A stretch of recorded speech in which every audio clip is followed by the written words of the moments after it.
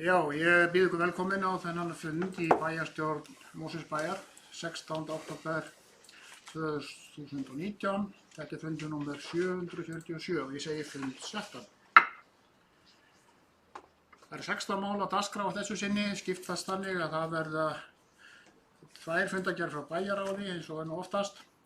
Síðan koma 4 frá nefndum bæjarins og 1 mál, það er mál nr. 7, er það sem kallar almennt erindi og síðan undir lokin verður 9 fundargerðir til kynningar. Það er okkur ekkert af vanbúnaði og við ræðum fyrst fundargerð bæjarráðs nr. 1415. Sá fundur var haldinn 3. október síðastliðinn og þar voru 11 mál á dagskrá. Ég gef orðið laust. Valdimar Birgisson er beðinn við, gjör svo vel, Valdimar.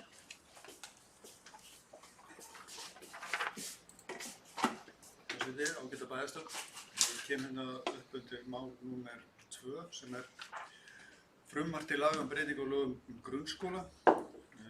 Þetta mál var hérna afgreitt þannig úr bæjarráði að það var samþykkt með 3 atkvæðum að vísa erindi til umsagnar framkvæmdastjóra fræðslusviðs og við vonum því að sú umsókn komi til bæjarráðs aftur og máli komist aftur á dagskrá þar. Ég vildi bara lýsa yfir afstöðu minnar og viðreisnar til þessa máls.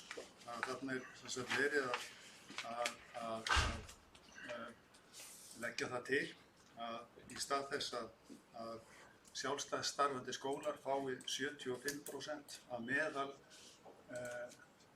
greidda meðal kostnaði við grunnskólabarn fara upp í 90%.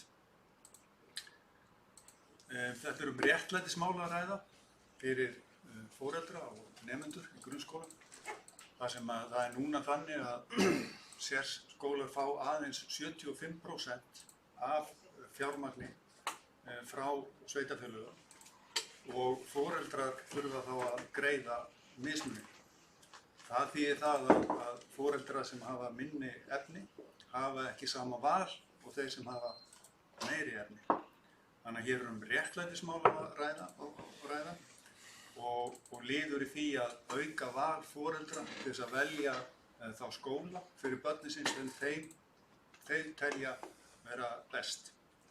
Og ég held að það fari vel á því að umsögnin þetta verði jákvæð og að þetta verði afgreitt frá okkur með jákvæðu hugarfari vegna þess að þetta skiptir líka íbúa Mosfellsbæjar máli, þetta skiptir þetta sveitarfélag máli að foreldrar hafi þetta val og að það fjölgi sjálfstæðum skólum. Ásæði. Takk. Er einhver annar sem vil ræða þetta mál nr. 2 sem Valdimar var að ræða Svo ekki, þá er umræðum lokið þetta mál, en orðið er laust fundargerðina með öll hin málin. Nú kveður sig engin frekar hljóðs og þá er umræðum lokið þessa fundargerð við göngum til atkvæða og þeir sem samþykkja þessa fundargerð verður rétt upp hönd. Hún er samþykkt með 9 atkvæðum. Þá er fundargerð bæjarráðsins síðari að þessu sinni, haldin viku síðar, 15. morgni eins og við vitum. Það er fundur bæjarráðs nr. 1416, haldinn 10. október. Ég gef orðið laust. Þar voru 9 mál á dagskrá.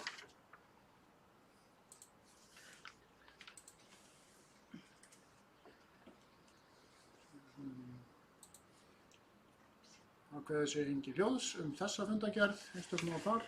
Þá er umræðum lokið og við göngum til atkvæða þeir sem staðfesta þessa fundargerð. Það er bara rétt upp hönd. Hún er samþykkt með 9 atkvæðum. Þá erum við komin að fundur frá einstökum nefndum. Það var fyrst íþrótta- og tómstundanefnd og síðan menningar- og nýsköpunarnefnd og svo 2 fundargerðir frá skipulagsnefnd Mosfellsbæjar. Tökum þetta bara í þessari röð. Fyrst er það íþrótta- og tómstundanefnd, fundur nr. 231, haldinn 10. október. Orðið laust og Haraldur. Og beðum orðið, gjör svo vel. Og 2 mál á dagskrá þarna.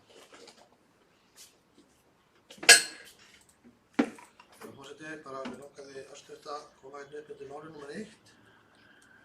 reglur vegna kjörs á íþróttamanns ársins.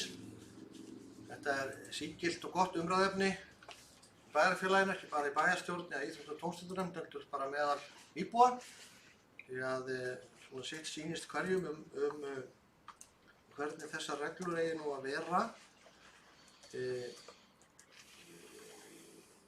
Það var samþykkt í nefndinni að fela formann og starfsmenn nefndarinnar að yfirfara reglur og umgjörð í samræmi við umræður á fundinum og við gerum ráð fyrir því að þó að það sé standur undir beinlínis í bókuninni að það komi þá aftur til nefndarinnar til formlegs samþykkis.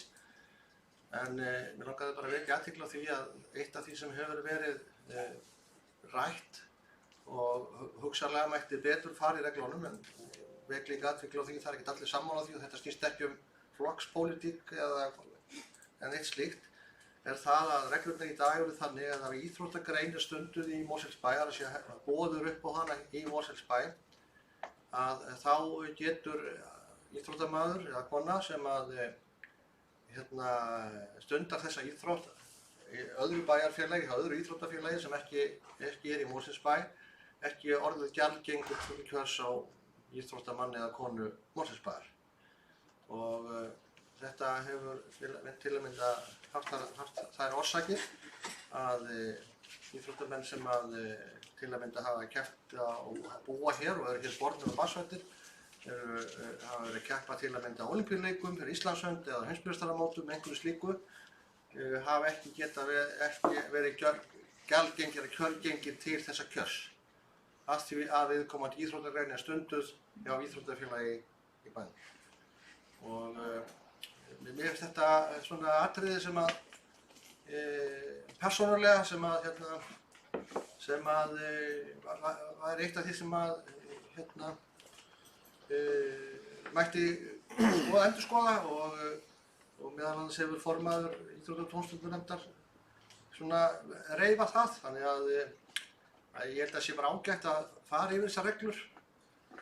Það geta aldrei heldur orðið fullkomnar, þetta bara þess eðlis máls, en svona ég held að við þurfum svona kannski svona reglulega að fara yfir þær og með tilliti til þess svona hvernig landslagið í þessum málum. Við ætlum bara að vekja athygli á þessu og þetta líka hefur komið upp þegar það hefur verið að kjósa íþróttamann Mosfellsbæjar og svona hefur valdið í einhverjum tilfellum sárindum einhverra og ástæða til þess að velta því fyrir sér einmitt í þessu samhengi.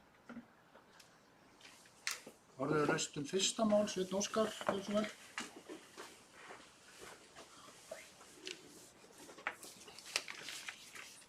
Forseti, ég vil taka undir það sem að bæjarstjóri segir og var að nefna varðandi það að fólk sem hefur verið hér og búið hér og verið að þjálfa hjá okkar félögum en vegna framgöngu og dugnaðar kemst að hjá öðrum félögum, þá finnst mér alveg bæði hér og erlendis eðlilegasta mála að vera hugað að þessum breytingum í þessa átt að þessir einstaklingar geti hugsanlega orðið íþróttamenn Mosfellsbæjar. Þannig ég tek undir það. Orðið laust fyrsta mál, en þá var Bragi, gjörðu svo vel. Opnast á allar plókatur. Forseti, kæru bæjarfulltrúar, ég sammála því að taka þessar reglur til skoðunar. Það búið að vera skoða þessar reglur nokkuð mikið og vel og lengi og á sínum tíma þá var þessum reglum svolítið breytt til í samræmi við önnur sveitarfélög og ég held að sé líka alveg ágætt að við skoðum í kringum okkur hvernig þetta gert í öðrum sveitarfélögum.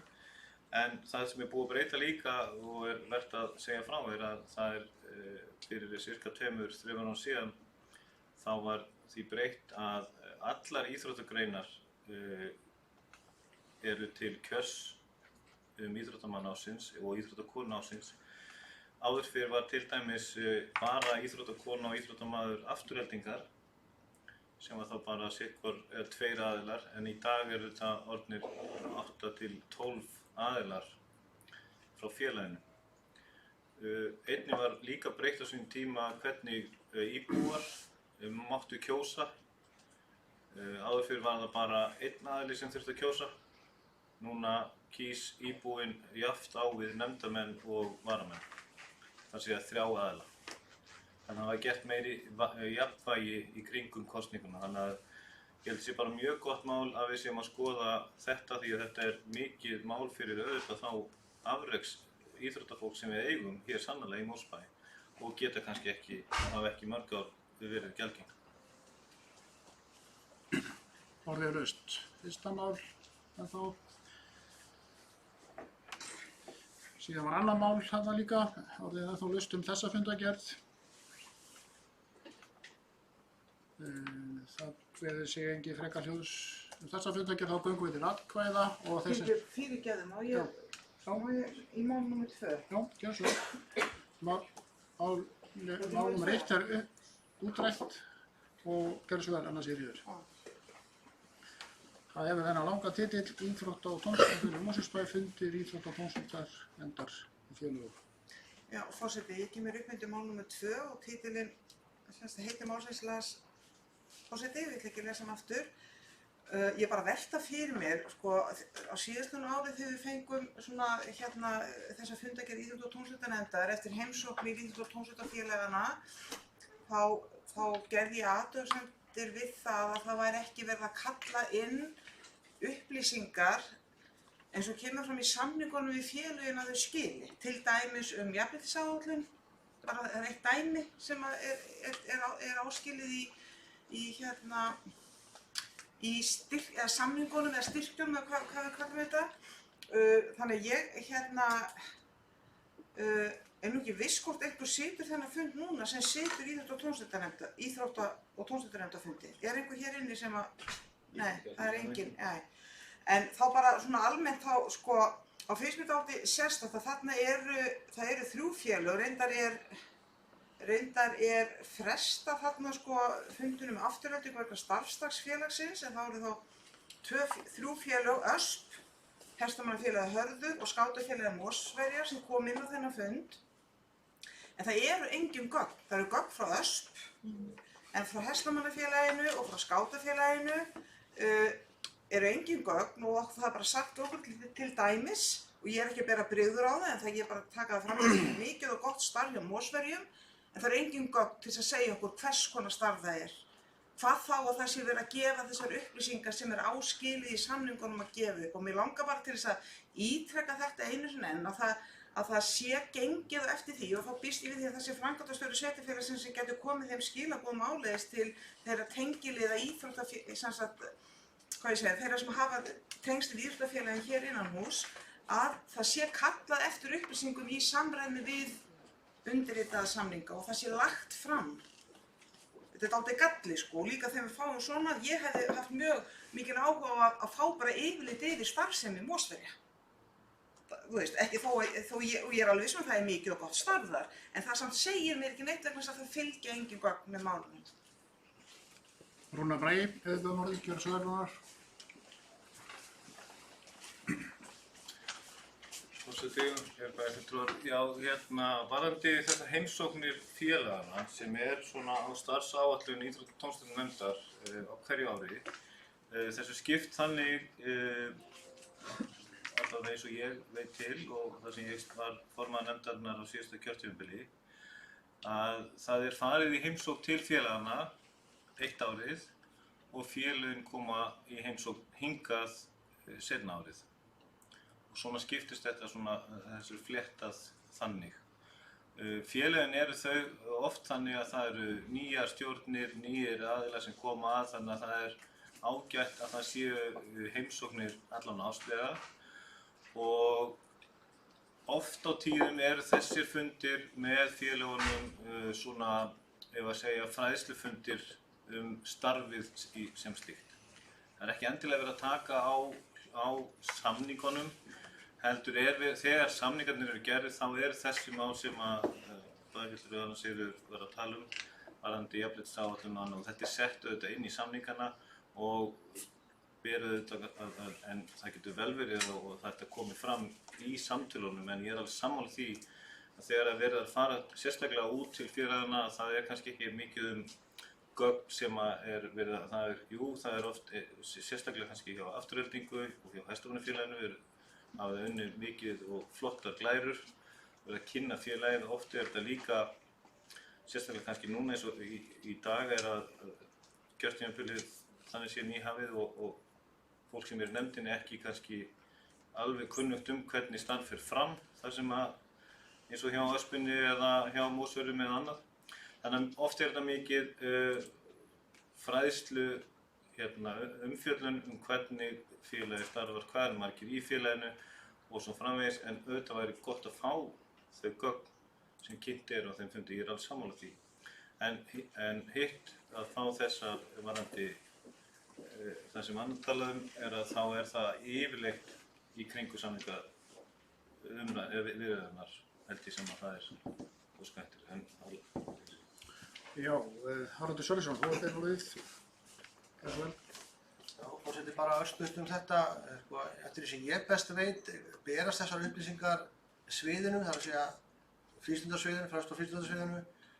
Ég skal bara gera áreiðanleika könnun á því og hvort það sé ekki öruggt að það sé gengið eftir þessum upplýsingum og það sé farið yfir það hvort að það sé ekki verið uppfylla samningin, því þá er það sjálfsög ekki að greiða eftir samningnum ef það þarf að uppfylla hann frá öllum skilyrðum, þannig að ég skal tekka á því að athuga það. Já, það fyrir sig engin frekar hljóðs. Þessa fundargerð er komið til atkvæða, það er íþrótta- og tómstundunefnd, fundur nr. 281. Þeir sem samþykkja hana eru bennir rétt upp hönd. Það er samþykkt með 9 atkvæðum. Þá tökum við næstu nefnd, það er menningar- og nýsköpunarnefnd. Hún fékk hérna nýtt nafn núna síðasta ári. Hélt fund 1. október og veit ég ekki hvað það fyrst var. Ég var fyrst ég var alveg Anna Sigríður Guðnadóttir, gerðu svo vel. Ég leiði að klára Ég er bara líka málið. bókaði sko á kurteis. En ég er ekki ögn hérna. Ég sá veit ekki að Þú ekki með neglur. Forseti þetta gæti því að horfa ekki alltaf yfir á vinstri hliðina þó hann sé vinstri grænn. Þá horfa hann líka vera hægri hliðina. Ég horfði bara beint niður núna. Það var að lesa textan. Já, forseti, ég kem hér upp undir máli nr. 2 sem heitir 13. hátíðarhöld 2020 og ég er hingað komin til þess að lýsa bara sérstaklega ánægju minni með það að Mosfellsbær ætla að halda upp á 13. á 13. þetta árið.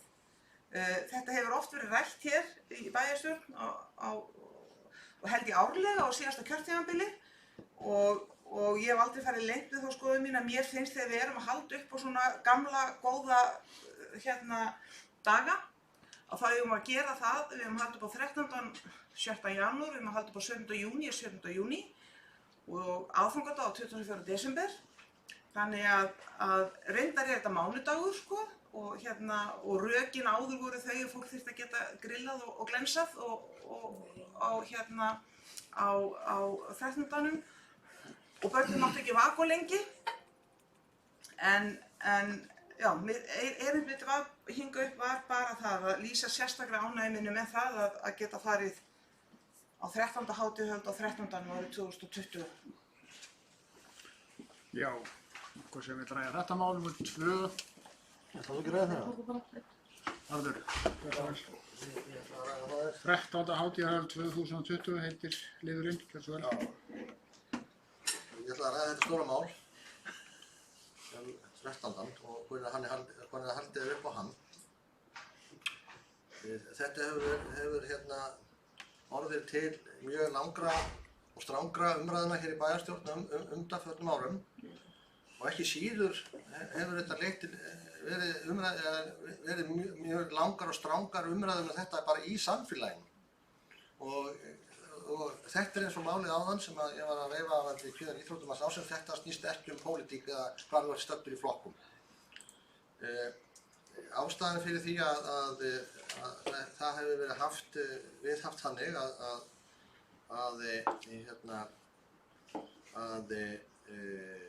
þetta hefur verið haldið helgar út á tveimur forsendum. Fyrsta lagi, þegar það var ákveðið á sínum tíma, það var gerð hér skoðanakönnun meðal íbúa það. Það var hins vegar ekki íbúa kosning, eins og við myndum kannski framkoma núna, þegar við höfum tæki og tól til þess, en það var þó svona, þetta var svona á bernsku árum slíks íbúðalýðræðis, þannig að það var settur upp hnappur hér á heimasíðu bæjarins og það reyndi að vera gert í tvígang og íbúar gátu sagt skoðun sína á því. Það var, að mér minnir, ekki mjög stórt hlutfall í bæjarbúa sem tók þátt í þeirri skoðanakönnun, þó ég held að það hafi nú verið eitthvað 300 manns ábyggilega í seinna skiptið sem þetta var gert. Og þá var sem sagt, held ég að það hafi sigrað svona, samt ekki með miklum yfirburðum, að þetta skyldi haldið, held ég á sunnudegi, frekar en laugardegi, sem ber upp næst 13. Og það þýðir alltaf það að það er sjaldnast sem að þá þessi ágæta gleði sem stóra mikil Mosfellsbæjar haldin á 13. Ég er ekki að leggja til breytingar á þessu, þó enda hef ég brennt mjög á því þegar ég var á mínum bernsku árum í pólitíkinni og var sem sagt liðsmaður eða nefndamaður í sem þá hét menningarmálanefnd og maðurinn mér á hægri hönd var með mér í þeirri nefnd sem stýrir þessu fundi núna, að þá vorum við sammála það að leggja til að færa jólatréð, að það skyldi færa staðsetning jólatréðsins frá þeim stað sem það hefði verið yfir á annan stað, en okkur var nú ekki betur ágengt í því að bæjarstjórnin sjálfsögðu breytti þeirri ákvörðun þegar að hún tók það mál fyrir. Þetta voru mínar fyrstu tilraunir til þess að hafa áhrif á bæjarmálin. Það tókst ekki betur en þetta. En mín persónulega skoðun er svo, þó ég get alveg skilið það að menn vilji hafa þetta á 13. Þá finnst mér þessi tími ekkert sérstaklega hentugur. Það er að segja klukkan 6 á virkum degi. Ef þetta á að vera á virkum degi og 13. þá finnst mér þetta eiginlega frekar ætti að vera þá klukkan 8. En þá kemur upp þessi sjónarmið að þá eru börnin að fara að sofa og þau eru orðin vaka lengi og það er vinnudagur daginn eftir og skóladagur og leikskóladagur og allt þetta. Þannig að það eru ótal mörg sjónarmið sem að þarna eru til leggja eftir grundvallar og ég held að það nú verið þess vegna sem að menn settu þetta á þennan dag til þess að reyna að sameina þessi sjónarmið, en það kostaði það oft og tíðum og oftast var það þessi hátíðarhöld ekki á 13.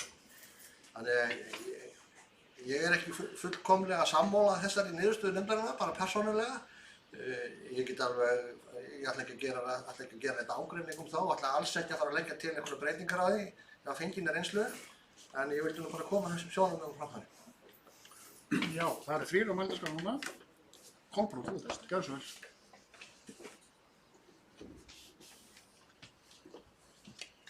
Já, takk forseti. Ég vil koma hérna upp undir þessu stóra máli sem að ég svona átta mig á að gæti orðið eitthvað umræða varðandi 13. 13. er sannarlega á 13. 7. janúar, þá kveðjum við jólin. Ég man eftir því, hér fyrir einhverjum árum síðan, ég man ekki nákvæmlega hvenær, að það var ákveðið að breyta þessu, sem þótti nú svolítið drastísk breyting þá, að færa þetta að 13. Það var nú ákveðið afrek og mér fannst það svona að vera, einmitt þess að reyna að sameina þessi sjónarmið og leysa þarna ákveðin vanda, þar sem að okkar þessi 13. hátíð hér í Mosfellsbæ er eins og stærst á höfuðborgarsvæðinu. Og til að börnin væri ekki of þreytt eða fólk væri ekki of seint eða til að mæta eða hvað þetta var, alls konar sjónarmið sem komu, þá fannst mér þetta var ekki mín hugmynd, ég taka fram, ég man ekki einu sinni hvort þetta hafi verið ákveðið áður en ég kom eða ég var sennilega fyrsti varamaður þegar þetta var ákveðið og allavega þetta var ákveðið. Og ég bara frábært að við getum bara leyst það að gera þetta af hverju svona fjölskylduhátíð og þetta var ekki til að fólk geti eitthvað verið að grilla og fá sér bjór eitthvað svona, sko, það var ekki málið. Þetta var frekar svona að öll fjölskyldan gæti tekið þátt og jafnvel að því að þessi hátíð er það stór hérna í bænum og að bjóðum hérna gesti velkomna og gerum þetta bara svolítið vægilegt og flott. Og ég hugsaði bara, já, þetta er aldeilis breyting frá íhaldssömum hópi að gera þessi breytingar og ég svona pínu brugðið þegar ég sá þetta, bara með nefndin, ég hafði samband við formann nefndarinnar og hún tjáði mér að þetta hefði verið bara sem sagt, allir sammála það, allir í nefndinni sammála það að færa þetta bara aftur yfir á 13. eins og þetta bara á að vera, eins og bara fólk segir. En ég verð svolítið að taka undir hérna, mitt sjónarmið það að ég hefði viljað hafa þetta bara eins og þetta var. Við sannarlega kveðjum 13. á 13. með bara heima í okkur, tökum hún í jólaskrautið eða hvað það er og höfum síðan þessa frábæru, skemmtilegu og glæsilegu fjölskyldu hátíð sem að 13. er. Að ég veit að til dæmis að fjölskyldur eru að sameinast í matarboðum og meira svona fjölskyldu, enn eitt svona fjölskylduboðið tengslu við jólin sem að fólk gæti gert svolítið úr, bara með afsleipum hætti, hist og borðað og labbað á brennuna. Ég veit hér í húsi með boðið upp á komin svona ákveðna hefðir í svona mínum vinahópum að bjóða heim í eitthvað kakó eftir brennu og skemmtilegt. Ég er svolítið hrædd að þetta hvernig bara leggist af ef að sennilega af þessu verður. Það bara verið fólk það bara koma sér í bólið og koma börnunum í rúmið og allt þetta skólinn daginn eftir. Þannig að ég virði alveg það að fólk auðvitað á bara 17. júní verður 17. júní og 7. janúar bara líka jólunum allt það. En mér fannst við ótrúlega klók að færa þetta á næsta laugardag eftir 7. janúar vegna þess að því þá erum við einhvern veginn bara að gera þetta þeirri svona kveðja jólin bara með okkar hætti og þó að 7. janúar verður alltaf dagurinn sem við kveðjum jólin. Þannig að við verðum ekki svona rosalega kaþólskar en páin í þessu að ekki á kostnað svona fjölskyldu samverunar. Það verður það sem ég sá fegurðin í þessu. Ég heyra að það er litlar undirtektir sem hafa það á tilfinningunni að fólki sé ekki alveg sammála mér. En þetta er niðurstaða nefndarinnar. Ég held að þurfum svona að kynna þetta svolítið vel og að því ég veit til dæmis að út fyrir Mosfellsbæ er fólk að gera ráð fyrir að verði mæting hér á laugardegi eftir 7. og fólk bara svona komið sér í stellingar og keyra í Mosó til að fara á 13. gleðina. Þessa hátíð sem hún er hér í bæ. Þannig að ég er svona mjög pínubrugðið og eins og ég var líka hissa þegar svo breytti fyrir einhverjum árum síðan, þá er ég jafn hissa á þessari eina svona pennastriksbreytingu bara núna að þetta sé bara ákveðið í nefndinni og ég er ekki viss kannski að nefndarfólki alveg eins og Rúna var að tala kannski fólki þekki ekki alveg forsöguna og svona hvernig þetta var áður og af hverju þessu var breytt. Það hefði verið kannski einhver hefði spurt af hverju var þessi breytt á sínum tíma. Það hefði kannski geta bara útskýrt það og jafnvel svona, en ekki það, ég ætla ekki að hrófla við þessu, ég bara segja eitthvað mínu skoðuna því að mér finnst þetta að vera að mínu mati svolítið svona skref aftur og bak, en það er bara mín skoðan. Takk fyrir. Þá er næstur að melda svo, Rúnar Bragi, gjörðu svo vel.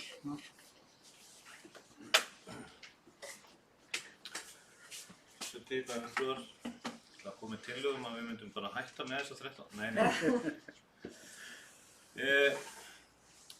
Þetta er mikið mál, 13. brennan, þetta er gaman, þetta er spennandi. Ég er alveg sammála því að við eigum að kveðja jólin á 13. Mér langaði að lesa með leyfi forseta bara aðeins árlega brennu Mosfellsbæjar, en hún er þá að vera 10 ára gömul síðan 2010. Hér stendur hinn árlega 13. brennu Mosfellsbæjar verður miðvikudaginn 7. janúar, lagt verður af stað frá miðbæjartorginu klukkan 8. Skólahljómsveit Mosfellsbæjar, fjöldasöngur undir stjórn Karlakórs Kjalnesinga, álfakóngur, álfadrottning, Grýla og Leppalúði og þeirra hyski verða á svæðinu, glæsileg flugeldasýning að hætti Kyndils, menningarmálanefnd Mosfellsbæjar, leikfélag Mosfellsbæjar, björgunarsveit Kyndil, skólahljómsveit Mosfellsbæjar og skátafélagið Mosfellsbæjar. Þetta var 2010, klukkan 8. Ég var að reyna að finna hvenær við breyttum því í klukkan 6. Ég held nefnilega að ég hafi ekki mætt síðan þetta byrjaði klukkan 6, þannig að Það breytti þetta að fært yfir á helgi. Á laugardag. Á laugardag, já. En ég er alveg á því að það væri gaman að breyta þessu aftur, en ég er líka alveg sammála því. Ég var alveg til að hafa klukkan 8 en ekki endur klukkan 6. Það er varla komið myrkur þarna klukkan 6. Í janúar. Í janúar? Ó, 7. janúar. Ég er bara að hugsa barnafólki Ég setti nú sjálf á mig hérna Það er verið að margir skoðan á þessu máli og þetta er nú ekki fyrsta skipti sem þetta er rætt þetta borð og það var eins og hér hefur komið fram breyting og ég man að það var á síðasta kjörtímabili og þá var mikið rætt og þá var semst að tala um að breyta þessu að lægja helgi. Nú minnir það hefur verið 2 bæjarfulltrúar sem sátu hjá, það var annars sá sem stendur hér og hins vegar Hafsteinn Pálsson. Minnir það hefur verið þannig, en þá var þessi breytt, nú kemur þessi tillaga frá nefndinni og ég er nú íhaldssamur á þessum efnum og mér finnst ég ekki problem með þessu og þó að þessi mánudagur, það er hægt að leysa það þannig. Í mínum huga er þetta, og nefndin nefni 18 klukkan 6, þá má alveg seinka því ef það hentar betur klukkan 7 þannig að fólki er komið heim og vinnu eða finna eitthvað milliveg þar. Og síðan allir komin heim klukkan 9 eða 10. Þannig að þetta er skoðun mín. Svo langar mér reyndar að nefna eitt, það er náttúrulega eldfimt mál, tengist 13.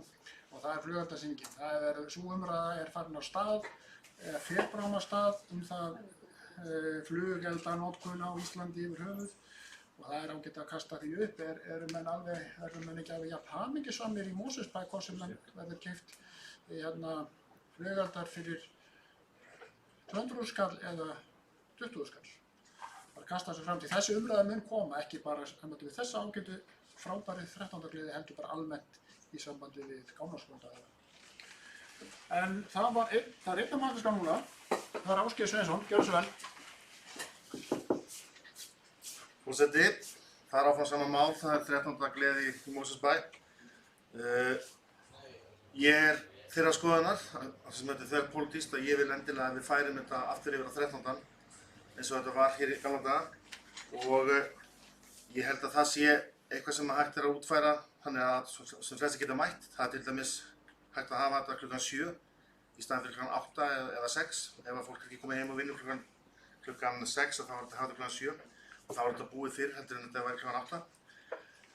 Það er líka frekar klaufalegt finnst mér persónulega að það getur verið svo langt liðið frá 13. að við séum að halda þetta nánast viku seinna heldur en að jólunum lokið og það er, mér hefur alltaf fundist það svolítið skrítið að gera það þannig. Þá erum við í tómu tjóni til dæmis, við höfum þurft að vera með gervi jólasveina og gervi gríl og leppalúða frá því að þetta var fært af því þau eru löngu farin þessi alvöru í fjöllin. Þau fara 13. sko. Þeir koma líka alltaf snemma stundum. Þau fara 13.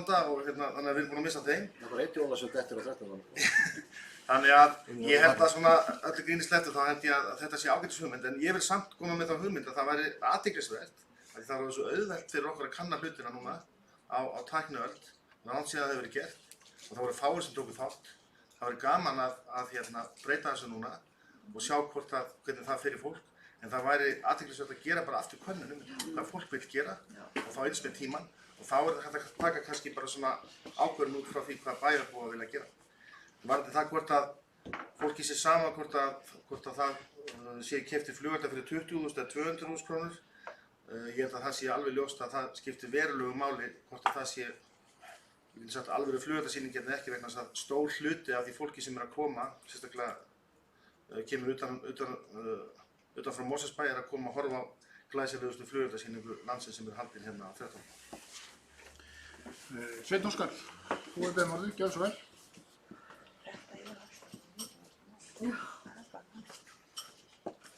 Forseti, það var nú að ber í bakka fulla leggina að bæta við einni ræðinu þetta í viðbót. 13.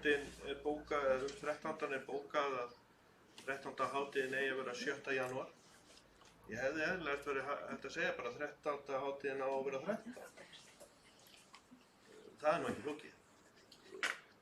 Þetta var rætt þetta á vefum fésbókar og annar staðar og sko við erum hér að tala um gamlar hefðir og við erum að tala í raun og veru bæjarfélag, opinber og fleiri fagfólk á sviði sagnfræði og fornleifafræði og hvaðina að hafa fjallað þessa hátíðir langt aftur.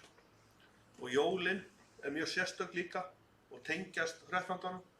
Jólahátíðin er mjög sérstök á Íslandi, annars staðar er þetta kallað Kristmas. Þetta var nefnilega hátíð skyld Þorranum og 13. og fleiri öðrum. Þorri reyndi að gefa með öðrum móti, þetta eru mánuðir til. En 13. tengist jólunum beint og við erum með það sérstöðu að þó við hafum gert trúskipti hérna á 1000 að það voru jólin hérna haldin hátíði fyrir þann tíma. Því að það var hátíð sólarupprásar og svo framvegis. Þannig að ég segi, við eigum ekki í raun og þó þetta sé gaman mál og skemmtilegt að ræða, þá eigum við að halda 13. á 13. Annað er bara absúrt og sjálfsagt eru sömu party animals hérna sem að vilja skemmta sér. Það er bara sjálfsagt mál, þá gera þeir það annarkvort eftir 13. eða fyrir 13. falli hann utan helga. En 13. er saga okkar þjóðar, ekki einstaklinga sem vilja fara út að borða eða fara með vinum sínum út að borða. Þetta er allt annað. Og það að fara aftur í íbúakosningu er í raun og veru dálítið sko, þetta er ekki íbúakosningamál. Að velja það hvort að 13. hátíð sé á 13. ekki, því að þetta er bara sögulegt mál. Og þetta er svona dæmigert sko, svona mál sem að ef á að kjósa hvar 13. er að liggja, þá getum við alveg farið að kjósa hvar jólin er að liggja. Og svo framvegis. Þannig að þetta er svona prinsipmál. En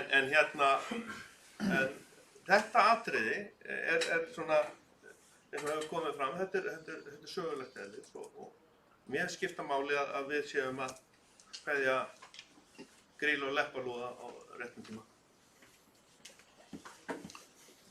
Rúnar Bragi hefur beðið við að gjörðu svo vel. Forseti, það er verið að tala um kosningu á 13. Það verst ekki í huga neins hér að 13. er á 13. En í Mosfellsbæ var haldin íbúakosning og það var ákveðið að breyta þessu á sínum tíma. Hér er aftur verið að tala um íbúakosningu það hvort að við eigum að halda þessa brennu á 13. sem er sannarlega 13. Þannig að mér finnst alveg sjálfsagt mál að við höldum íbúakosningu aftur það hvort að við eigum að færa þetta af því að það var búið að taka ákvörðun að færa þetta yfir á fyrsta laugardag eftir 13. eða eins og það hefur verið. Nú er þessi bókun hér að færa að 13. að gera þetta á 13. 7. janúar sannarlega. En við erum bara alltaf að kanna það aftur og það skiptir engu máli hvort að 13. er auðvitað alltaf 13. Sveinn Óskar hefur beðið orðið, gjörðu svo vel.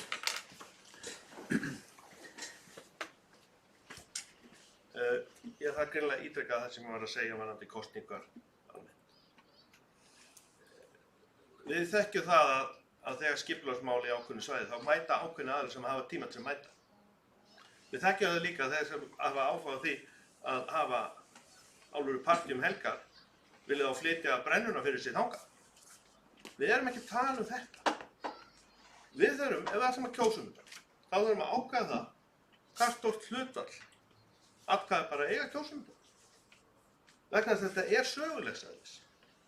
Þetta er ekki það að hátíðahöldin eigi að færast, þá getum við haldið áfram að breyta öðrum dögum og hátíðum. Þess vegna segi ég að skynsamlegt að halda sig við hefðirnar í þessu og ef að fólk vil halda aðra brennu þá er hægt að leyfa það því að ef að fólk vil halda brennu þá þarf ekki annað en að óska leyfis brennuhald og flugeftirsýningar. En höldum þessu þannig að 13. síðan 13. brenna sér þá og haldum fyrir börnin.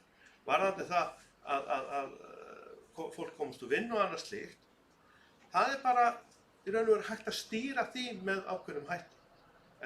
En þetta er hátíð 13. og ef aðrir vilja halda aðra hátíð öðrum tíma, en kosningum þetta, þá þarf að vera dálítið fyrir sér. Eru 10 nægir til þess að velja þetta? 100.000? Það þarf að koma einhverja tölur það líka. Orðið er raust. Þetta mál, gjörðu svo vel, Kolbrún.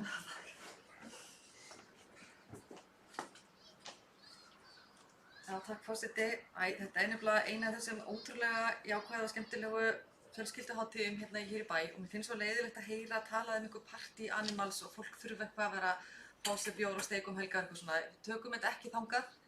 Það var ekki það sem ég var að meina. Það sem ég þekki til, þá finnst fólki, fjölskyldum, stórfjölskyldum langbest að hittast helgar. Það hentar öllu. Mér finnst rosa leiðilegt að þetta er sett í svona samhengi sko. Þannig að ég er að segja sko, ég er ekki að tala hvorki með þessu eða á móti þessu. Úr því að það var kosið þetta síðast, þá ætla ég bara að gera tillögu minni að þetta fari bara aftur í kosningu. Þetta var töluvert hitamál og ég veit ekki hvað skynsamlegast fyrir fólk. Ég held að enginn við borðið, fullt af fólki úti sem við lítil börn. Ég veit ekki hvað margir inni eru kannski barnabörn og við erum við alveg þar, en það fullt af fólki sem hefur kannski bara skoðanir á þessu. Þetta ekki stóra málið, ég veit það, en þetta skiptir okkur máli samt að hafa þetta í lagi og við ætlum bara að færa þetta tilbaka aftur. Ég bara, af því að þegar við færðum þetta þá var fólk spurt. Ef við ætlum að færa þetta tilbaka aftur, eigum við ekki að spyrja fólk aftur. Og þannig nú bara eðli lýðræðisins að stundum þarf bara 10 atkvæði til að komast einhvers staðar að. Það svo skrítið, sem það alls konar hlutir sem gerast bak við fá atkvæði. En mér finnst að ef fólk vil hafa skoðun á því, þá getum við bara metið það hvernig niðurstaðan úr því yrði. Þannig ég ekki að segja að maður sé eitthvað að stuðla að einhverju partydjammi ég er bara að hugsa fjölskyldufólki í bænum. Og ef við ætlum að hafa þetta svona áfram, þá það niðurstaðan, þá finnst mér það bara frábært. En mér finnst allt í lagi að spyrja þetta og gera litla könnun á því hvað fólki finnst. Af því að ég veit að fólk út í bæ hefur skoðun á þessu máli. Kannski ekkert mikið sem fólk vil hafa skoðun á og treysta svona langflestum fyrir því að stjórna hlutunum, en kannski þetta eitt af því sem að fólk langar kannski til að segja skoðun sína. En gera tillögu minni að við bara kjósum það hvort að ættum að fara með einhverja frekar skoðun.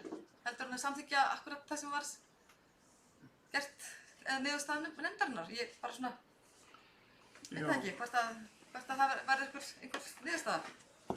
Já. Nei, ég verð ekki greiða því atkvæði. Skulum sjá, þetta er formið tillögu hjá þér og Brúnum að það verði kosið á þessu fundi hvort að eigi að vísa þessu íbúakosningu, þessu málur Ég veit ekki hvernig getur nú útfært það að vísa þessi íbúakosningu, gera svona litla könnun á vefnum kannski hjá okkur. Það er annarkvort eða. Já.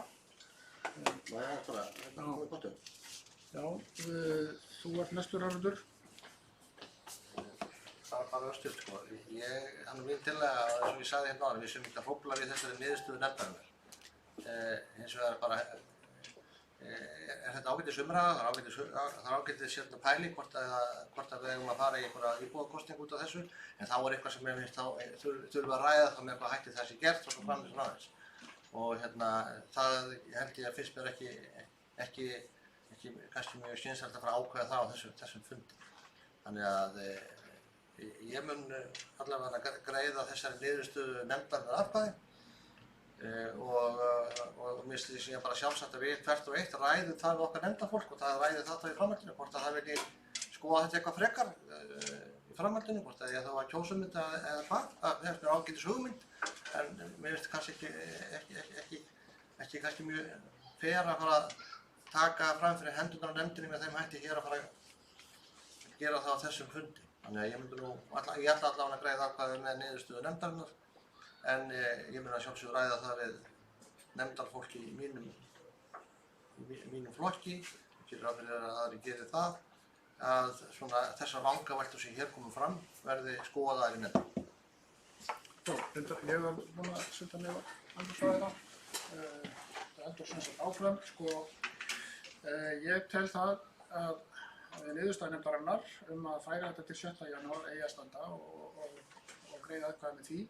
Þetta með íbúakosninguna sem kom frá bæjarfulltrúa Kolbrúnu.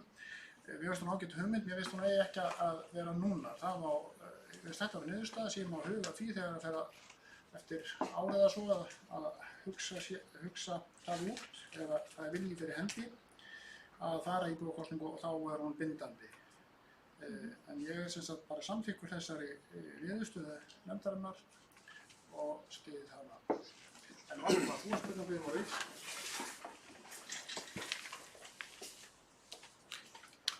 Ágæta bæjarstjórn, forseti. Ég taldi nú með skylt að koma upp að nú fáir eftir að tala þetta mál, þetta stóra mál í kvöld. Hvort að 13. ætti að vera á 13. eða ættum að halda upp á 13. og 13. Ég er svona hallast heldur af því að það sé ágætt að hafa 13. að halda upp á hana á 13. og það má nú svo sem ræðum það hvaða tímasetning er betri.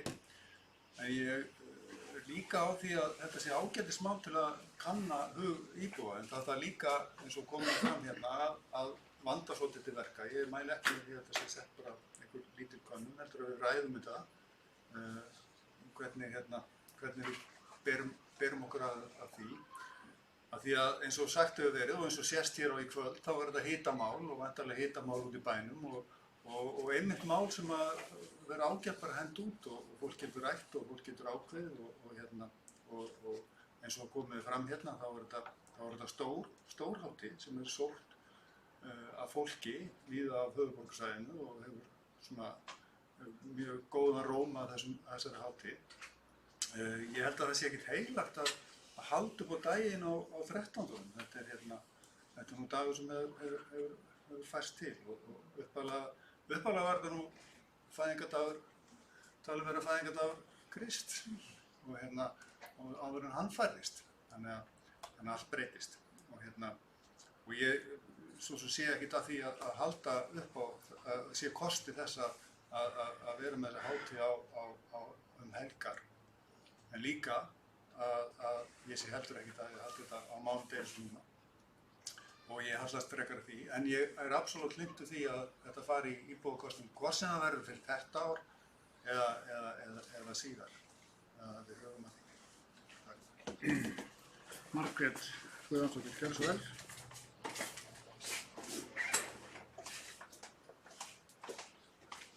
Já, forseti bæjarstjórn, ég get ekki setið eftir þegar í þessu mikla hitamáli. Sko, ég er hlynnt því að 13. gleðin sé á 13. en einhverju hluta vegna hefur þetta eitt verið valið að þetta var haft á laugardegi sem ég hef nú haldið að væri laugardagurinn fyrir 13. þannig að við höfum nú einhverja svenka hér enn á ferð en ég er ekki alveg að fullera að það er það sem ég minnir. En ég er alveg sammála, mér finnst þetta kannski allt í lagi að því það hefur verið kosið með áður að bara láta fara fram kosningu, athuga vilja íbúa af því að það eru bara ýmsar skoðanir sem að fólk má bara koma þá á framfæri og bera að hlusta á. Mér finnst ekki rétti tíminn að við fyrir núna að réttu pendi og kjósa með þessu.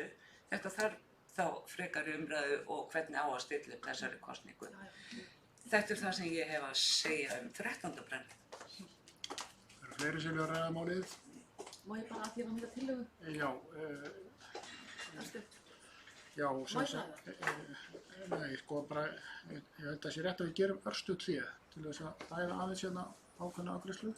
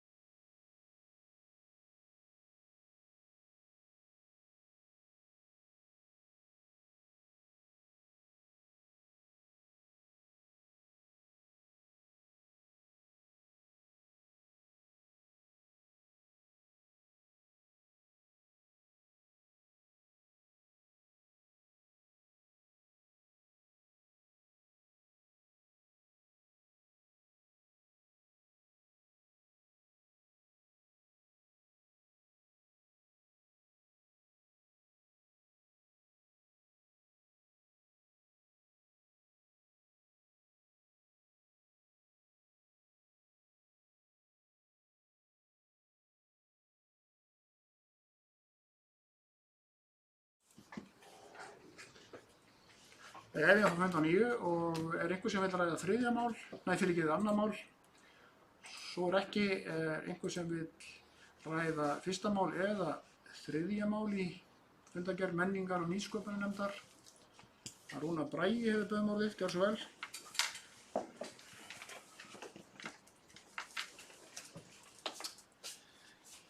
Forseti, fulltrúar, mér langar að ræða mál nr. 3 sem er þróun og nýsköpunarviðurkenning Mosfellsbæjar 2019. Langar aðeins að kannski að rifja nokkuð mál sem Anna Sigríður hefur sagt hér í pontu. Hérna vantar kannski aðeins meiri gögn varðandi umræður fundarins. En niðurstaðan er samt svo að á annað hvert ár er auglýst hér nýsköpunarverðlaun fyrir íbúa hér í Mosfellsbæ og fyrirtæki sem er frábært. Þetta eru frábær verðlaun og þeir sem hafa tekið þátt í þessu og hafa náð að jafnvel enn lengra fyrir að fá þessa viðurkenningu.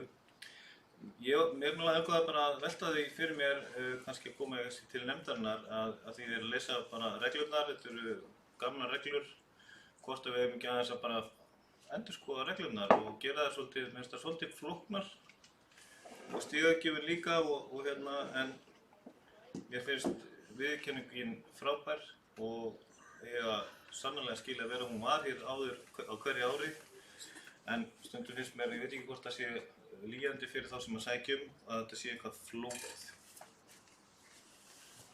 Sveinn Óskar hefur beðið um orðið, þriðja mál þá. Titillinn er Þróunar og nýsköpunarviðurkenning Mosfellsbæjar 2019. Gjörðu svo vel. Forseti, frábært að hvetja til nýsköpunar og þessar viðurkenningar eru að gera það. Ég sá þetta Excel-skjal sem er þarna sem á að reikna út vægi. Mikið af nýsköpunarhluta er erfitt að koma í gegnum svona Excel-skjal. Þetta eru listræns eðlis, þetta er hönnun, þetta er fjölmargir aðrir þættir en það er sjálfsagt að endurskoða líka í raun og veru tillöguhlutann í þessu. Það verður gott að fá einhverja svona leiðbeiningu frá síðasta ræðumanni varðandi hvernig tillöguna berast. Það er spurning hvort það sé hægt að við erum að tala um íbúakosningar, hvort það sé hægt að við erum að opna tilnefningar gagnvart einhverjum frá þriðja. Að ábendingarnir er komið á hvernig það er auglýst, það er sent inn, væntanlega er þá frumkvöðlinn að senda inn sjálfur eða einhverju aðrir að tilnefna. Þannig að auka í raun og veru flóruna þarna með möguleikum hvernig fólk getur sendt inn og kannski upplýsingaflæðið það því að fólk er stundum baka með að senda inn upplýsingaöflun það að auka hvatninguna til þess að segja. Það er þá ég við að ekki bara setja auglýsingu, heldur einhvers konar leiðbeiningar þú getur gert þetta, hvetja fólk til þess að segja með meiri ríkari hætti og kannski að fara á vettvang nýsköpunar aðila. Það eru nýsköpunar miðstöðar til og reyna að fara héðan og hvetja til þátttöku í verkefninu. En þetta er frábært og ég tek undir síðasta ræðumann hans mál varðandi það að skoða þessar reglur og hvetja enn meiri þátttöku í þessu og einfalda einnig strúktúr. Rúnar Bragi, gjörðu svo vel.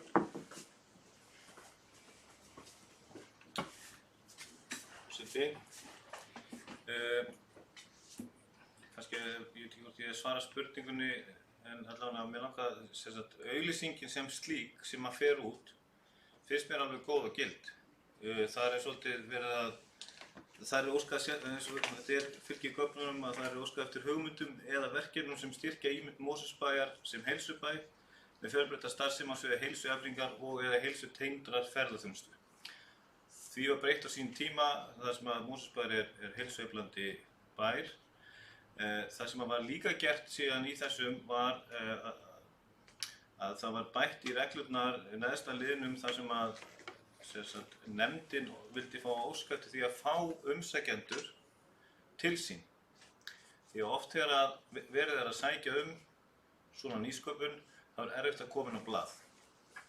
Þannig að nefndin fékk til sín í raun og veru kannski, man ekki hvort það var topp 5 eða topp 3 svona sem komu til greina til þess að koma og útskýra hvernig þessi hugmynd sem betur heldur en á blaði. Þannig oft gat nefndin sem að síðan var með stigagjöfina gefið öðruvísi stig eftir að hafa búið að heyra það frá þeim sem átti hugmyndina upphaflega. Ég veit ekki hvort það útskýri eitthvað en svona, en samt sem áður reglurnar, svona þegar ég lesa þetta yfir aftur, þetta svona pínuflókið. Var alveg hægt að endurskoða þessu. Sveinn Óskar, þú beðin aftur orðið, gjörðu svo vel.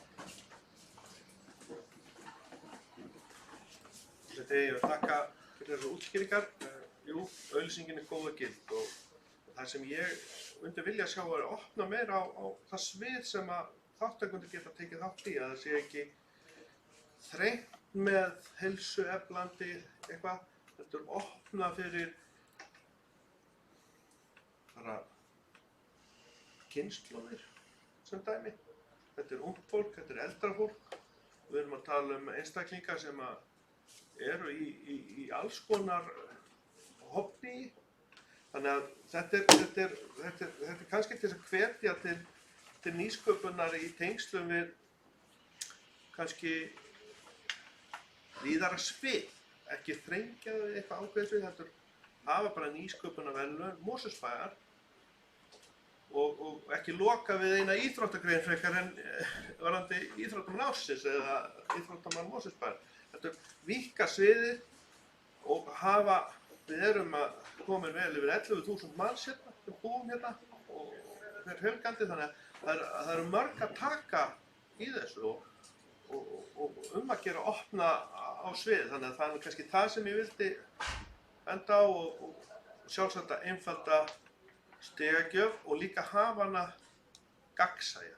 Þannig að þátttakendur vita hvernig stigin fúnkera í sínu verkefni þegar þið senda því. Já, það nú engin hvart sér frekar hljóðs þessa fundargerð, það er að segja menningar- og nýsköpunarnefndar, fundur nr. 12 til 1. október, þannig að við göngum til atkvæða þeim sem staðfesta þessa fundargerð eins og einstök mál verða með sér í réttu pönt, sem er samþykkt með 9 atkvæðum. Þá komum að skipulagsnefnd Mosfellsbæjar. Má ég biðja smá hlé? Já, það er óskað eftir fundarhlé og við gerum fundarhlé.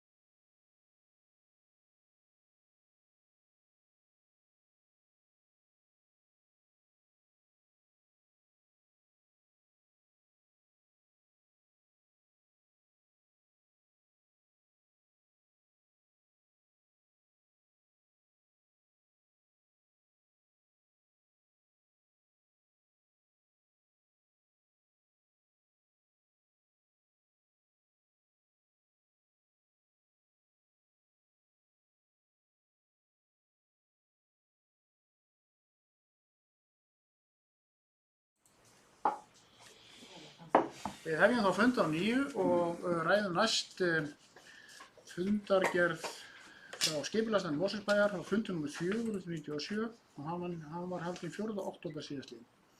Þar voru 2 mál á dagskrá. Ásgeir Sveinsson hefur beðið um orðið, gjörðu svo vel Ásgeir. Og Margrét. Forseti, ég kem upp hér undir máli nr. 1 í þessari fundargerð sem aðalskipulagsbreyting í Reykjavík 2010-2030, iðnaðarsvæði fyrir efnisvinnslu við Álfsnesvík.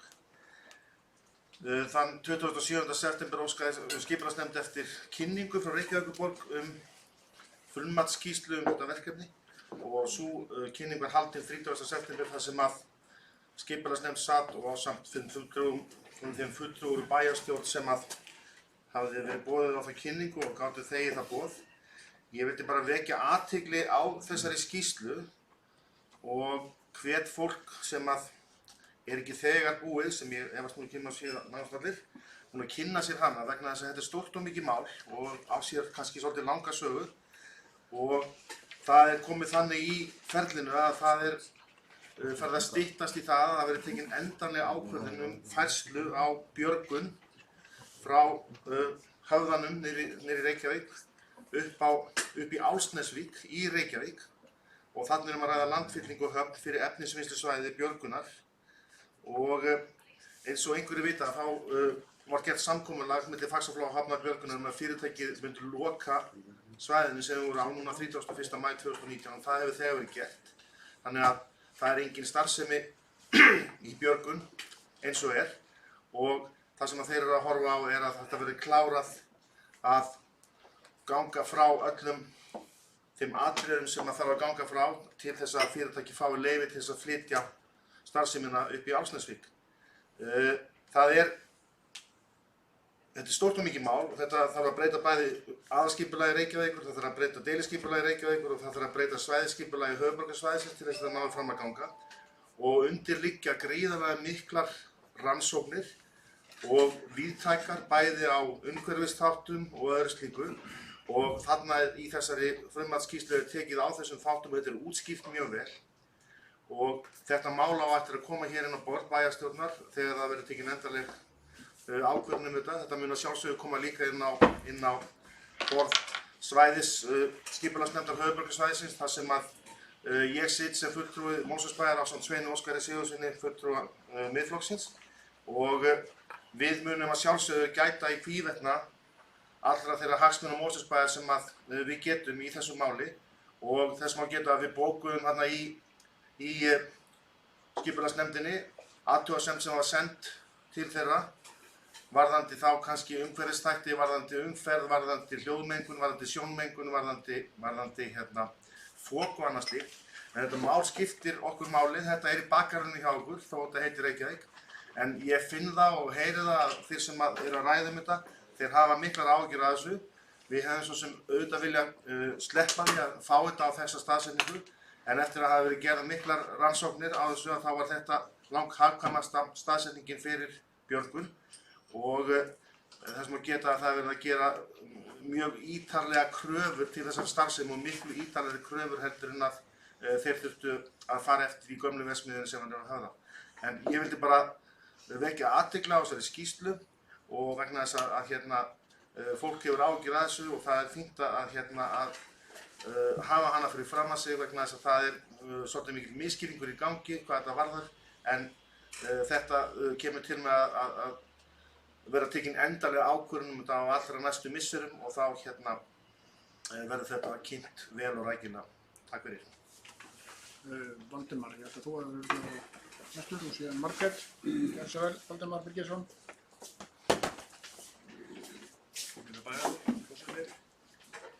Já, hér hefur við sagt að þetta er ákaflega mikilvægt mál, stórt og mikið mál, Álfsnes, flutning björgunar upp á Álfsnes. Og þessi bókun vakti náttúrulega athygli mína, sérstaklega niðurlagið, má lesa það með leyfi forseta. Skipulagsnefnd samþykkir jafnframt að leggja til við sveitarfélög á höfuðborgarsvæðinu að þau standi saman við gerð viljayfirlýsingar þess efnis að viðræðum við ríkisvaldið uppbyggingu Sundabrautar verði að veruleika sem fyrst. Ég ætla að taka heilshugar undir þetta, að þetta þetta eykur ennþá þungan á það hjá okkur að Sundabraut verði að veruleika. Það skiptir verulega máli fyrir okkur í Mosfellsbæ að minnka þunga umferð hérna í gegnum bæinn. Og þetta er vissulega angi af því. Ég gerir mig grein fyrir því að hérna, þó að þessi náma hérna upp í Álfsnesi verði ekki, að það var ekki þar með sett að þungaflutningar bæinn hverfi. Þá verða aðra námur sem að jafnvel eru nýttar til þess að þar með tilheyrandi þungaflutningum hér í gegn. En vissulega myndi Sundabraut leysa þetta mál fyrir okkur að flutningar færu þar í gegn. Ég minni á það að það eru fleiri fyrirtæki að flytja ofar við okkur. Gámafélagið, Íslenska gámafélagið er að hefja moltugerð upp í Esjumeila. Vaka er nú að koma hérna í Mosfellsbæinn, en það er klárlega einhver uppbygging þarna við Esjumeila sem að eykur ennþá á þungaflutninga í gegnum bæinn og Sundabraut myndi bjarga því eða myndi hjálpa til við að minnka umferðin hérna um bæinn. Þannig ég tek heilshugar undir þessa samþykkt. Og ég held að sko varðandi Sundabrautina þá eigum við að horfa lengra fram í tíma og við eigum að leggja þunga á það að hún verði að veruleika. Þannig að mér langar svona aðeins að ýta á þetta hvort að við getum gert eitthvað í því að þessi bókun skipulagsnefndar verði að veruleika og við leggjum til við sveitarfélögin að höfuðborgarsvæðinu að þau standi saman af því að Sundabraut verði að veruleika. Mér heyrðist það á fundi samgönguráðherra hér í síðustu viku að það væri vilji hjá ríkisvaldinu til þess að fara þá leið. Takk fyrir.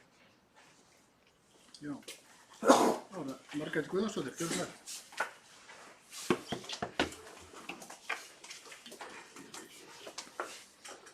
Já, þetta er mjög stórt mál og spennandi með Sundabraut. Ég ætlaði einmitt að koma hér upp og lýsa yfir ánægju minni með þessar bókun skipulagsnefndar sem hefur nú verið fjallað hér ágæti forseti af bæjarfulltrúa Ásgeiri og Valdimari og áhyggjur af þessum þungaflutningum gegnum Mosfellsbæ. Og mér var svona sérstakt gleðiefni að allir fulltrúar nefndarinnar stóðu saman að þessari bókun að leggja til að sveitarfélögin á höfuðborgarsvæðinu standi saman að gera þessar viljayfirlýsingar. Og það væri náttúrulega mjög skemmtilegt að Mosfellsbær hefði bara þar frumkvæði að koma á stað þessum viðræðum. Af því við vitum öll að það er bara að fara að aukast hérna flutningur fyrirtækja frá Reykjavík upp á Álfsnes, Esju, Tungumela og það hefur bara gífurlega áhrif á okkur hér, íbúa Mosfellsbæjar og bæði eins og komið hefur hér fram, það er sjón, það er hljóð, það er mengunaráhrif. Og ég var líka á þessum fundi sem að Sigurður Ingi Jóhannesson samgöngu- og sveitarstjórnarráðherra hélt í Hlégarði síðastliðinn fimmtudag var mjög áhugaverður og vinir Mosfellsbæjar beindu til hann spurningum Sundabraut og þar kom bara skillega fram hjá honum að hann stæði með íbúum í þessu máli.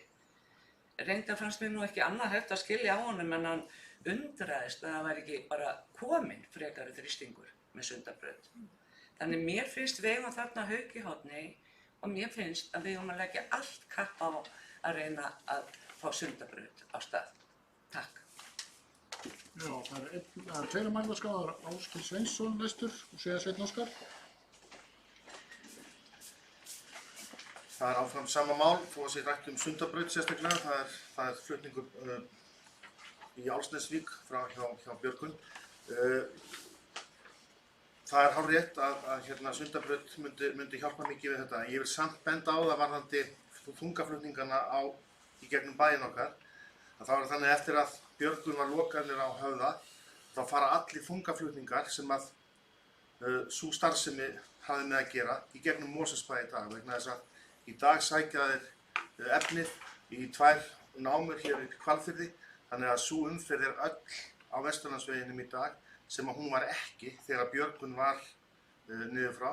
Þannig að það er þegar komin mikil aukning og þó svo að þetta myndi vera opnað á morgun björgun að þá myndum við ekki sjá nema kannski 1% aukningu samkvæmt skýrslunni á þessari þungu umferð með við þetta með hvernig til í dag.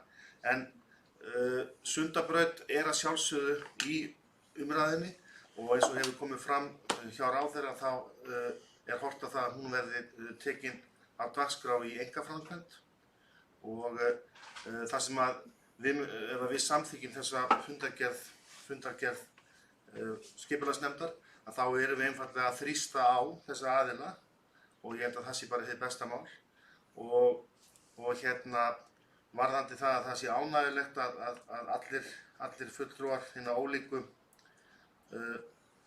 flokka í skipulagsnefnd hafi samþykkt þetta að það sem betur fyrir þannig að það er undantekningarlaust eða ekki undantekningarlaust, það er undantekningar ef það er ekki almenn samvinna í skipulagsnefnd og þetta mál var ekki þess eðlis að það var einhver hætta og menn var ekki saman á því. Takk. Já, þá er ennþá þeirra mæla skráð, Sveinn Óskar, síðan Haraldur Sverrisson, gjörðu svo vel, Sveinn Óskar. Forseti, þetta varðar flutning björgunar hingað í nágrenni okkar og svo er málum vexti að við setjum í Svæðisskipulagsnefnd höfuðborgarsvæðisins þá komu gögn inn þar sem varðaði minjavernd sem dæmi. Og það var mjög miklar athugasemdir vegna þess að þarna var uppskipun í gamla daga. Þetta eru fornminjar og það hefur komið á móts við það eftir meðal annars bókunar frá þeim sem hér stendur og þetta mál er búið að fara langan veg. Þetta er í raun og veru þannig að með því að færa björgun erum við líka að þróa Reykjavík og aðstoða við þróun á Reykjavík á Vogahverfinu. Það var í raun og veru ósk í samningum milli björguna ef ég skil það rétt og Reykjavíkurborgar að Reykjavíkurborg ætti að finna þessu fyrirtæki annan stað. Þetta er nauðsynlegt fyrirtæki í tengslu við samgöngur og mannvirkjagerð á Íslandi. En við þurfum samt að hafa aðhald í svona mál. Hvers vegna? Jú, það er umhverfið. Það á að fara að dæla upp úr sundunum. Það þarf að fylgjast með því. Það eru athugasemdir í tengslu við þessa dæluverkefni meðal annars út af laxveiðiám og öðru slíku. Líka það er þekkt að í þessu efni ganga eyjur út í sjó, verður dælt undan þeim. Þannig að það þarf að passa marga þætti. Þetta er að fara í gegnum ferli núna hjá umhverfisnefnd og í fleiri sveitarfélögum. En mér þykir þetta mál hafi verið vel unnið og góð samstæða í nefndinni sem ég fagna. Og fulltrúi Miðflokksins situr í nefndinni og lagði ásamt öðrum upp þessa bókun sem er ánægilegt. En það sem við tökum upp annað mál á eftir sem við leyfum forseta aðeins einbrá, 7. dagskrárlið. Það varðar þetta Sundabrautarmáli því að við erum að ræða það og aðrir hafa rætt það forseti að Sundabraut í viljayfirlýsingu sem bæjarstjóri fyrir hönd þessa bæjar skrifaði undir er afgangsstærð í þeirri viljayfirlýsingu. Það var að ræða það eftir að almenningssamgöngumáli og borgarlínan verði afgreitt. Það stendur bara í viljayfirlýsingu. Mér þykir miður að fulltrúi okkar á höfuðborgarsvæðinu hér í þeim hópi bæjarstjóra hafi ekki þrýst meira en svo á að þessi mál verði betur afgreitt áður en að við hér samþykkjum þessa hluti. Áður en við hér samþykkjum þessa hluti. Nýta okkar samningsstöðu betur. Með þess að viljayfirlýsing segir í raun og veru, við ætlum að byggja borgarlínuna og þegar við erum búin að afgreiða fjármögnuna á því öllu saman, þá skulum við ræða Sundabrautina. Og það liggur í hlutarins eðli í öllum samningum sem bæjarstjórinn hefur skrifað undir fyrir Mosfelling að Sundabraut er afgangsstærð. Þó að frábær samstaða var minnst þarna í skipulagsnefndinni að þrýsta á Sundabraut. Það fagnaðurinn. Og ég styð þessa afgreiðslu skipulagsnefndar Mosfellsbæjar sem gengur lengra en viljayfirlýsingin sem bæjarstjórinn skrifaði undir á sínum tíma samgöngumál á höfuðborgarsvæðinu. Þetta stóra málið og þess vegna segi ég einfaldlega þetta að þegar núna við höldum áfram, það ekki búin að klára fjármögnunina á mörgum þáttum í tengslu við Sundabraut vegna þess að við viljum að umferðin létti af okkar bæ. Umferðin verði létt og hún gerist ekki nema með Sundabraut. Og sérstaklega með þungaflutninga, ekki að það að fara með grjótið með borgarlínunni, það efast ég. Þess vegna segi ég, kíkjum á þetta mál núna eftir að nefndin afgreiddi þetta með svo afgerandi hætti að senda bæjarstjórinn okkar með umboð það að herða tökin þegar kemur að samningaviðræðum fyrir okkar bæjarbúa og Sundabraut. Haraldur Sverrisson er næstur mannlýskrá, gjörðu svo vel, Haraldur. Ég myndi að tala Sundabraut og þessa bókun nefndarinn hana.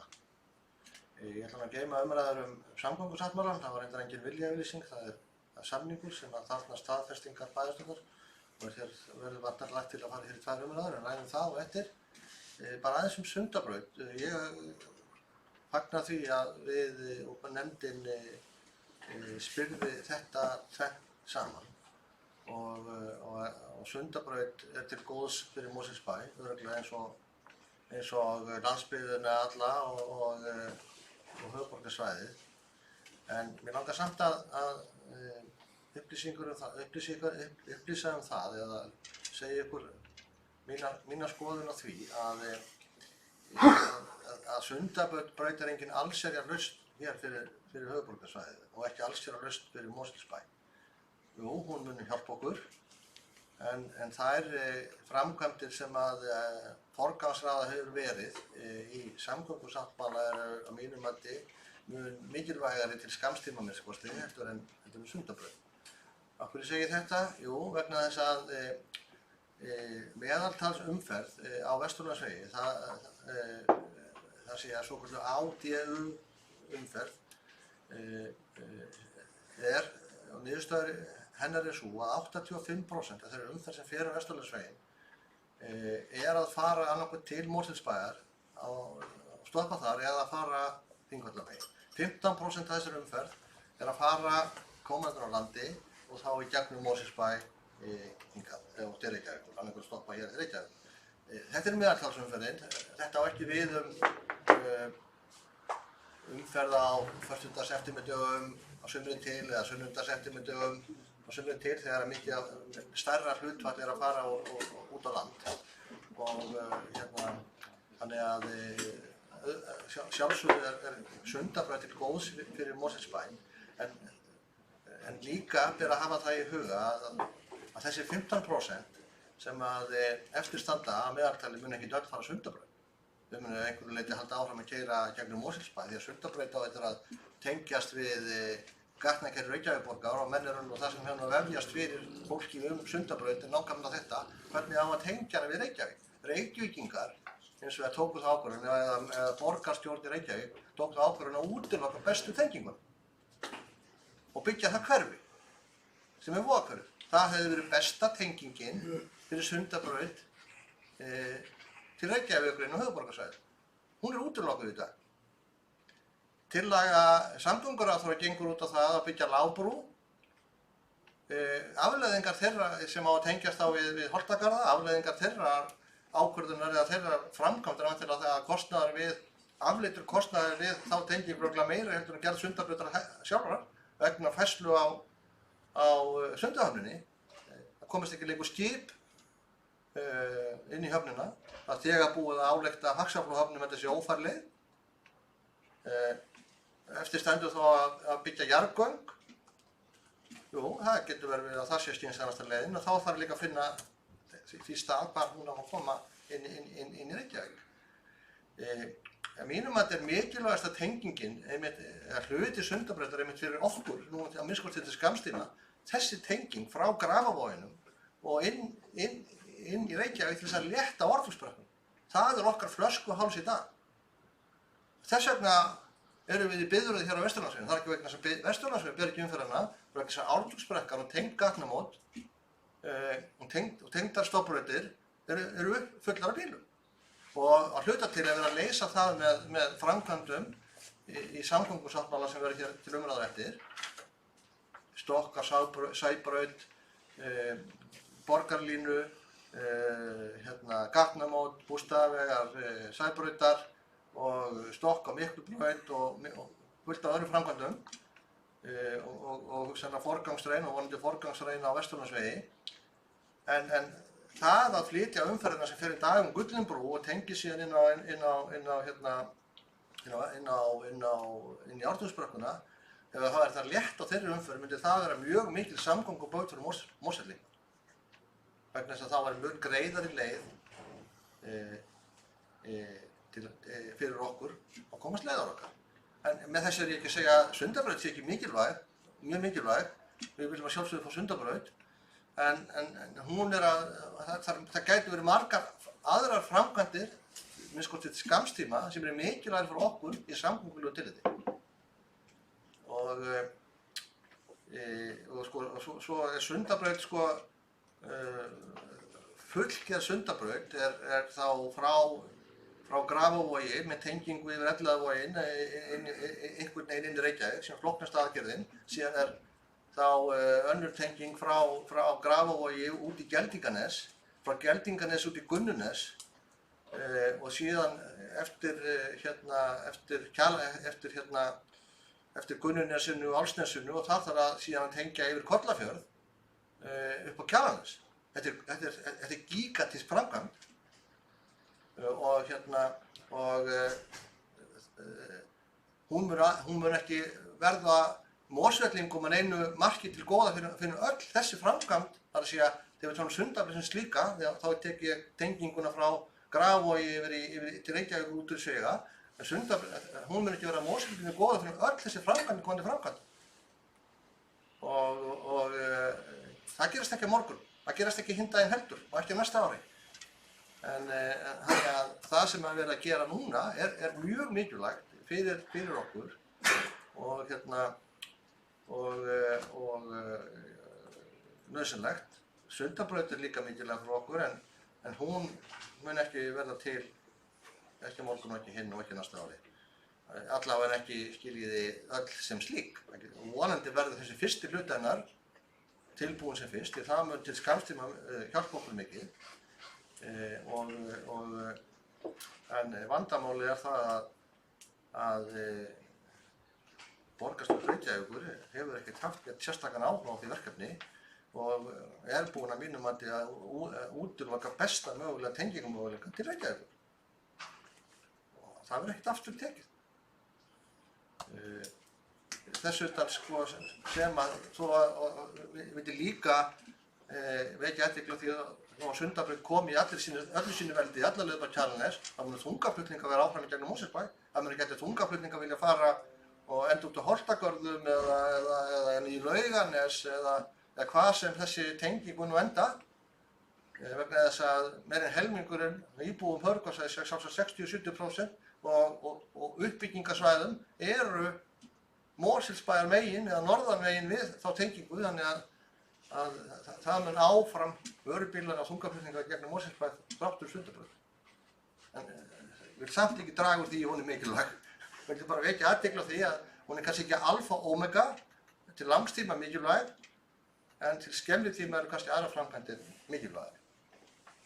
Já, ég hef nú sett sjálf mig á vændaskrá og það sem við langar að koma inn á, fyrsta lagi er þetta komið í þann farveg að það verður ekki eftir snúið, en er þetta þá besti kosturinn, þó að sjálfsagt að allir hafi varan á, ekki síst við nágrannar, hvað var það sjónræn áhrif, hvað var það hljóðmengun og svo framvegis. En langaði að nefna eitt sem að bæjarfulltrúi Sveinn Óskar nefndi hérna réttilega og það var námugröfturinn á hafsbotni sem fylgir þessu og hefur fylgt langa tíð björgun. Það verið að taka hérna á Sundhólum þetta efni og upp í Hvalfirði og það sér náttúrulega ekkert annað fyrir en að það myndi aukast á nýjum stað og það var nú fyrir skemmstu var nú haldinn fundur og fulltrúi frá verkfræðistofunni Alta sem var hér á fundi haldinn með bæjarfulltrúa og þá spurði ég sérstaklega um þetta og fulltrúinn fullyrti að það öll leyfi væru, þetta mjög ákveðið ferli sem að Björgun þarf að fara í umsóknarferli og það sé mjög vel fylgst með því en þarna þarf að fylgjast með alla ókomna tíð hvort það sé endalaust að taka efni því bæði hefur þetta áhrif á lífríki og hafsbotninn sjálfan og líka landbrot á eyjum og ströndinni hérna.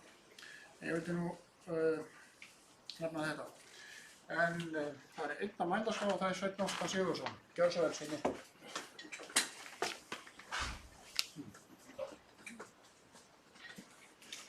Forseti, ég myndist á viljayfirlýsingu frá 2018. Þetta náttúrulega, samkomulagið byggir á viljayfirlýsingu og þar var sagt skýrt að Sundabraut yrði rædd þegar samningar og borgarlínuverkefni verði frágengin. Þetta voru samningar. Varðandi söguna í þessu. Við erum ekki að tala þó, bæjarstjóri nefndi það, Sundabraut væri ekki að koma morgunin inn. Þetta búið að bíða áratugi að fá Sundabraut. Og allir helstu sérfræðingar landsins í umferðarfræðum reiknaðu að þetta myndi stífla Vesturlandsveg. Það það sem fólk að finna fyrir núna, Og þegar maður sér það núna, þá það seint að gera kransæðaaðgerð þegar þetta voru svona stífla. Þetta bara slæmt mál. Varðandi stöðu Mosfellsbæjar í málinu, þá þetta mál sem við erum með núna, varðað Björgun. Björgun á Björgun. Og Reykjavík. Hvað það? Jú, Reykjavík lenti í veseni með Björgun. Það búið að semja það að redda Björgun aðstöðu í nágrenni og finna stað þar sem þau getur unnið sín verk. Sjálfsagt mál að hjálpa fyrirtækjunu að öðlast tilverurétt. Sammála því. En staðan Mosfellsbæjar, út af við verslum í samningum líka. Hvernig verslum við í samningum? Þegar við erum í samningsstöðu, eins og varðandi Björgun í þessu máli, það er hægt að snúa af villu vegar, virðulegur forseti, en ég bara að segja, staðan okkar núna á að vera mitt sú, og þegar við erum með meirihluta sjálfstæðismanna, að þá fjármálaráðherrann að fjármagna verk borgarlínunnar í sama flokki af þessi aðilar sem eru hér. Og hvers vegna beitir viðkomandi aðili hér Mosfellsbæjar sér ekki harkalega innan sjálfstæðisflokksins og segir við fjármálaráðherra, ætlar þú að fjármagna þetta borgarlínuna án þess að við klárum Sundabraut? Svo má deila það pólitískt hvort að borgarlína sér meira áhugaverða verkefni fyrir Mosfellsbæ eða Sundabraut. Það bara pólitískt mál. En ég sé það að bæjarstjórinn og meirihlutinn mælir frekar með borgarlínu sem kemur hérna 2030. Nei, 2030 fyrir ég. Og ég segi bara þetta. Ég að segja að Björgun í þessu efni verkefnið. Björgun lausn Reykjavíkurborgar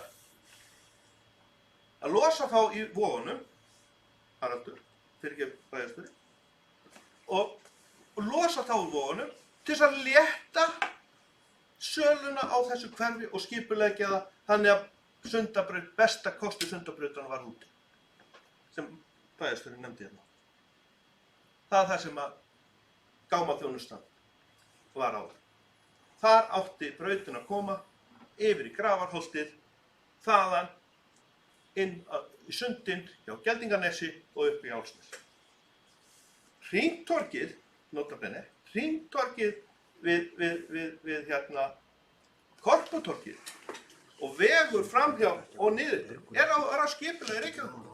En vinstrimenn hafa tekið þetta af skipulagi og Sundabrautina. Og þegar var rætt þetta mál sem við erum núna, Björgun, í sagði skipulagsnefnd höfuðborgarsvæðisins og ég var að gera athugasemdir við þetta gæti skapað sjónmengun fyrir Mosfellsbæ. Og við sjáum hérna keypta viðtalið í fréttablaðinu við bæjarstjóra lóðirnar við sjóinn. Og þá var í baksýni það lóð og það svæði sem á að fara að brjóta niður grjót og byggja fyrir björgun. Og svo rislahöfn. Þetta staðan sem við erum í hérna í Mosfellsbæ. Og ég er bara að segja það að björgun bjargað ásamt Reykjavík með því að fá þetta svæði sem við erum að tala um. Þá losnaði hömlurnar á vinstrumönnum í Reykjavíkurborg til þess að eyðileggja besta kostinn fyrir Sundabraut við Holtagarða. Besta kostinn sem bæjarstjórinn var einmitt að tala um. Því að þetta heildarskipulag, Bryggjuhverfið, þetta hverfi sem björgun að fara frá, inn að Vogunum, þetta var allt heildarskipulag. Og þá sem við stöfn aftur þar, við erum hérna með mál, varðandi björgun og frábæra bókun hjá skipulagsnefndinni, sem ég styð heils hugar. En sú bókun gengur lengra, þetta samið hefur verið fyrir hönd Mosfellsbæ. Við viljum Sundabraut, stendur í bókunni, við viljum Sundabraut, vegna þess að grjótið fer ekki til borgarlínu. Já, það eru feitbeðum úr því Margrét næst.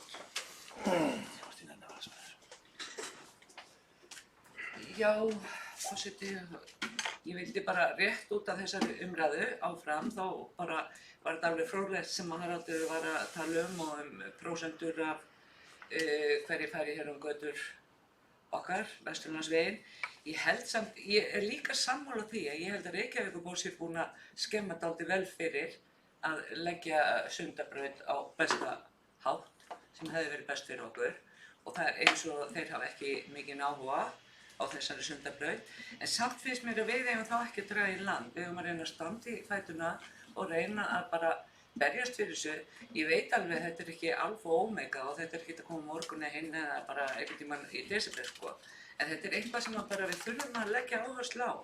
Og ég veit ekki hvort sem búið að greina þessa prósentu, 15%, hvort að það séu þungavélar. Ég held að ég hef bara eftir að aukast hér þungaflutningum, hvort að þeir gætu eitthvað farið í Sundabraut, það væri rosalega gott. Takk fyrir. Já, Haraldur, kostumöðumönd, gjörðu vel. Bara tvennt, sko, kannski fyrst saman að síðasta ræðumanni. Margréti, það má ekki misskilja orð mín, ég er mjög hlynntur Sundabraut. Og auðvitað eigum að þrýsta á þá framkvæmd, því að hún mun ekkert gera annað en að bæta okkar stöðu. Ég vil bara færa rök fyrir því og veit að þau séu nú ekki til í þeim, að það er kannski ekki til skamstíma, það sem gerir okkur til skamstíma best. En til lengri tíma eigum við að sjálfsögðu og eigum að halda sjói því að við viljum að fá þessa samgöngubót. Og hún bætir okkar stöðu, okkar bæ. Það er kannski aðrar framkvæmdir akkurat núna mikilvægari fyrir okkur. Það var það björgun sko og þetta ég er líka alveg sammála því. Ég er ekkert sérstaklega hrifinn af því að fá björgun á annan stað. Ég held að væri ágætt að vera laus við það. Það er hins vegar sko, það verður ekki útsýnismengun sko þessari starfsemi vegna þess að hún er staðsett á þessu ágæta nesi að í þessari Álfsnesvík að hún er í mesturleyti eða ölluleyti í Vari frá Mosfellsbæ. Hitt er það sem við þurfum að velta fyrir okkur bara önnur áhrif eins og umferð og slíkt. En það að standa í vegi fyrir því að hún geti fæst þangað, þessi starfsemi mun ekki bjarga ákvörðun Reykjavíkurborgar Vogahverfið og legu Sundabrautar þangað. Það sem björgunin í dag er ekki sú staðsetning sem að Sundabraut var fyrirhugað tenging hennar í Reykjavík. Það er allt öðrum stað. Þannig að það mun ekkert hjálpa okkur sko, hvað var að þá framkvæmd að vera með einhverja slíka samninga eða hagsmuna gæslu sko. Og ég held að við verðum náttúrulega að umganga svona mál á málefnalegum grunni og taka afstöðu til þess hvað varðar bara til þess að tilteknu starfsemi á þessar tilteknu stað, hvaða áhrif hún hefur fyrir bæinn. Við björgum ekki tengingu Sundabrautar inn í Vogahverfi með að vera á móti því. Af því að það ekki staðurinn. En bara endurtek það, Sundabraut mikilvæg. Já, þá umræðum þetta lokið og umræðum þessa fundargerð. Þetta voru 2 mál á dagskrá og okkur er ekkert aðbúið að ganga til atkvæði fundargerðin í heild sinni. Við samþykkja hana eins og einstök mál bara með sér, hvernig rétt upp hönd, hún samþykkt með 9 atkvæðum.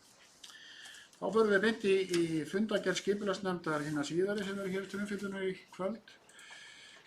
Þar hafa fundur númer 498 haldinn 11. október og þar voru nú 21 mál á dagskrá og ég gef orðið laust þá fundargerð.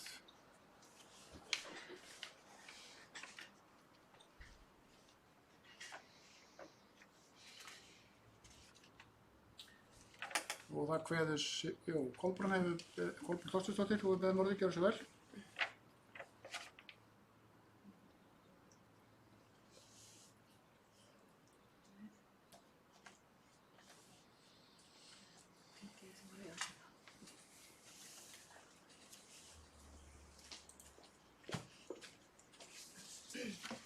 Já, forseti, ég vil koma undir mál númer 5.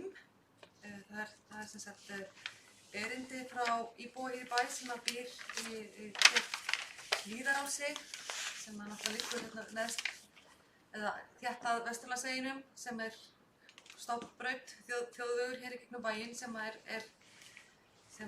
við erum að glíma við þennan veg alla daga og halda honum í skefjum bæði hávaða og hættum hvað hann varðar og eitt af því sem náttúrulega truflandi líka hljóðmengunin umferðarhávaðinn frá veginum og við þurfum að vera vakandi fyrir því að hafandi þennan veg hér í gegnum bæinn og þarna berst bréf frá íbúa og ég veit það að þarna í hverfinu þetta er svolítið gamalt og gróið hverfi og íbúarnir kannski svolítið látið yfir sig ganga þennan hávaða sem kemur frá veginum, sérstaklega þegar eftir hvernig áttin er. Stundum er þetta alveg bærilegt og stundum er þetta algjörlega óviðunandi og langt yfir mörkum trúi ég hávaðinn á þess að ég hafi nokkrar mælingar en ég veit að það hafa verið gerðar mælingar og minnst var gott að fá þetta erindi frá þessum íbúa og eins og bókunin er þarna frá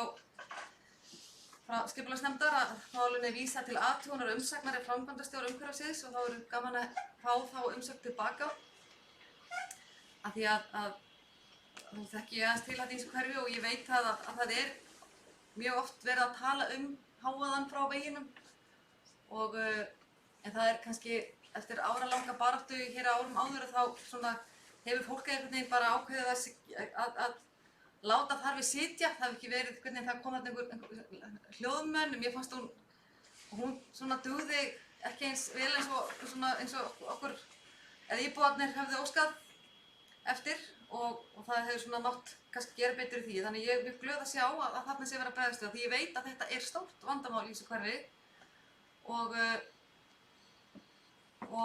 þarna er íbúi sem kemur fram og stígur vill láta gera þessa mælingu aftur eða einhver aðgerðir sem við sjáum hvað gerist varðandi hver umsóknin verður frá framkvæmdastjóra. En ég held að vegurinn hefur fjórfaldast í umferðin aukist töluvert síðan að þessar hljóðmannir var sett upp sem er núna og það er kannski orðið tímabært að skoða bara aftur hvað hægt er að gera. Takk fyrir. Einhver sem vil ræða þetta 5. mál sem Kolbrún var að ræða Sveinn Óskar. 5. mál. Gjörðu svo vel. Í fundarboði hljóðar það þannig, Hlíðarás 9, hljóðmengun frá Vesturlandsvegi.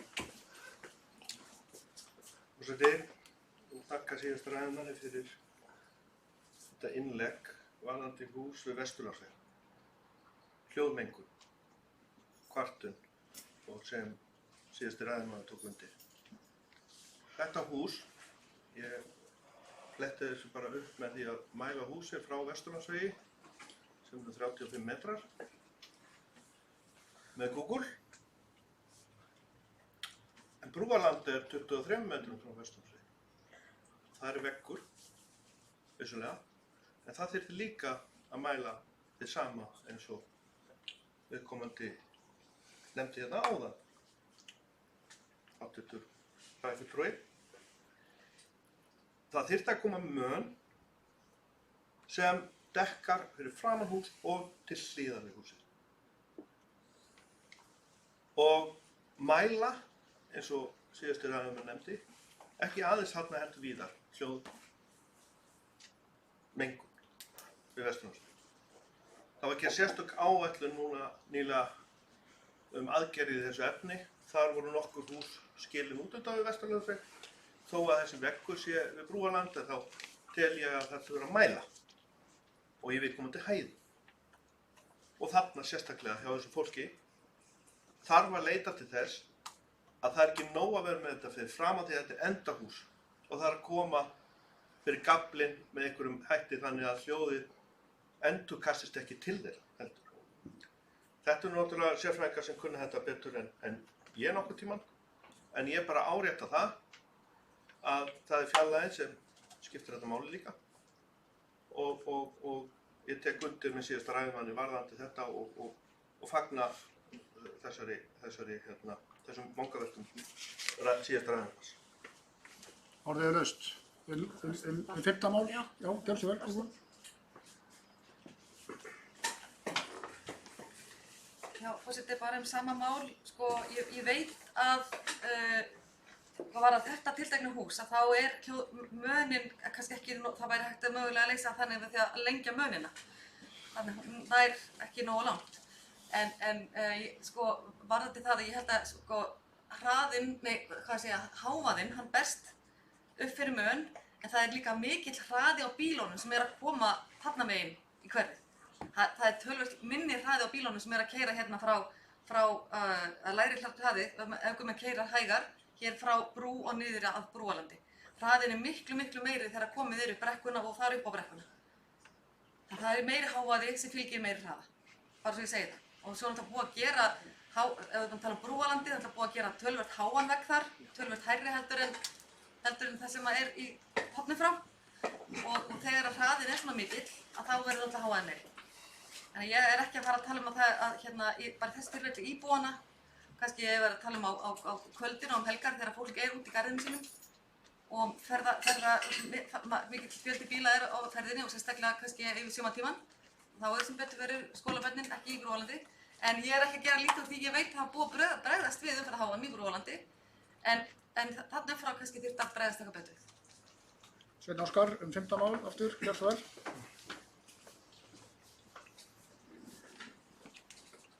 Forseti, það sem ég tek undir varðandi bara almennt húsnæði.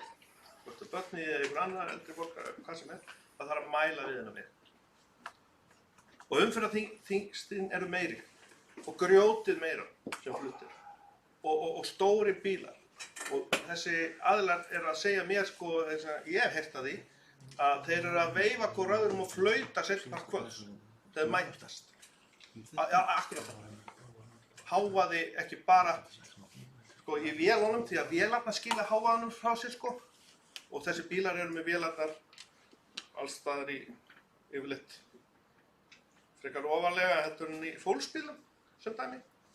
Og þar er að tek undir það með bæjarfulltrúa hérna, að þetta atriði þarf að mæla. Þess vegna þarf að mæla annar stað líka. Þetta er ekki það sem þú reiknar út. Og þú reiknar ekki út þegar þessi náungar er að flauta. Og það þarf þá ekki annað eins og maður sér þegar maður keyrir erlendis, að það er óskað eftir enn lægri hraða. Þar sem maður keyrir ekki ennum byggð. Og það eru mælingar á þessu hraða. Og svo er það er tilskiltið að maður ekki flauta. Og koma þessu skilaboðum meira til ökumanna og láta lögguna taka á þessu. Vegna þess að þetta fólk, það getur ekki sofið. Og við erum alltaf að tala um heilsu, sko. Svefn er grundvallaratriði varðandi heilsu. þannig að fólk fái líka notið sín í húsunum sínum og aðrir í sinni starfsföstu. Þannig við vorum hérna með stefnu, ég gagnrýndi þá stefnu því að við vantaði hús inn í þá stefnu, en hún var samt samþykkt og ég mótmælti því. En ég tek undir það að við erum tilbúin að gera betur en nú og þetta fólk á rétt á þessu. Það er verið að taka hérna húsin hérna við Hulduhólana og hækka manir þar. Við verðum bara að gera þetta víðar og gera þetta vel, vegna þess að þetta er heilsueflandi. Það hefur engin hvað sig frekar hljóðs þetta mál sem var með 5 en orðið laust öll hin málin. Þetta voru 21 mál.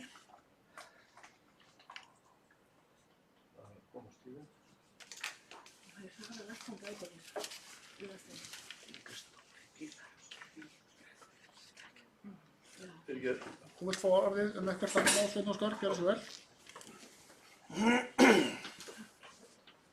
Forseti, það númer 19. Það Helgafells auglýsingar varðandi Helgafells-skipulagið. Ég tek bara fagna því að þetta sé komið á þennan stað og ég hvet alla bæjarbúa að lesa þetta vel yfir, þessi gögn sem þarna eru, og taka þátt í að móta sitt umhverfi. Það er hægt að senda inn athugasemdir þegar þetta kemur eftir þetta er búið að komast í auglýsingu og mun liggja þá væntanlega fyrir hérna á bæjarskrifstofum eins og venjar og lög segja til hann. Þannig að ég hvet íbúa, sérstaklega þá í Helgafellslandi, að fylgjast með þessu og taka þátt í að móta sitt næsta nágrenni og ekki síður þá en aðra í bænum. Eitthvað sem við viljum ræða 19. mála sem bæjarfulltrúi Sveinn Óskar var að ræða. Ásgeir, gjörðu svo vel.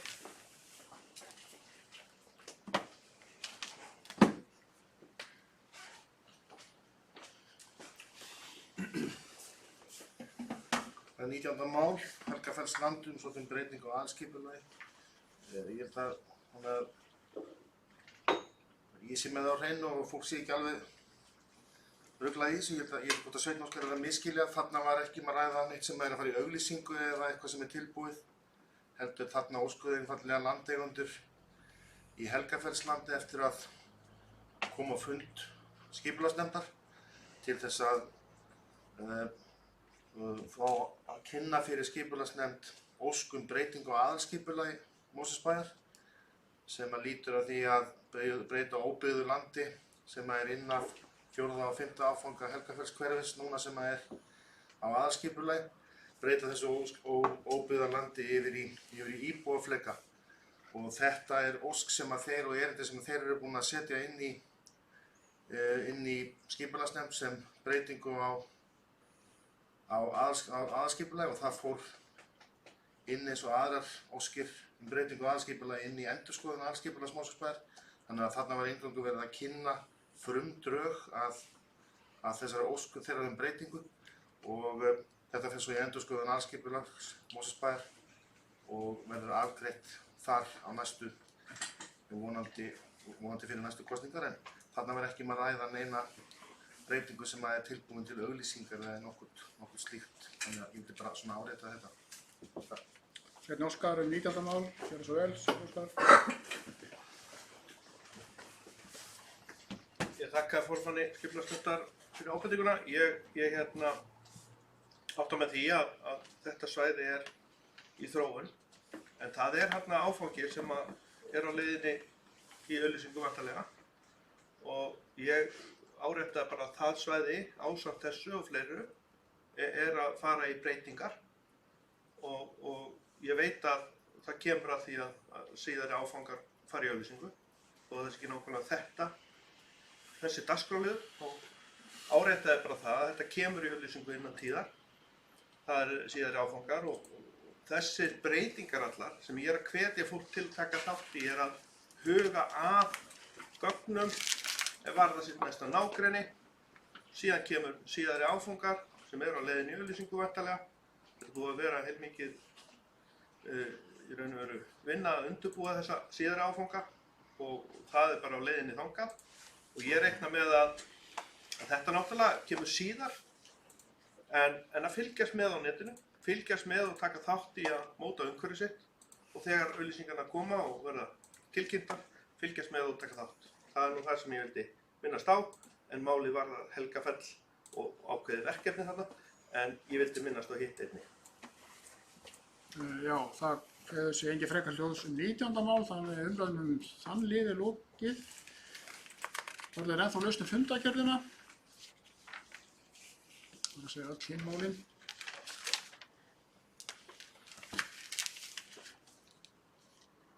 Nú, það kveður sig engin frekar hljóðs og þá umræðan lokið. Við göngum til atkvæða. Reyndar einn bæjarfulltrúi fjarstaddur núna. Þetta kalla hann hérna inn í fundarsalinn.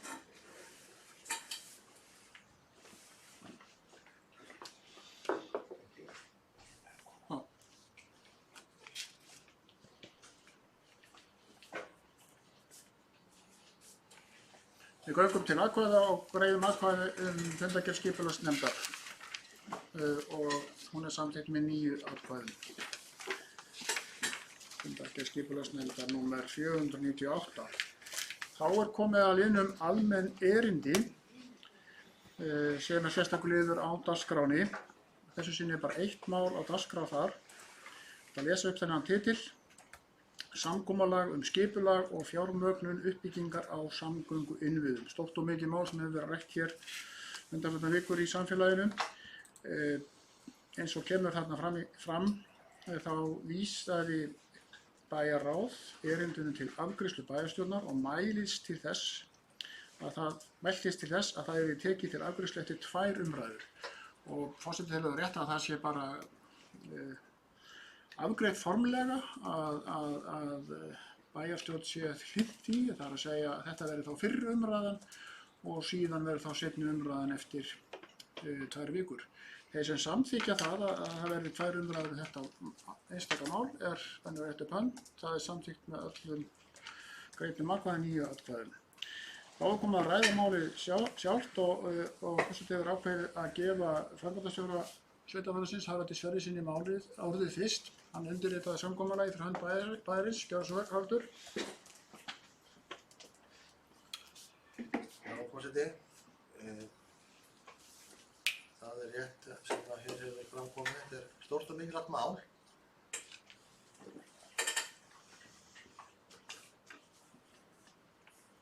Gæltu góðu það? Já. Stórt og mikilvægt mál og haft töluverðar aðdraganda og rétt sem kom hér fram í máli Sveins Óskars áðan að það má rekja upphafið eða upphafið var svona fyrir það en svona drögin að þessu eru raun og veru viljayfirlýsingin ríkisins og samtaka sveitarfélaga á höfuðborgarsvæðinu frá því 21. september 2018. Þá lýstu þessir aðilar vilja sínum til þess að gera svona samkomulag. Innihéldi einhvers konar sáttmála það hvernig þessi 2 aðilar myndu vilja nálgast það að gera höfuðborgarsvæðinu hærra undir höfði í samgöngumálum heldur en gert hefur verið á undanfarnum árum og áratugum. Því að það er einfaldlega þannig að samgöngumál á höfuðborgarsvæðinu hafa verið afgangsstærð í samgöngumálum Íslands og á höfuðborgarsvæðinu búa 2/3 íbúanna en svona það byrju 15% af fjármunum til samgöngumál á landinu hafa runnið til þessa svæðis og þar hallar verulega á. Og þessu hafa sveitarfélögin mótmælt og staðið í stappi við ríkisvaldið að breyta og ég þeirrar skoðunar að þetta tiltekna samkomulag sem hér til umræðu núna og þarnast samþykktar bæjarstjórnar Mosfellsbæjar og aðkomu bæjarins að því, það sé stór áfangi og stærsti áfangi sem nokkurn tímann hefur verið stiginn í því að rétta hlut höfuðborgarsvæðisins hvað varðar fjármuni og framkvæmdir hér á þessu svæði.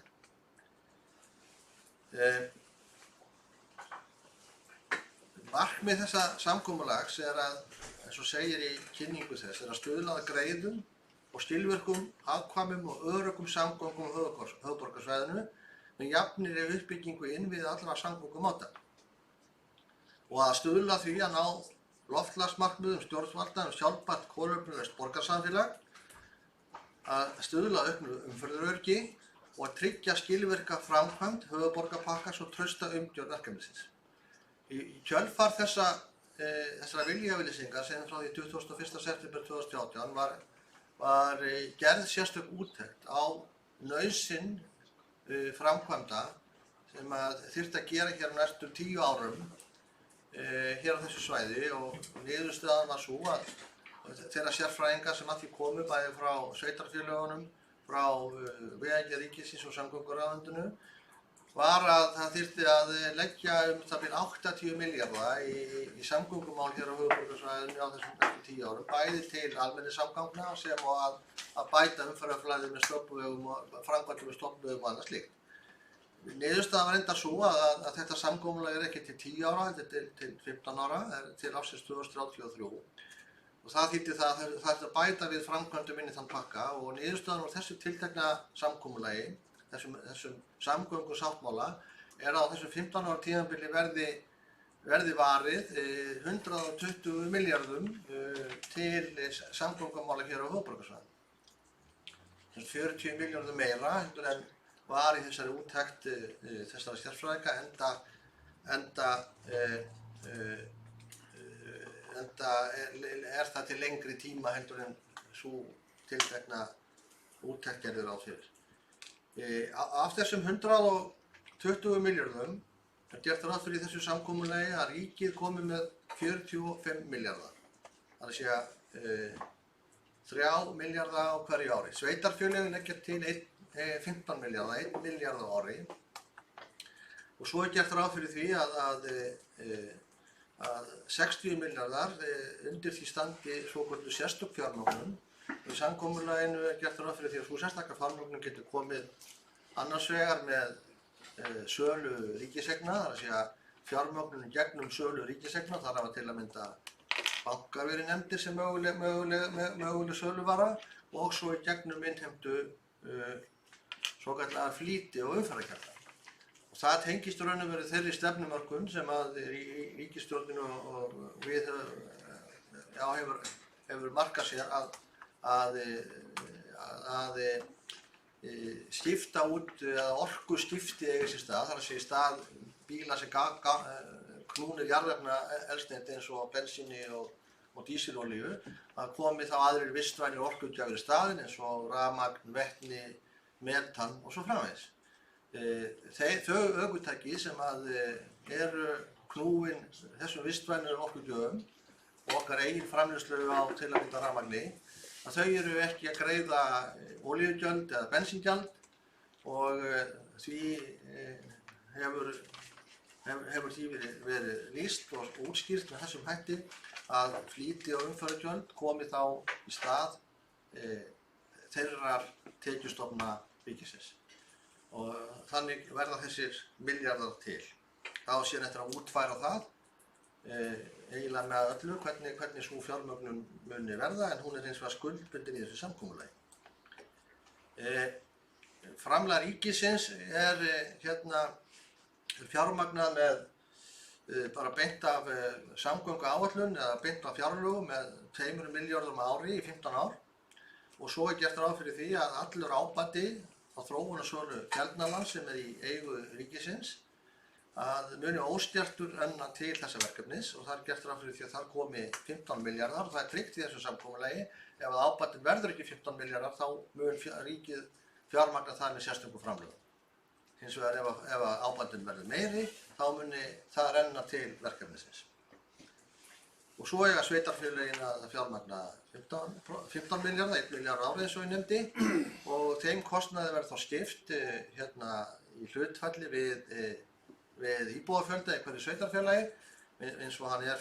desember árið undan og sem þýðir þá eins og staðan er núna í Mosfellsbæ að þá erum við að greiða rétt rúmar 50 milljónir í þetta verkefni árið 2020 en það mun eitthvað hækka á næstu árum vegna þess að Mosfellsbær er að stækka hratt og er að vera stærra hlutfall af höfuðborgarsvæðinu. Við erum áætlað það að þetta verði svona muni geta hækkað cirka på 2 milljónir á ári.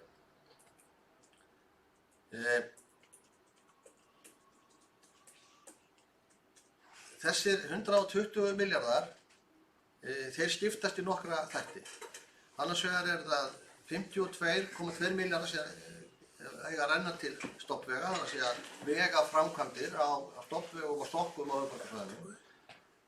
Það eiga tæpir 50 milljarðar að renna til uppbyggingar og innviða borgarlínu og það eiga rúmir 8 milljarðar að renna í svokallaða virka ferðamáta, hjólastíga, göngubrýr og villigöng. Og svo 7,2 milljarðar í það sem heitir öryggi og flæði, þannig að umferðarstýringar sem mikilvægt verkefni til skamms tíma og getur bætt því að samgöngumál á höfuðborgarsvæðinu örugglega verulega. Og svo sérstakar aðgerðir aðrar, til að mynda eins og forgangsreinar og slíka hluti sem skipta til þess okkur máli að geti komið til hér á Vesturlandsveginn fyrir almenningssamgöngur, okkur Mosfellinga þar að segja, þar til að uppbyggingu borgarlínu sem eru bara almenningssamgöngur í sérrými, þessi almenningssamgöngur sem eru á sérstakri akrein sem ekki trufluð annar umferð, verður komin hingað en það verður rætt það að það gerist í tengslu við uppbyggingu Tjarnarlands og Blikastaðalands. Það eru engar forsendur fyrir þeirri framkvæmd fyrir að þau svæði eru komin á stað varðandi uppbyggingu. Og það sem mér finnst ánægjuefni í þessu tiltekna samkomulagi að það er verið að taka á mjög fjölbreyttum og raunverulega öllum þáttum samgöngumála hér á svæðinu. Það er verið að setja rúma 50 milljarða í stofnvegina til þess að bæta umferðarflæðið, bæta það að einkabíllinn, hann komist betur leiða sinnar í mjög mikilvægar framkvæmdir hérna á svæðinu sem að margar hverjar verða til mikilla bóta fyrir okkur hér Mosfellinga, þannig við komumst betur leiðar okkar á okkar bíl til vinnu, til skóla, til höfuðborgarins og framvegis. Það var hér rætt áðan Sundabraut og undir öðru máli og Ártúnsbrekku og það til að mynda mjög margar af þessum framkvæmdum sem að hafa verulega áhrif á umferðarflæði hingað þegar það eru framkvæmdar og það reyndar líka ánægjulegt að þær framkvæmdir eru mjög framalega í framkvæmdaplaninu í þessu tiltekna samkomulagi. Þannig að það ætti ekki að líða mjög mörg ár eða vonandi bara líða langur tími þar til að við munum sjá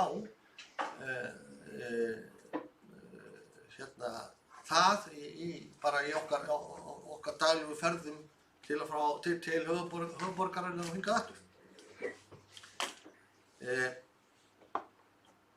Það líka gert ráð fyrir því að þessi samningur hann stuðli að flýtingu framkvæmda.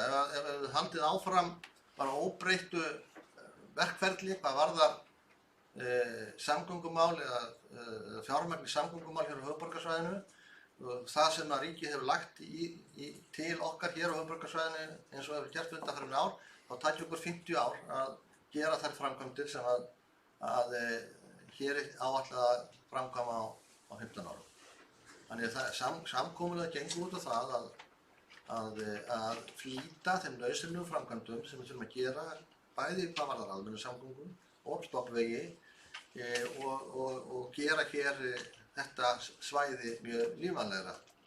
Því að ég veit líka athygli á því að til ársins 2040 mun íbúum á þessu svæði fjölga það er svona gert ráð fyrir þeim mun fjölga allavega 60.000 manns sem bara eins og Kópavogur, Hafnarfjörður og Garðabær, öll þessi sveitarfélög til samans. Og ef ekkert verður það gert þá verður ástandið hér í umferðarmálum og ef okkur finnst það slæmt núna þá held ég að verði bara ómögulegt ef við gerum ekkert í þessu og myndum halda áfram því tempói, ég má nota það orð sem hefur verið í framkvæmdum hér á höfuðborgarsvæðinu hingað til. Það er líka gert ráð fyrir því að í þessu samkomulagi að það verði stofnað sérstakt félag sem að þessir 120 milljarðar munu renna til og það félag munu sjá þessar framkvæmdir og það gert til þess að tryggja það að þetta fjármagn meðal annars það renni bara til þeirra framkvæmda sem að við viljum hérna og reynda tilgreind í samkomulaginu fari í höfuðborgarsvæði. Líka til þess að það sé hægt að flýta þessu framkvæmdum enn frekar því að það er gert ráð fyrir því að þetta félag hafi lántökuheimildir í framtíðartekjum og geti þar af leiðandi flýtt framkvæmdum enn frekar til þess að ástandi hér batni sem allra fyrst. Ég ætla svo sem ekkert að hafa mikið fleiri orðum þetta samkomulag, það er til umræðu. Ég vil þó segja að það var mikil og góð samstaða innan stjórnar SSH aðkomu okkar eða aðkomu sveitarfélagana að þessu máli. Það var stýrihópur skipaður til þess að svona halda utan þessa samningsgerð. Það voru 3 framkvæmdastjórar eða sveitarstjórar, sveitarfélagi hér á höfuðborgarsvæðinu frá SSH, það er að segja formaður SSH, varaformaður SSH og borgarstjóri. Það voru 3 ráðherrar á móti sem voru samgöng- og sveitarstjórnarráðherra, fjármálaráðherra og forsætisráðherra. Þannig að formenn allra stjórnarflokkana. Þetta leiddi til þessara niðurstöðu. Það var togast á mjög mörg atriði milli sveitarfélaganna og ríkisins. Auðvitað ef að ríkið hefði ráðið eitt þá hefði örugglega samkomulagið lítið öðruvísi út og ef að sveitarfélögin ráðið eitt þá hefði það líka gerst. En ég tel að það hefði samt sem hafi tekist að komast að mjög góður í málamiðlun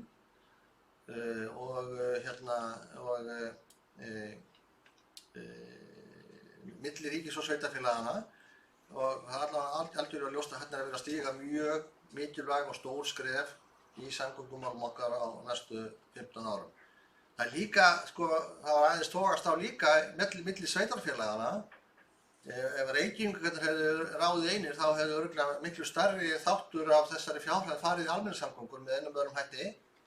Það sé meiri áhersla sveitarfélagin í útjaðrinum, þar sem er í kringum Reykjavík, að gera stoppvögunum og einkabílnum eða bílnum hærri undir höfði eðlilega vegna þess að hann er okkur þessa sveitarfélaga mikilvægari en Reykvíkingar að einhverju leyti. En ég held að líka hafi tekist að búa til mjög góða málamiðlun og sátt það. Og allir þessir þættir munu með einum og öðrum hætti verða okkur Mosfellingum til góða, þó að þeir komu á einhverjum árabili. En á öllu falli er það alveg ljóst að ef þessi samningur verður samþykktur í sveitarfélögunum og samþykktur á Alþingi, þannig með fyrirvara það, að verður þetta bylting í samgöngumálum fyrir þetta svæði og tímamóta samningur sem að hefur ekki litið dagsins ljós á. Þannig að ég legg að sjálfsögðu til þetta skrifa ég undir þennan samning að bæjarstjórn muni afgreiða hann. Við erum ekki afgreiða hann núna vegna þess að við vorum að samþykkja það hérna bara rétt áðan að ræða 2 umræður sem ég finnst vera mjög gott. En það er mín tillaga sem framkvæmdastjóri þessa sveitarfélags að Mosfellsbær samþykki þennan samning. Þetta tel ég mjög góðan fyrir okkur. Ég held að það væri kannski rétt forseti að því það var búið til ágætis kynningarmyndband þennan samning sem örugglega flest ykkar hafa séð, jafnvel öll, en það sé allt til að sjá það aftur og líka sérstaklega fyrir þá sem er að fylgjast með þessum fundi. Þetta myndband er aðgengilegt og öll gögn málsins í raun og veru, allir samningur og öll fylgiskjöl, þetta er mjög mikið af gögnum, eru aðgengilega á vefsíðunni samgöngusáttmáli.is. Ég hvet alltaf sjálfsögðu bæjarfulltrúa til þess að kynnast þessu gögn mjög vel, sem var bara íbúa bæjarins. Þetta er mikilvægt mál og skiptir okkur miklu máli en ég veit ekki hvernig við getum sett þetta myndband bara í gang núna. Já, það er víst ekkert vanbúnað, ég er bara velkomin í Sjöbíó. Svo er orðið gefið list eftir. Ríkið og 6 sveitarfélög á höfuðborgarsvæðinu, Garðabær, Hafnarfjörður, Kópavogur, Mosfellsbær, Reykjavík og Seltjarnarnes hafa gert tímamótasamkomulag samgönguinnviðum og almenningssamgöngum á höfuðborgarsvæðinu til 15 ára. Samkomulagið felur í sér sameiginlega framtíðarsýn og heildarhugsun fyrir allt skipulagssvæðið. Sérstök áhersla verður lögð á að auka öryggi, bæta samgöngur fyrir alla ferðamáta og minnka tafir. Stórefla almenningssamgöngur og draga úr mengun. Á næstu 15 árum verður ráðist í einar umfangsmestu samgönguframkvæmdir sögunnar til að flýta úrbótum á höfuðborgarsvæðinu sem að óbreyttu tækju allt að 50 ár. Svifryksmengun og losun gróðurhúsalofttegunda hefur stóraukist. Ef fram heldur sem horfir mun umferð aukast 40% á næstu 15 árum. Til að mæta þessu er nauðsynlegt að flýta samgönguframkvæmdum. Samkomulagið er mikilvæg fjárfesting fyrir bætt lífsgæði íbúa á höfuðborgarsvæðinu. Samgönguinnviðir verða stórefldir, valkostum fjölgað og samstilltar aðgerðir til að auka öryggi og minnka umferðartafir. Það stuðlar að minni mengun og styður við loftslagsmarkmið ríkis og sveitarfélaga. Heildarfjármögnun samgönguframkvæmda á næstu 15 árum er 120 milljarðar. Ríkið mun leggja fram 45 milljarða, sveitarfélög 15 milljarða, en gert er ráð fyrir að sérstök fjármögnun standi straum af 60 milljörðum. Á tímabilinu verða rúmir 52 milljarðar lagðir til stofnvega, 50 milljarðar í borgarlínu og almenningssamgöngur, liðlega 8 milljarðar í hjóla- og göngustíga, göngubíl og undirgöng og rúmir 7 milljarðar í bætta umferðarstýringu og sértækar öryggisaðgerðir. Markmið samkomulagsins er fjórþætt: tryggja greiðari samgöngur og fjölbreyttari ferðamáta, byggja upp sjálfbært kolefnishlutlaust borgarsamfélag með bættum almenningssamgöngum, orkuskiptum og breyttum ferðavenjum. Sérstök áhersla á umferðaröryggi og að draga stórlega úr slysum af fólki. Síðast en ekki síst verður rík áhersla á að tryggja samvinnu og sameiginlega sýn á verkefnið. Félag í eigu ríkis og sveitarfélaga verður stofnað framkvæmdirnar og fjármögnun þeirra. Félagið tekur við Keldnalandi og heldur utan þróun svæðisins í þeim tilgangi að hámarka verðmæti þess. Vegakerfið á Íslandi hefur verið fjármagnað með bensín- og olíugjöldum. Hlutfall vistvænna ökutækja eykst hratt og segja spár að tekjur af bensín- og olíugjöldum lækki verulega. Komi til umferðargjalda verða þau hluti af endurskoðuðu fjármögnunarkerfi fyrir samgöngur á landinu öllu vegna orkuskipta. Þegar í stað verður ráðist í að innleiða stafræna umferðarstýringu á höfuðborgarsvæðinu. Rúmum 8 milljörðum verður varið í stór átak í uppbyggingu nýrra göngu- og hjólastíga og framkvæmdir við göngubrýr og undirgöng. Mikið umferðarálag er á höfuðborgarsvæðinu á háannatímum og gerðar hafa verið greiningar á mestu álagshnútum svæðisins. Ráðist verður í metnaðarfullar framkvæmdir á stofnvegum eins og breikkun, innviði borgarlínu og göngu- og hjólastíga á 15 árum í stað 50. Framkvæmdirnar leggja einnig grunn að betri tengingu höfuðborgarsvæðisins við landsbyggðina með Sundabraut. Stofnvegur, Reykjanesbraut frá Kaldárselsvegi að Krýsuvíkurvegi. Stofnvegur, Vesturlandsvegur frá Skarhólabraut að Hafravatnsvegi.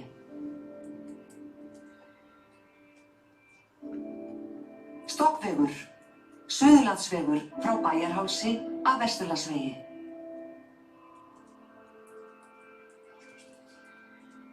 Stofnvegur, gatnamót Reykjanesbrautar og Bústaðavegar.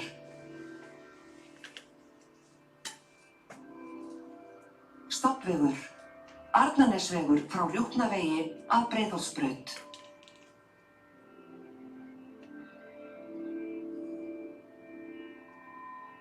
Sæbraut í Stokk.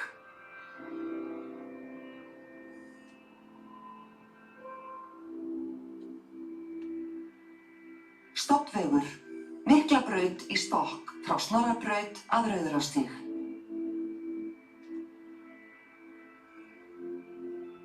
Borgarlína, Ártún, Hlemmur.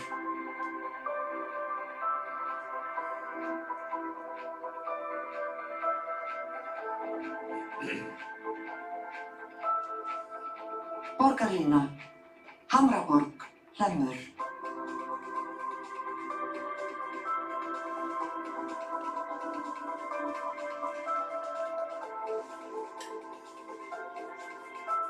Borgarlína, Hamraborg, Lindir.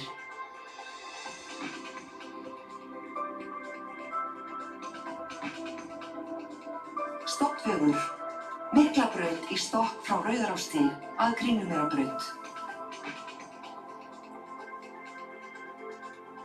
Stofnvegur, Suðurlandsvegur, Norlingavað, Bæjarháls.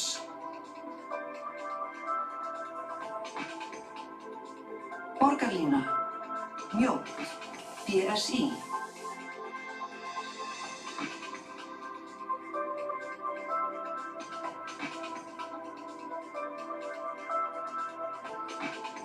Stofnvegur, Reykjanesbraut frá Álftanesvegi að Lækjargötu.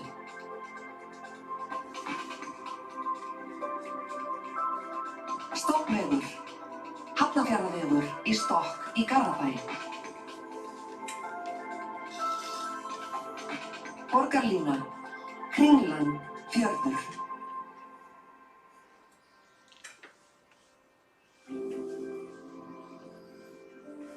Borgarlína, Ártún, Spöng.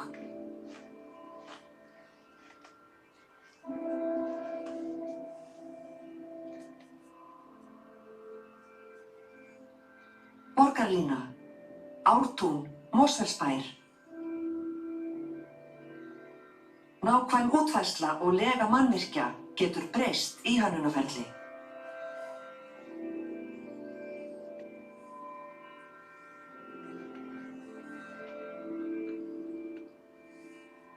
Við hvetjum ykkur til að kynna ykkur samkomulag ríkisins og 6 sveitarfélaga á höfuðborgarsvæðinu á vefslóðinni samgöngusáttmáli.is.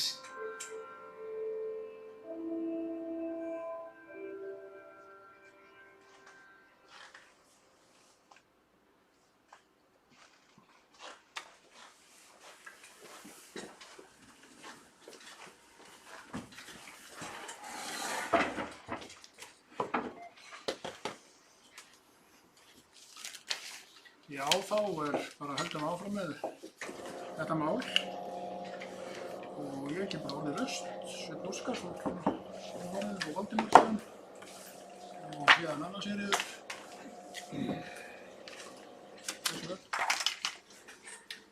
Forseti, ég þakka góða kynningu hjá bæjarstjóra og þetta lofsamlega vídeó sem að sýnir okkur svona hvað er verið að taka saman. En ég er líka að skoða þessa áætlun sem að fylgir með gögnum fundarins. En hvergi er gagn þarna áhættu. Við þekkjum af framkvæmdum opinberra aðila framúrkeyrslur. Og við þekkjum að í upphafi ber endinn að skoða og við þekkjum einnig að áhætta í verkefnum af svona toga er mikil. Bara eitt gott dæmi frekar einfalda framkvæmd sem var fyrir séð hvernig þetta leysa eru frárennslislagnir á Siglufirði. En svo bara kom meira flóð en við reiknaði út og þá kom allt upp úr niðurföllunum. Þá verður vídeóið ekki svona. Þess vegna skiptir máli að í þessu ferli og við vinnu þessa verkefnis komi fram áhættumatsskýrsla.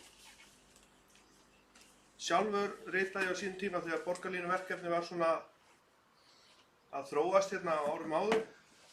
Skrifaði ég erindi til svara Pavel bæjarfulltrúa eða borgarfulltrúa borgarlínu hugmyndir og svar mitt byggðist á stuttri borgarlínu í Edinborg sem fór ekki tvöfalt fram úr heldur margfalt fram úr áætlun. Og hvar lá áhættan þar hjá þeim? Það lá í lögnum í jörðu sem voru fyrir. sem eitt dæmi, eitt risastórt dæmi þar. Og tæknilegum áhættuþáttum bara beinlínis tengdum lagningu þessa kerfis, léttlest eða hvað sem verður framkvæmt. Það þarf að ganga frá lögnum og það þarf að taka lagnir og færa lagnir með tilsvarandi áhættu tengdum skipulagsmálum sem getur tekið langan tíma og lagalegum áhættuþáttum er varða kæruferli. Það er ekki í þessu áætlunum og hvergi í gögnum málsins.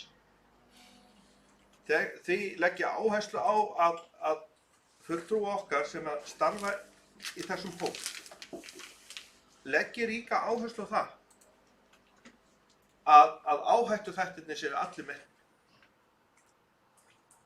með til dæmis bara einfaldri pestelgreiningu, pólitískri greiningu, áhættunni, efnahagslegri greiningu, félagslegri greiningu, umhverfislegri greiningu og lagalegri greiningu. Sem dæmi, fyrir utan náttúrulega áhættugreiningu á fjárflæðinu og sölu eigna til þess að ná fram markmiðinu. Eitt sem að svona sló mig í þessu vídeó er sölumómentið í því.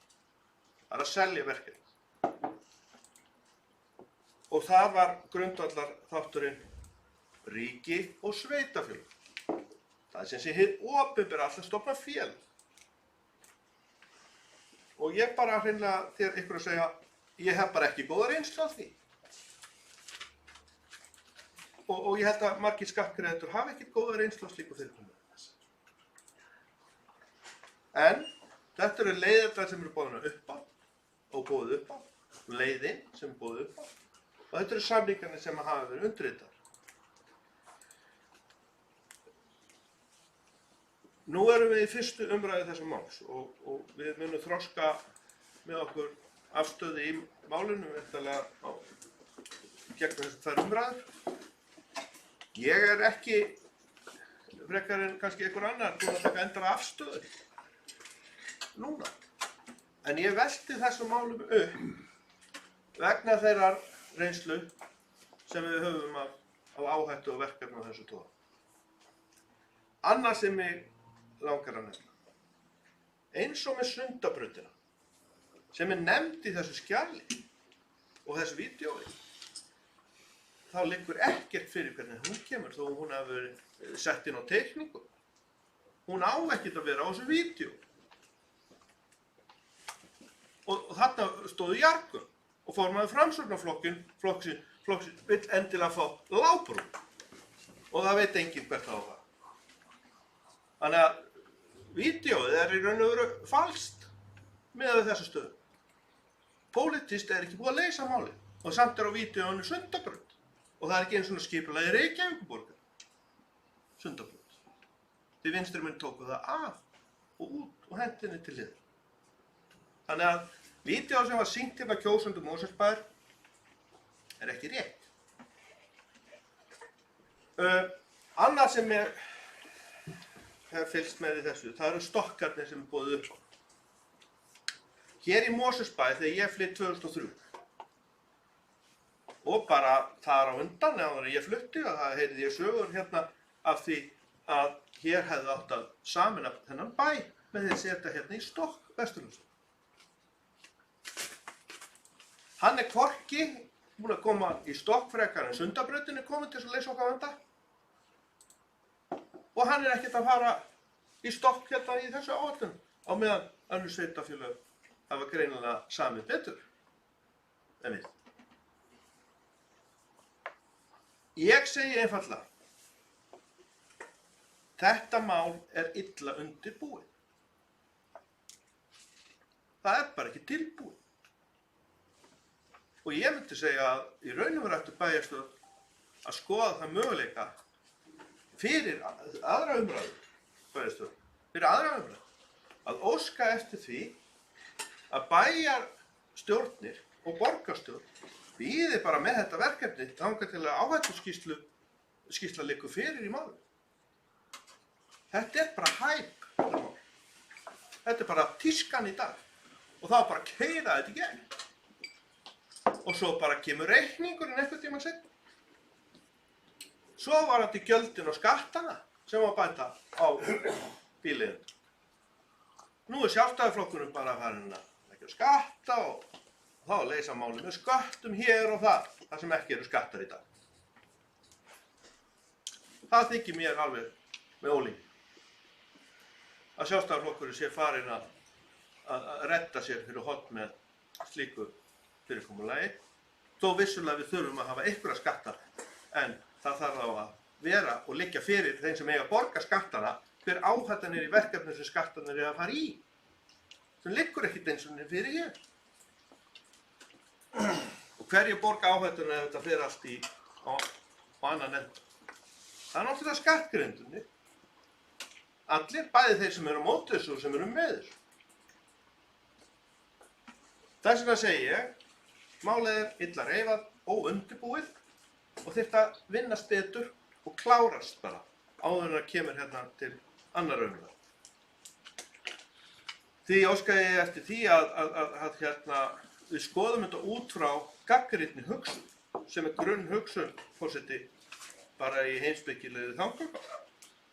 Þangagangur okkar á að vera þannig og við höfum að gagnrýna málið með skynsemi og það gengur út á það að það vantar í þetta mál heilmikið af upplýsingum. Það bara vantar. Og bara til að taka hagsmuni Mosfellsbæjar. Sundabrautin á ekkert að koma strax. Nema kannski einhvern kraftaverk verði eða einhver fjárfestir ætlar að fara að leggja þetta. Það er bara kraftaverk ef einhvern ætlar að gera það. Ég efast að það komi einhver sem að vill það. Nema lífeyrissjóðirnir verði þvingaðir en þá má vænta þess að Ögmundur Jónasson stoppi það af mótmælagöngu. Ég bara segi, þetta er pólitíska áhætta. Þarna liggur svona mál í pólitíska áhætta. Og þess vegna segi ég að Mosfellsbæ er ekki að sjá fram á það ef fulltrúar hérna bara íbúar í bænum get ekki séð fram á það að umferðarþungin verði létt af næstu árum.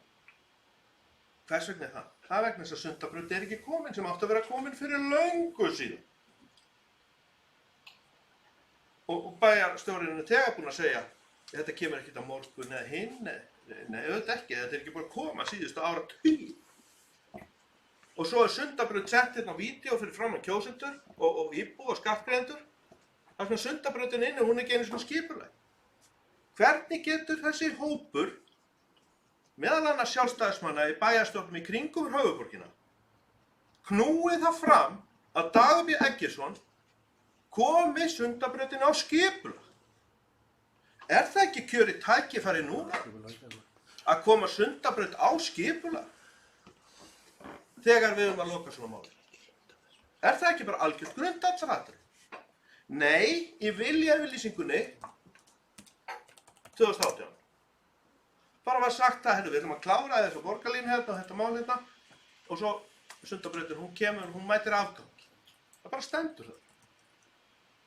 Og svo er henni bætt þetta við. Þannig að ég segi þetta er hérna vanreifað til miður. Þetta er flotta kynningar, góð kynning hjá bæjarstjóra, en þetta er vanreifað. Já, það eru tveir á bæjendaskrá, Valdimar Birgisson og Anna Sigríður. Valdimar, gjörðu svo vel.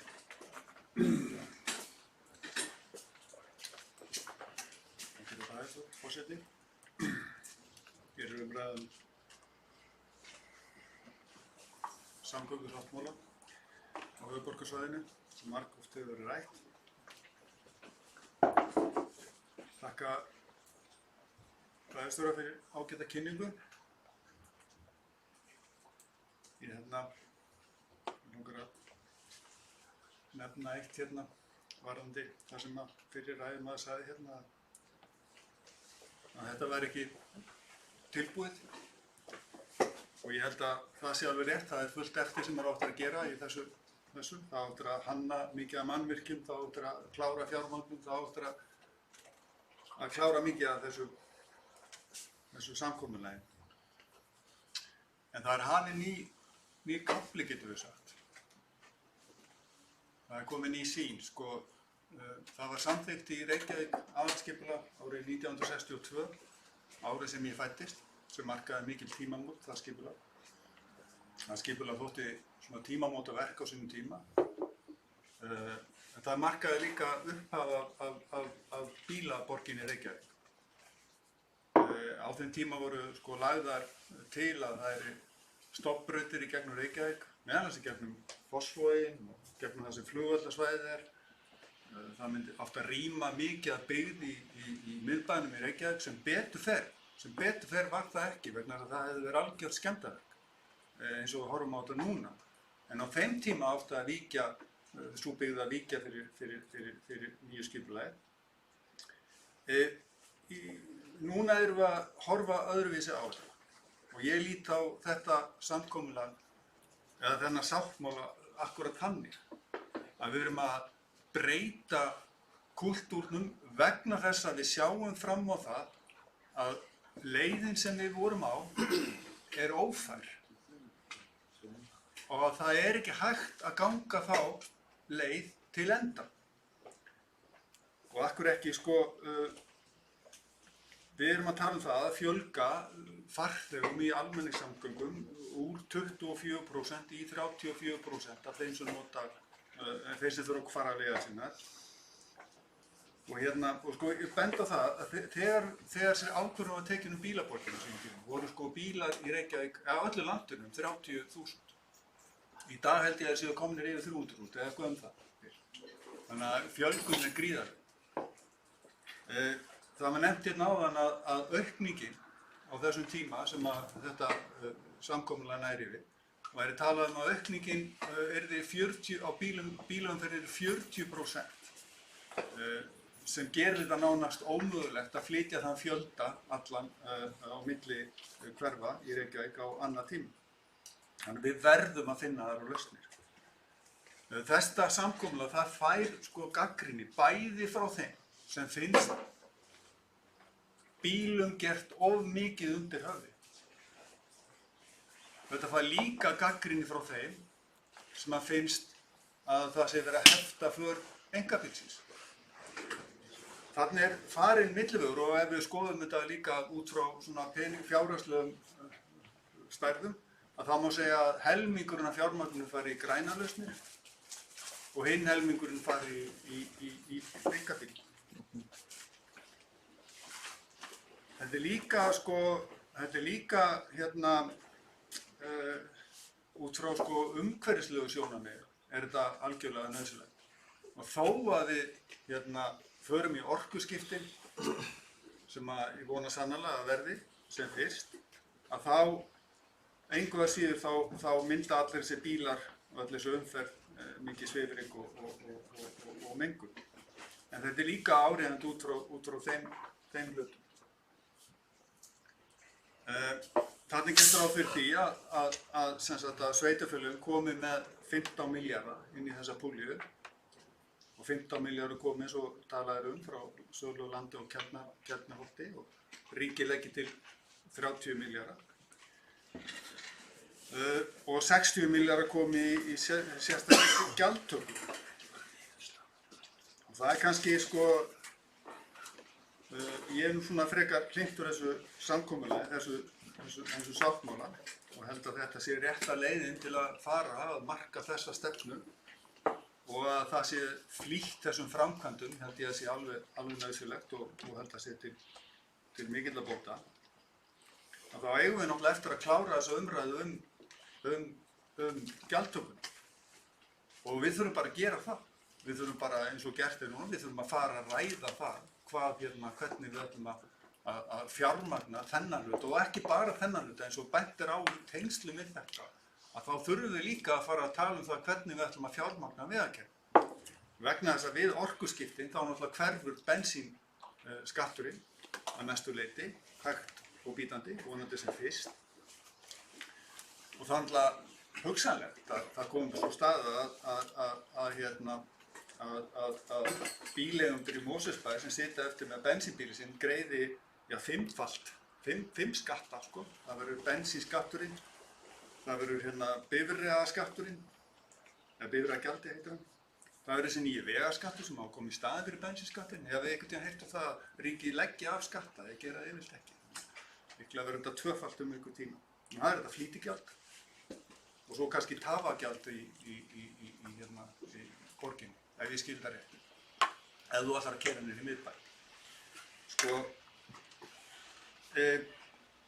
Mosfellsbær, eins og kom fram í máli bæjarstjóra, leggur til 50 milljónir á ári. Það eru 750 milljónir á þessum tíma sem eru ansi drjúgt, en þetta er líka ákaflega mikilvægt. Og þetta gagnast klárlega okkur og að komast leiðar okkar, af því að flestir, ég held að það hafi sett upp 22% af ferðum Mosfellinga niður í bæ til Reykjavíkur. Þannig að þetta skiptir máli. Þetta eru sko, ef við reikna þetta bara á hvern íbúa í Mosfellsbæ, er þetta 4.545 krónur á ári á hvern íbúa, og málga börn og gamalmenni og alla, ekki bara skattgreiðendur. En ég er ansi hræddur það að fyrir fjölskyldur sko, sem að nota, eru með 2 bíla, einkabíla, og fara reglulega niður í bæ, verði þetta flýtigjald hærra og skipti okkur meira máli. Og klárlega skiptir það okkur mjög miklu máli hvernig unnið verður úr því. Hvort það verði einhver són sem við borgum í gegnum 1, 2, 3, það verður talað um að hámarksgjaldið sé 600 kall. Ég er svona bara að taka þessar tölur úr loftinu einhver stað, þá er náttúrulega alveg eftir að ákveða þetta. En þetta skiptir gríðarlegu máli. Ef það er 600 kall sem þú borgar á dag, þá er það 13 skall á mánuði. Það er enginn að tala um hátölu. Enginn að tala um það tölu segir bæjarstjóri, það er rétt, ég heyri þessu fleygt fram. Einhvers staðar verður að fjármagna þessar 60 milljarða, einhvers staðar verður þær að koma og þannig að eitthvað verður gjaldið, þannig að það er alveg ljóst að þeir sem nota bíla mest, þeir sem fara mest niður í bæ, þeir borga mest, þannig að þetta mun skipta máli. Þetta vekjur. Ég er ekki á móti, ég er sko alls ekki á móti notkunargjöldum, að þeir borgi sem noti. Alls ekki. Ég bara segi þetta þarf að skoðast vel. Ég vona það að mér segja að það verði flýtt eitthvað framkvæmdum á borgarlínu upp í Mosó. Vegna þess að vonandi byggist Keldnalandi upp sem fyrst og Blikastaðalandi í framhaldi og það verði þrýstingur á það að það verði byggt upp sem allra fyrst sko. En ég svona einn tala að lokum, ég heyrði það líka að sko ef við ætlum að auka bílaumferð, ef bílaumferð eykst 40% eins og spáð er og við bara gefum okkur það að við bara byggjum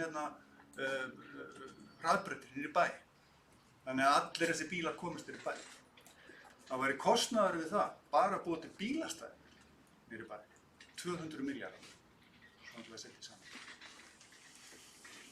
Takk fyrir. Já, það er innanmælanskráð núna, það er Anna Sigríður Gunnarsdóttir. Þessu vel.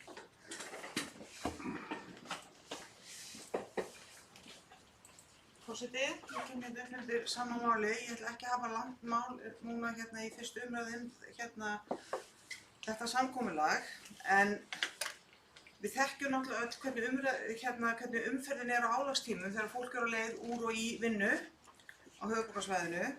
Og eins og hér kom fram áðan, þá er gert ráð fyrir að íbúum á svæðinu geti fjölgað milli 60 og 70.000 manns til ársins 2040 með tilheyrandi umferð eða umferðaröngþveiti, má líklega segja.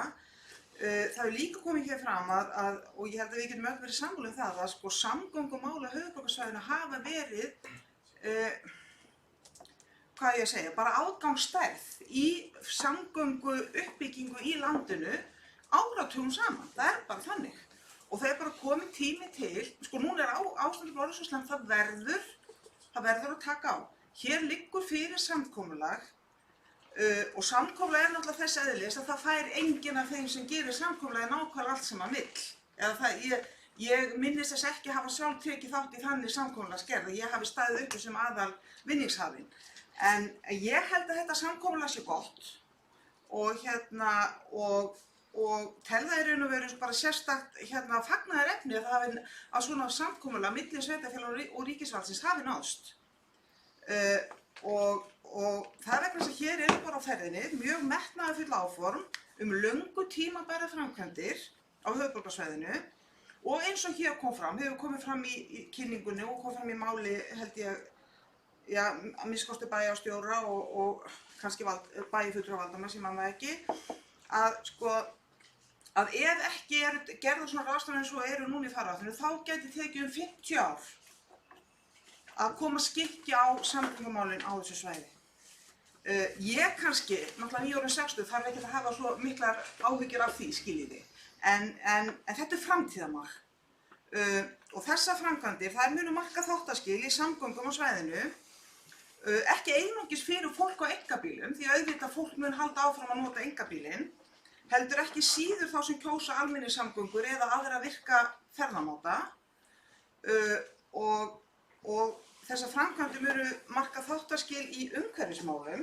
Hér hefur komið fram varðandi svifryk til dæmis og auka loftgæði á svæðinu og í mínum huga þá í raun og veru bara verið að forgangsraða í þágu umhverfisins og íbúanna og ekki síst komandi kynslóðir. Þess að við erum að vinna þetta fyrir komandi kynslóðir.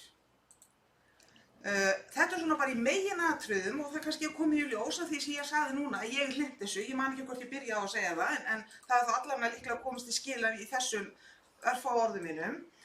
Örfá orðum það sem kallað ég er kannski ekki að nota rétt orðin, flýt- og umferðargjöld, hvað heitir þetta? Kalla það samkomulag, Já. Sko þau verða líklega hluta fjármögnun þessara framkvæmda. Ég ætla ekki að fara að slá hér fram neinum tölum sem maður hefur heyrt vegna þess að eins og ég skil þetta, þá á algjörlega eftir að útfæra það hvernig að þessu verður staðið. Og það er náttúrulega alveg ljóst að það þarf að vanda mjög til verka í þeirri útfærslu. Þannig að þessi gjöld verði ekki of íþyngjandi fyrir hinn almenna borgara sem að ekur gunnar og þarf að komast leiðar sinnar. En þessi gjaldtaka eins og hefur komið fram, gjaldtakan er þáttur í breyttu fyrirkomulagi vegna þess að það er að verða þessu umskipti í orkunotkun. Við erum á hraðir og mér skilst það sé að gerast hraðar en menn áttu von á að við séum að skipta orkugjafa. Og það bara segir sig sjálft að það kallar á breytta gjaldtöku ríkisins vegna þess að það þarf að halda áfram að halda við og efla umferðarmannvirki í landinu. Við getum ekki bara hægt að innheimta skatta og gjöld að því við erum öll að fara að nota annan og umhverfisvænni orkugjafa. En það góða við, eins og ég skil, það góða við þessi gjöld er að þau munu renna inn í félagi sem hér verður stofnað og þau munu verða nýtt í framkvæmdir á þessu svæði. Ekki eins og bensíngjaldið okkar hefur bara verið nýtt í að gera alls kyns jarðgöng út úr land, sem er enda mér finnst voðalega gott að aka í gegnum því á ferðinu þar, en það er bara komið tími til að höfuðborgarbúar fái sinn réttláta skerf af svona gjöldum. Þannig að þetta er náttúrulega bara fyrri umræða og ég ætla ekki að leggja fram einhverja bókun þetta. Ég efa það stórlega, ég skipti skoðun á milli umræðina en ég er mjög ánægð með þetta samkomulag og vona bara að það gangi hratt og vel að koma þessum verkefnum á fót, stofna þetta fél og gera allt sem þarf að gera til þess að þessar framkvæmdir geti hafist og við þurfum og þessi áætlun sem liggur fyrir að hún standist þá. Og auðvitað væri óskandi að borgarlínu upp í Mosfellsbæ kæmi fyrir 2030 en það náttúrulega hangir á því að það sé byggt upp í Keldnalandi og það sé byggt upp í Blikastaðalandi. En hver veit, kannski ríkur allt út þar og það verður bullandi uppbygging, hver veit, þannig að kannski verður það fyrr. En takk. Já, næst tekur til máls Kolbrún Þorsteinsdóttir. Gjörðu svo vel.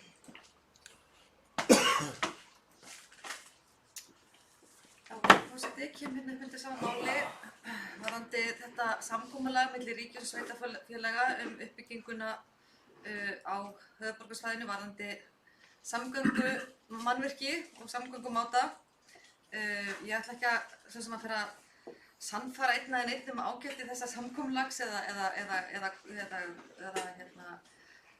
annað en bara það að ég vil líka taka undir það að hér margt sem á eftir að skoða. Við vitum það, þetta á eftir að fara gegnum þingið, þetta á eftir að fara gegnum í margar umræður, allavega 2 umræður í mörgum bæjarstjórnum, einhverja ábendingar eftir að koma og eflaust einhverja breytingar. Þetta er náttúrulega ákveðið átak við það þurfti að bregðast við hér á höfuðborgarsvæðinu. Það verður óvenju mikil fjölgun íbúa á höfuðborgarsvæðinu síðastliðin ár. Þannig að það þurfti að bregðast við og ég er mjög ánægð með ráðherra þessa málaflokks. Hann er mjög svo umferðaröryggissinnaður, hann er samgöngusinnaður sem er mikil breyting frá því að hans áherslur eru mjög góðar í hvað varðar umferðaröryggismál og umferðarmál og samgöngumál, allavega að mér finnst það, mín skoðun. Mér langar bara til að taka til dæmis slysavinkilinn sem er nú ekki lítill og það er það sem ég er að grautast í alla daga í mínu starfi á daginn og það sem að slysatölfræðin liggur fyrir framan augun á mér alla daga og er ekki kræsileg og þannig að bara til dæmis, ef við tölum bara kostnaðinn við umferðarslys, eitt banaslys kostar 700 milljónir. Eitt alvarlegt slys kostar 100 milljónir.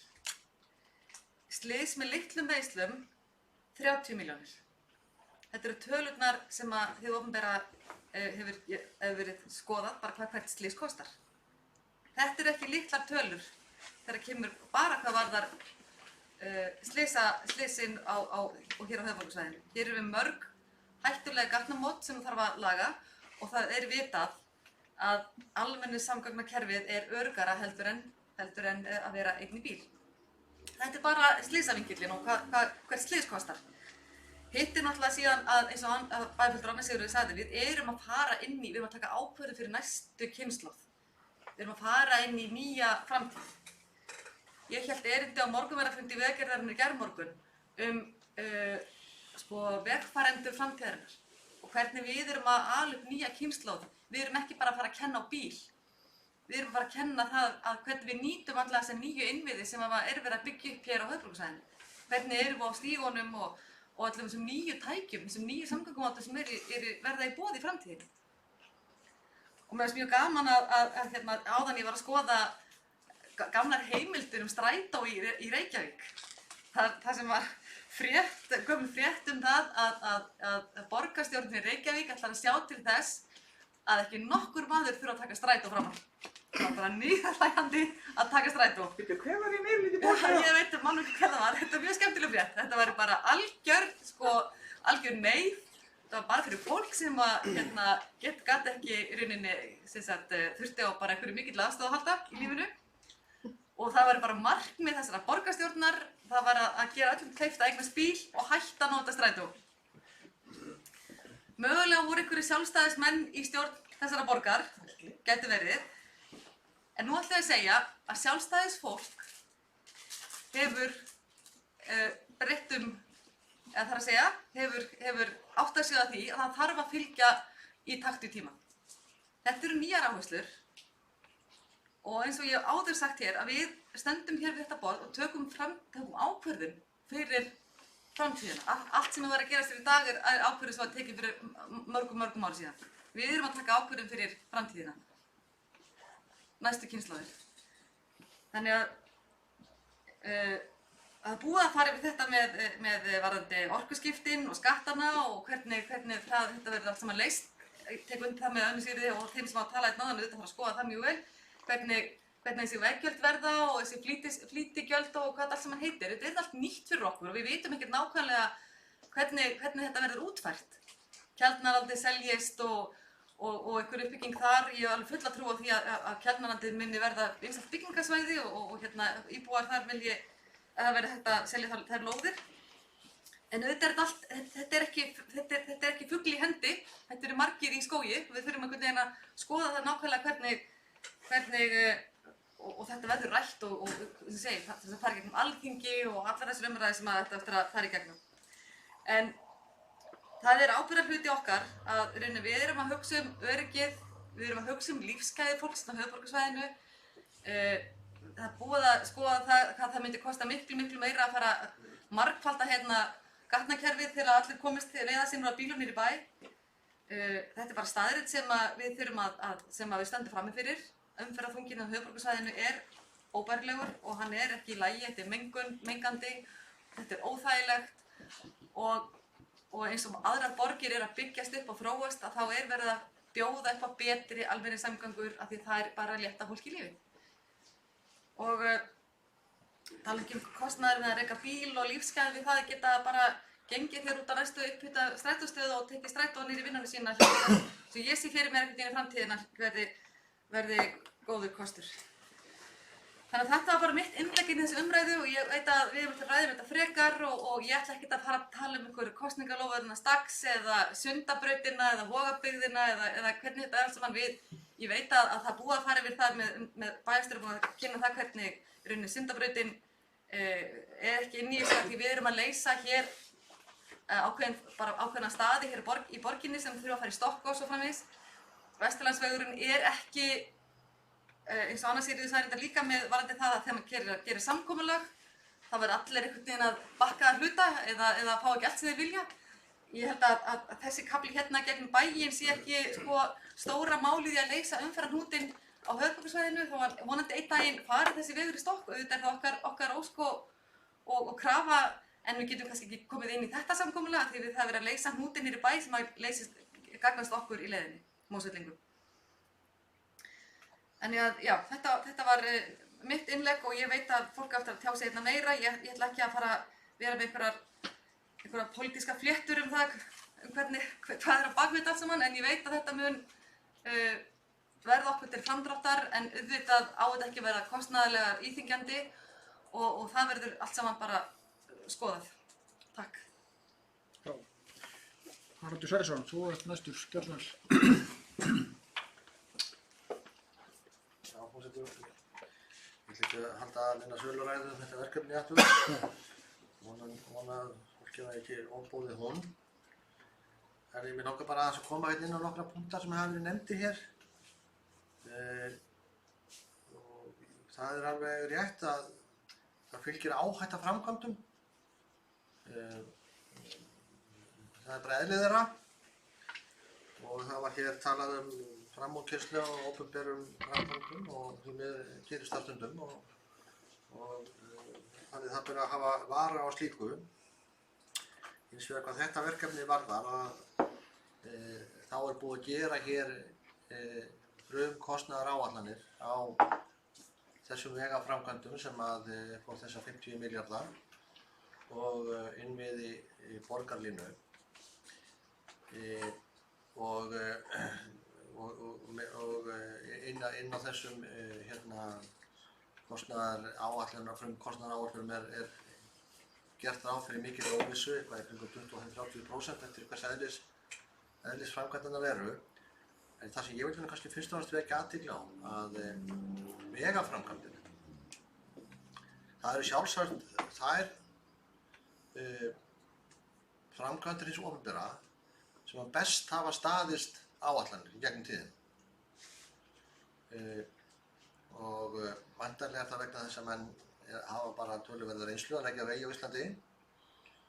Og þessar framkvæmdir allar sem eru taldar hér í þessu samkomulagi, allt framkvæmdir sem við þekkjum, kannski minnst þó stokkagerðina, það er þá líka þekkt og sjálfur sér ekkert flókið útreikningsverkefni.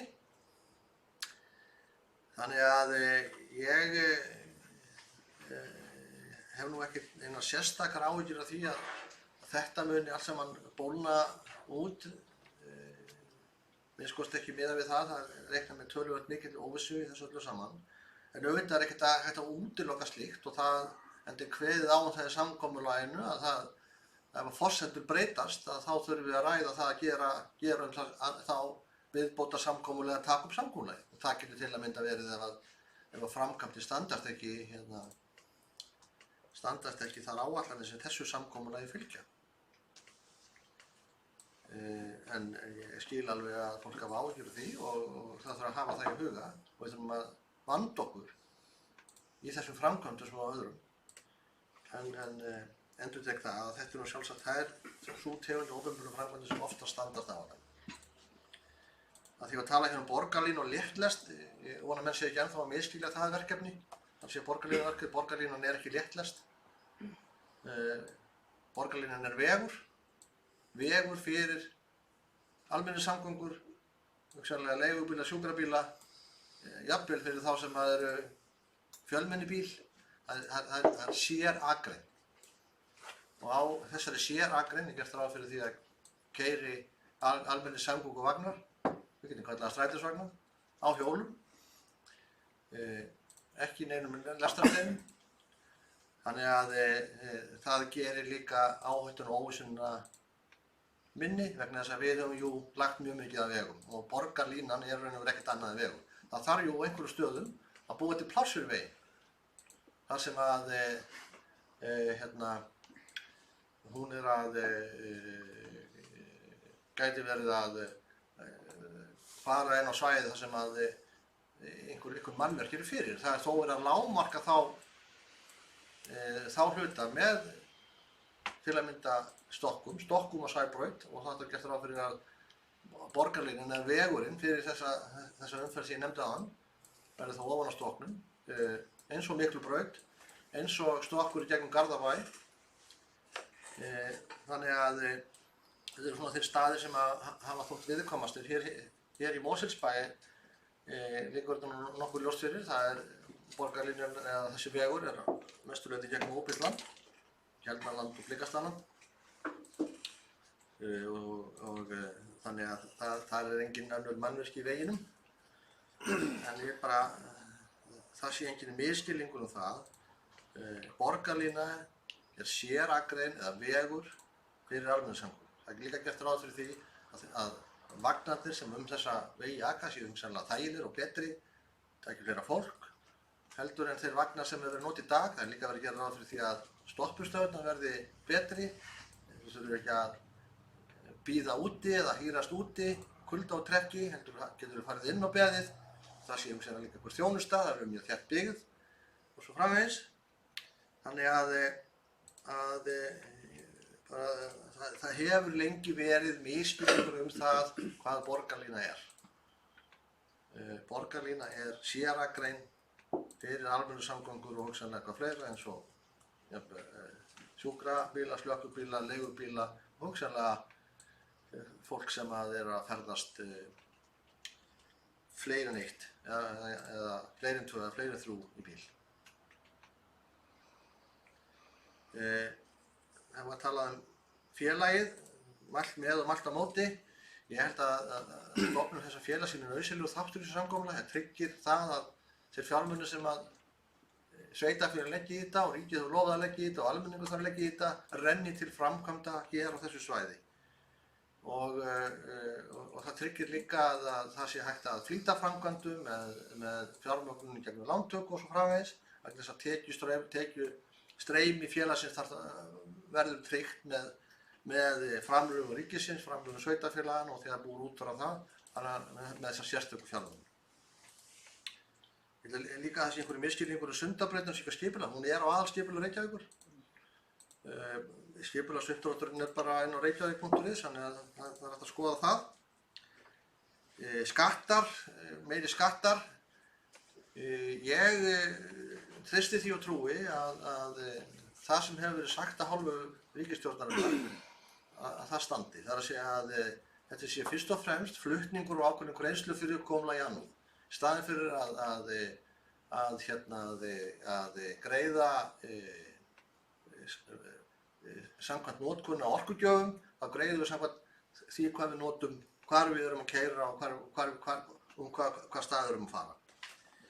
Og það hefur rætt það og það var rætt það til að mynda því það var að tala hérna 600 krónur, það var engin á dag, það var engin að hálfu hvorki ríki sem sveitarfélaga nefnt náttúrulega. Mig grunar helst að hún sé frá miðflokknum komin. Því að hún var til eftir kynningu sveitarfélagana á þessu samkomulagi og svona, mér er skurtið sagt svo frá að hún sé það að koma frá miðflokknum í Reykjavík. Menn hafa verið að ræða 50 til 150 krónur, það sé hámark líka. Ef þú ert að keyra eitthvað óvenju mikið þá borgar þau bara ákveðið hámark og það oft verið talað það að þetta geti verið svona svipuðum nótum eins og að nota almenningssamgöngur. Það sé álíka kostnaðarsamt, borga flýti og umferðargjöld og nota almenningssamgöngur. Það er svona umræðan sem hefur verið, en auðvitað er það líka rétt að það á eftir að útfæra þetta. Bæði með hvaða hætti þetta verið nefnt og nákvæmlega hvernig. En það er líka algjörlega ljóst að aðkoma okkar, sveitarfélagin tryggði því að þeir eru ákvörðunum. Það var einhvers hérna sem nefndi að Sundabrautin var í kraftaverk, Hvalfjarðargöngin voru það líka kraftaverk. Vegna þess að þau voru byggð og fjármögnuð á nákvæmlega sama hátt og hefur rætt að Sundabrautarið verði fjármögnuð sem í einkaframkvæmd og það með þá sérstakri gjaldtöku. Það kostaði 1000 krónur hver ferð gegn Hvalfjarðargöngin, reyndar ódýrari ef þú keyptir þér áskrift, mun ódýrari. Og ég gerir ráð fyrir því að ef menn fara í Sundabrautina, þá það sé raun og veru kannski eini raunhæfur möguleikinn að fara í hana með þeim hætti að hún sé fjármögnuð með einkaframkvæmd og með slíkri gjaldtöku. Og kraftaverki varðandi Hvalfjarðargöngin var með að segja þannig að hún borgaðist upp mun skemmri tíma heldur en maður reiknaði með upphafi. Nú voru þau uppgreidd, búið að hætta að innheimta í þau. Sundabrautin gæti þá komið sér innheimt í staðinn. Og bara út af þessari fjármögnun að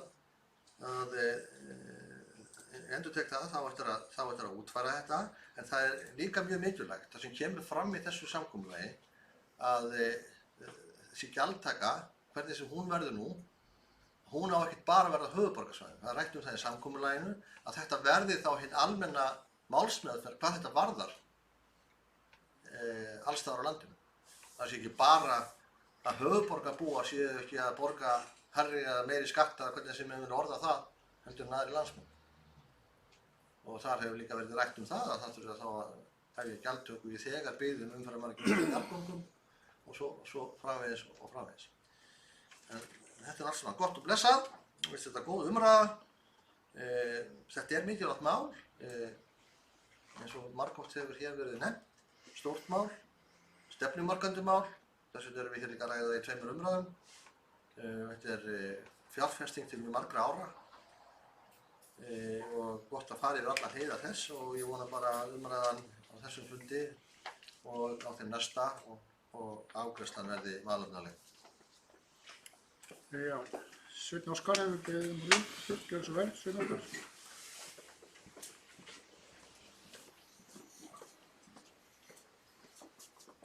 Forseti, þakka þeim ræðumönnum sem hafa komið fram, bæði með leiðréttingar og ekki. Það sem ég nefna varðandi bara það sem kom fram hjá síðasta bæjarstjóra, síðasta ræðumenni, varðandi skipulag Sundabrautar. Þá er ekki sú Sundabraut sem var besti kostur. Hún er ekkert á dagskrá. Það er kannski, ég hef átt að koma að skýra rætt því. Það er sammála því. Og þess vegna segi ég það, þessi Sundabraut er ekkert lengur í boði. Þetta kom inn 84 fyrst og fer inn á svæðisskipulag á sínu tíma. En Sundabrautin er ekki bara eina verkefni sem er að ræða varðandi vegabætur sem hafa verið rætt. Það er líka verkefni með ofanbæjarveg til að létta á Reykjanesbrautinni frá Keflavík og út og fram hjá bænum. Við erum að tala um fleiri draumsýnir frá vegagerðinni vegabætur og stofnvegi. Og það að segja að Sundabraut, það er rétt að hún er á þessu skipulagi, en hún er ekki eins og kostirnir eru núna að það er einn farin út og ekki í boði. Besti kostur. Undirstrika það. Það er alveg rétt sem bæjarstjóri segir varðandi að þetta er ekki léttlest. Það er alveg rétt. Það er minna rask og tæknilega atriði í jörðu niðri, væntanlega. En þessi mál er ekki alveg komin enn alveg á koppinn. Það heyrir það í máli bæjarstjóra að hugsanlega verði á þessari braut sem þessi vagnar fara, borgarlínan, verði fleiri bílar og annað slíkt. Þetta á eftir að skoðast. Og eins og kom fram í máli virðulegs bæjarfulltrúa Kolbrúnar Þorsteinsdóttur, þá viljum við vegabætur og samgöngubætur fyrir komandi kynslóð. Sá sem hér stendur er alveg með því. En við verðum að vita hvað að gera. Það liggur ekki fyrir nægileg gögn áhættuna. 30% og hér og þar. Það er ekkert svar. Hvers vegna er það ekkert svar? Vegna þess að engin sérstök greining liggur fyrir hérna í gögnum málsins áhættur.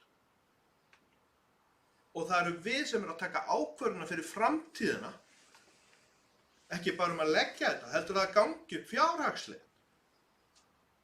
Hér kom fram hjá bæjarfulltrúa Kolbrúnu Þorsteinsdóttur, forseti, sem þekkir til öryggismála í umferð og fór yfir það, varðandi kostnað við slík ömurleg atvik eins og slys geta verið. Í framkvæmdum sem fara út áætlunni talað slys líka og það er kostnað við það. Og við getum hér verið að taka með blindandi, og mér finnst við vera að því, blindandi ákvörðun fyrir þessi mál. Opinberar framkvæmdir fara úr skorðum stundum. Nei, þeir fara bara yfirleitt alltaf úr skorðum. Og svo að stofna félag eins og það að bjarga einhverju. Þetta félag gerir ekkert annað en að taka við meira peningum frá ríki og sveitarfélagi þetta fyrir á hliðina. Vaðlaheiðargöngin er gott dæmi. Hvað var þar að? Jú, lélegur undirbúningur.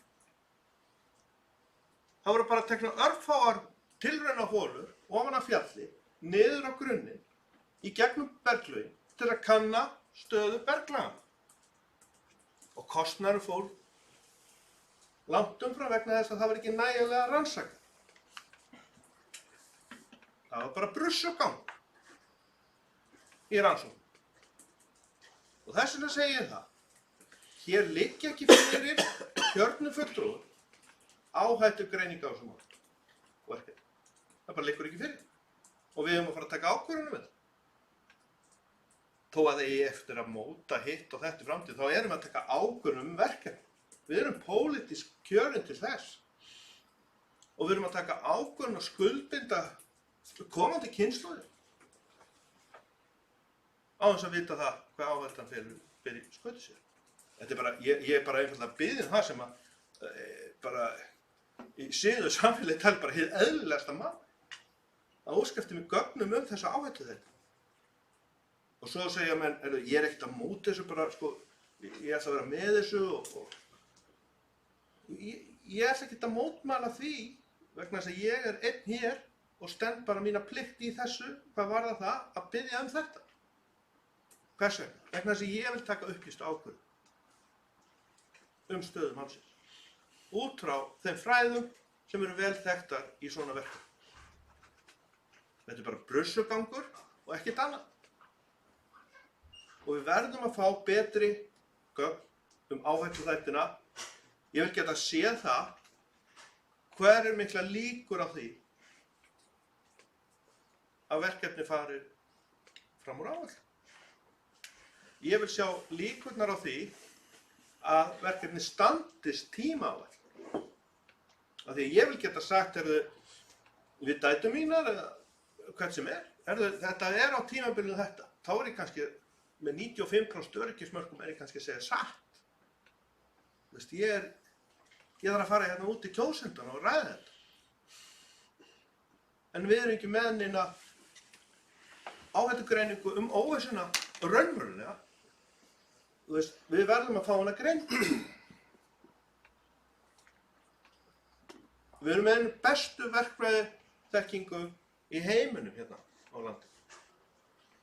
Við erum með verkmenn sem vinna hjá alþjóðastofnunum í eftirliti fyrir alþjóðastofnunum sem að lána í stóru verkefni erlendis, eins og Alþjóðabanka, í stórum virkjun og framkvæmdum erlendis og eru það virtir að þeir fari í æðstu stöður í eftirlitshlutverki sínu hjá þessum stofnunum. Hvers vegna getum við ekki hérna, ríki og sveitarfélög, gert áhættugreiningu þegar við setja 120 pluss mínus milljarða í eitthvað verkefni? Ég spyr.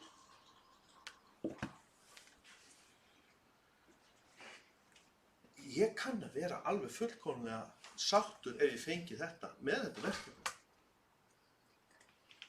Og ég vil bæta samgöngur. Og þá kemur aftur á því, frá því 84, ég veit hvar ég var það. Það var einhvern veginn rétt eftir að Davíð var kjörinn borgarstjóri. Ég var í sveit, í Biskupstungum. Og það var ekki búið að malbika alla leiðin upp á Þingvöll og ekki upp að Geysi. Þar var ég þá þegar var ákveðið að Sundabraut færi á Skipurá. Og besti kosturinn, sem vinstri menn eru búin að henda út á borðinu, var að koma upp þar sem að, við Sundagarða, þar sem að styðst milli Grafarvogs og Voga. Hverfis. Það farið. Það tækifæri farið. Svo kemur hugmyndafræði, pólitíska. Vegna þess að þeim alveg nokkuð sama sumum, vegna þess að þeir geta fílósófar út í þetta, vegna þess að samkomulagið gengur ekki út á Sundabraut. Þá segja menn, göng eða lágbrú. Og fjasa svo þetta án þess að vera nokkuð aðeins. Þess vegna segi ég það, og ég óttast það, að við séum ekki, og ég óttast ekki, ég samfélagum það, að það ekki nægar upplýsingar sem liggja fyrir til að taka ákvörðun í þessu máli. Og ég bara efast um það, að við séum að taka stjórnsýslulega réttar ákvarðanir án þessara gagna. Bara hvort við megum taka þessu ákvörðun. Vegna þess að þessi gögn liggja ekki fyrir. Og það verður alveg verðugt að lögfræðingurinn og lögmaður bæjarins látið skoða það hvað við verðum að hafa í höndunum áður við tökum þess á. Og þau gögn eru ekki hér, áhættugreiningin og verkefni.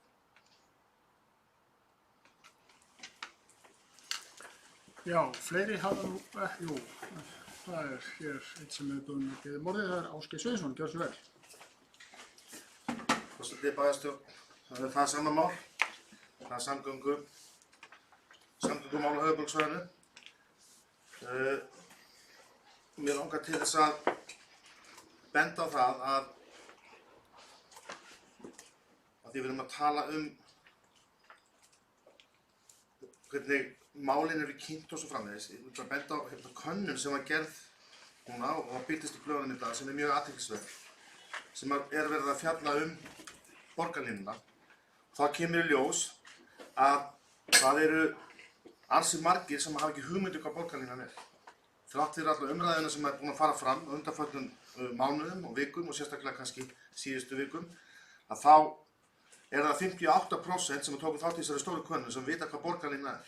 og að það sé sérakrein höfuðborgarsvæðið, þar sem að er veitt forgangur almenningssamgöngum. 90% héldu þetta að vera léttlestakerfi, 11% héldu þetta að vera hraðlestakerfi og síðan talaði fólk að þetta væri sporvagnar og 90,5% sögðust bara ekki hafa hugmyndir hvað borgarlínan væri.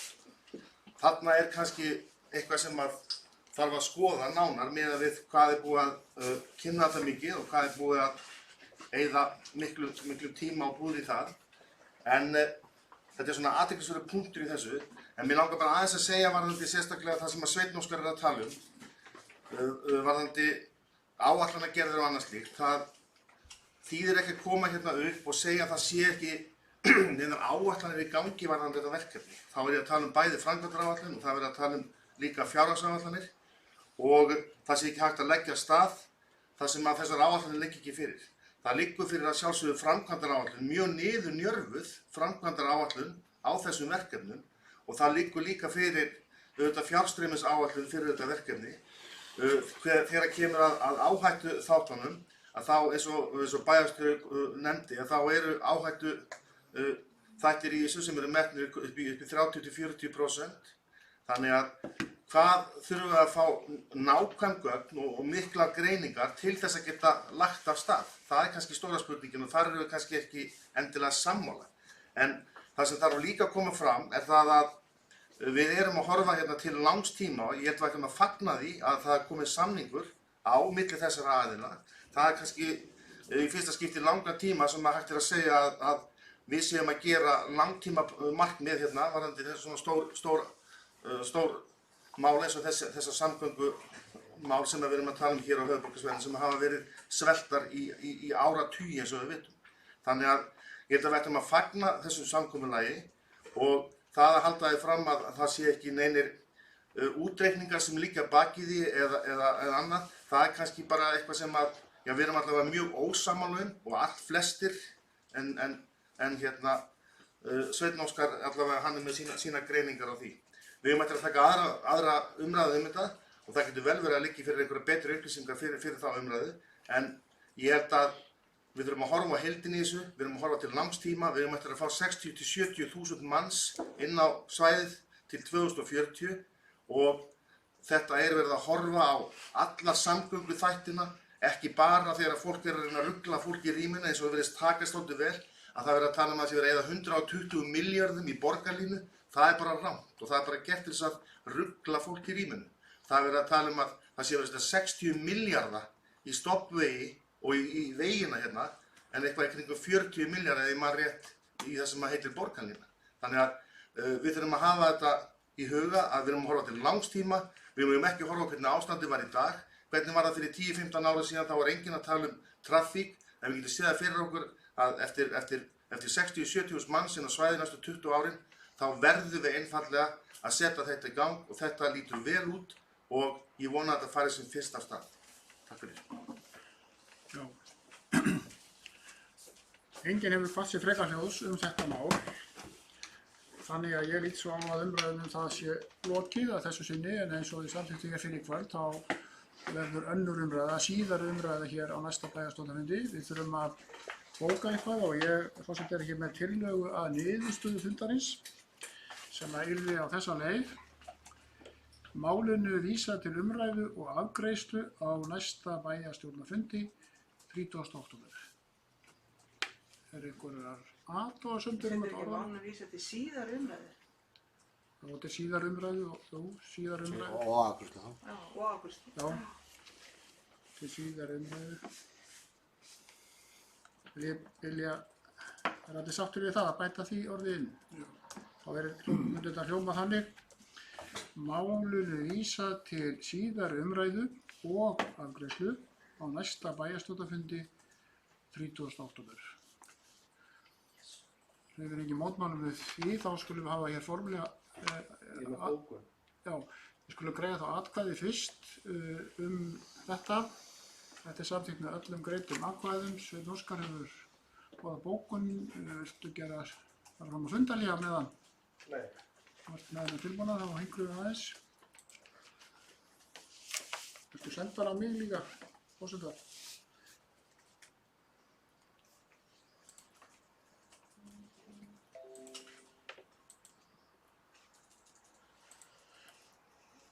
Ég telur bara rétt að við gerum bara stutt Gera fundarhlé, fundarhlé, já. smá fundarhlé.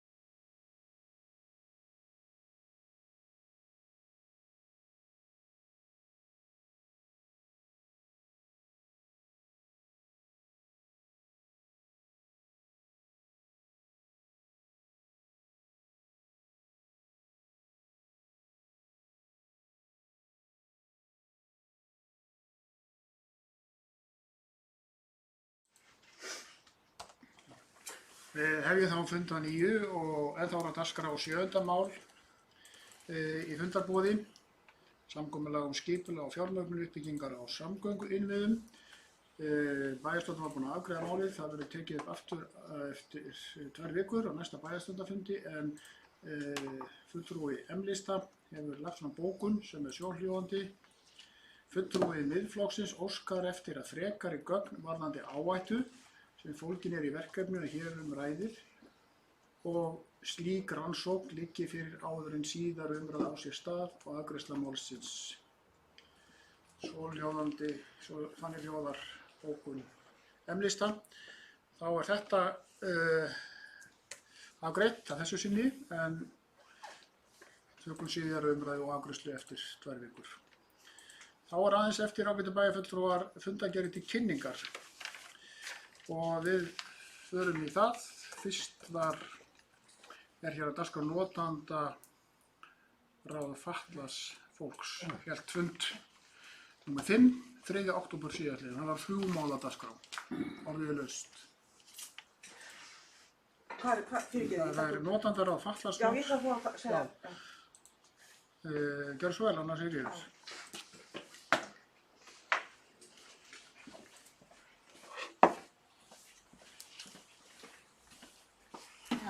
Forseti, ég kem hér upp undir fundargerð notendaráðs fatlaðs fólks og það er í lið númer 1.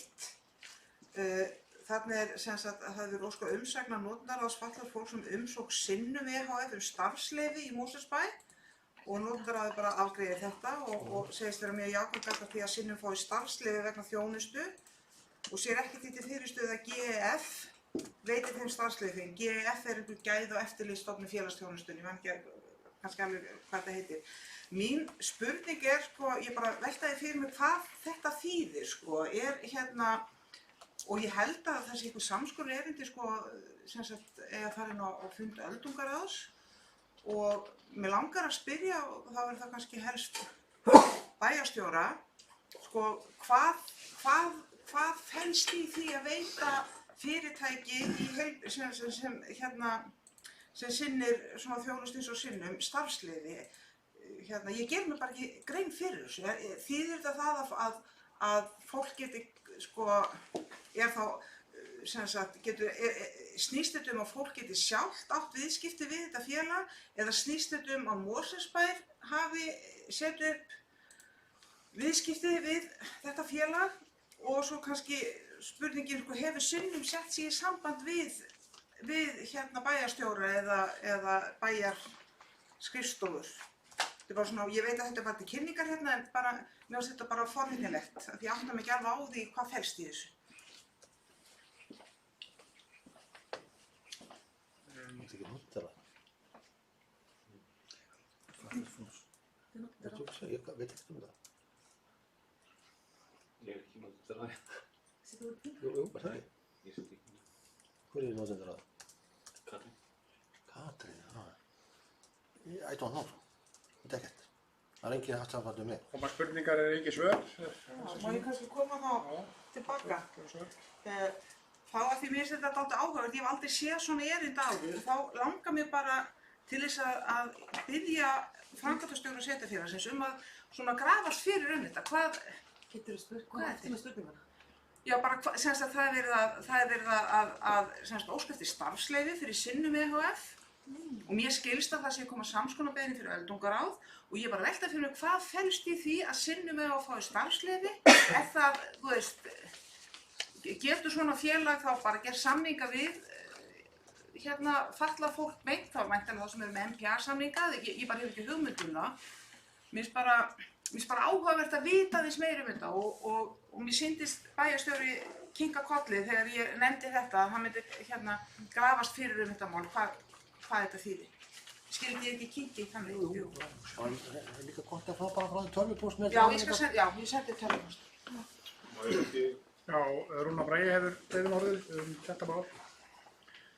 Beiðni umsögn notendaráðs fatlaðs fólks, umsókn Sinnum starfsleyfi. Heitir það, gjörðu svo vel. Takk fyrir, fyrstu, ég reyndar varamaður í þessari nefnd, þannig að ég hef ekki sittið reyndar þetta fund þarna. En svona ef ég bara fabúlera ef að það má, að þá þarna sett til umsagnar til notendaráðs og ég myndi halda það eins og önnur starfsleyfi sem gefin eru út, þá renna þau út á ákveðnum tíma og það sé bara verið að sækja hreinlega endurnýjun.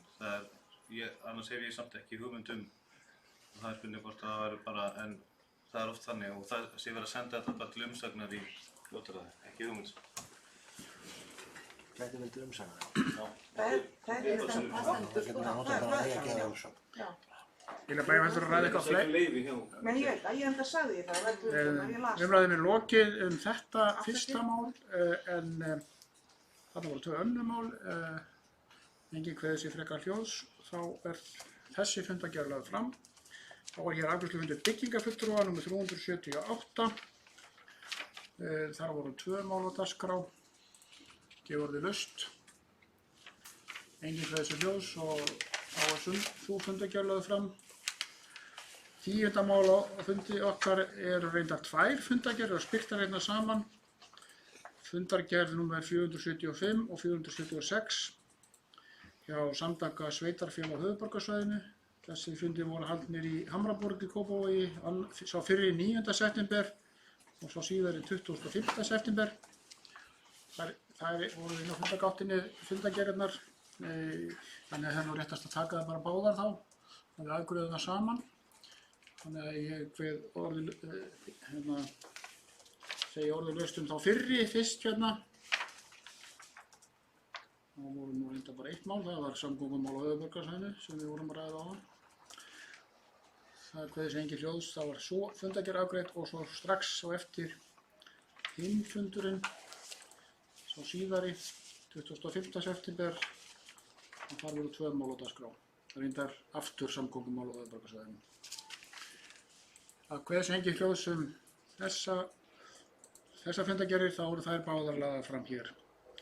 Þá eru komið á Sorpu, þar var haldinn stjórnarfundur í Sorpu á Gylfaflöt 27. september síðastliðinn. Ég gef orðið laust hana. Kolbrún Þorsteinsdóttir hefur orðið að svo velkomin.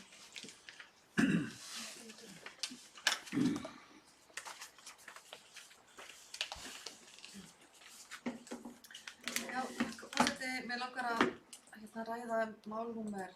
2 í fundargerð Sorpu. Þar sem bókunin hljómar svona að stjórn samþykkir að fela innri endurskoðun Reykjavíkurborgar að gera úttekt á starfsemi félagsins samkvæmt framlögðu minnisblaði. En eins og kannski flestir hérna þekkja til þá var ákveðið eftir að gerð voru ákveðin mistök varðandi áætlanir gas- og jarðgerðarstöð þar sem gleymdist tveir liðir, hækkun á einum og einn gleymdist að setja inn í áætlun milli ára en samt sem áður í lokaáætlunni, þannig að það var krafa og bara skiljanlega og bara mjög gott að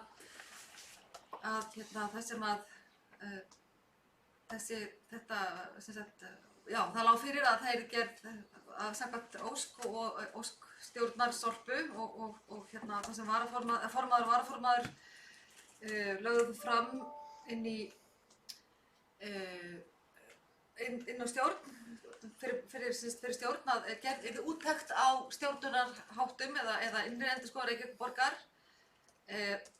ákveð það að innri endurskoðun að beðin að gera úttekt á stjórnarháttum og ýmsum þáttum varðandi rekstur og stjórnun á byggðasamlaginu Sorpu.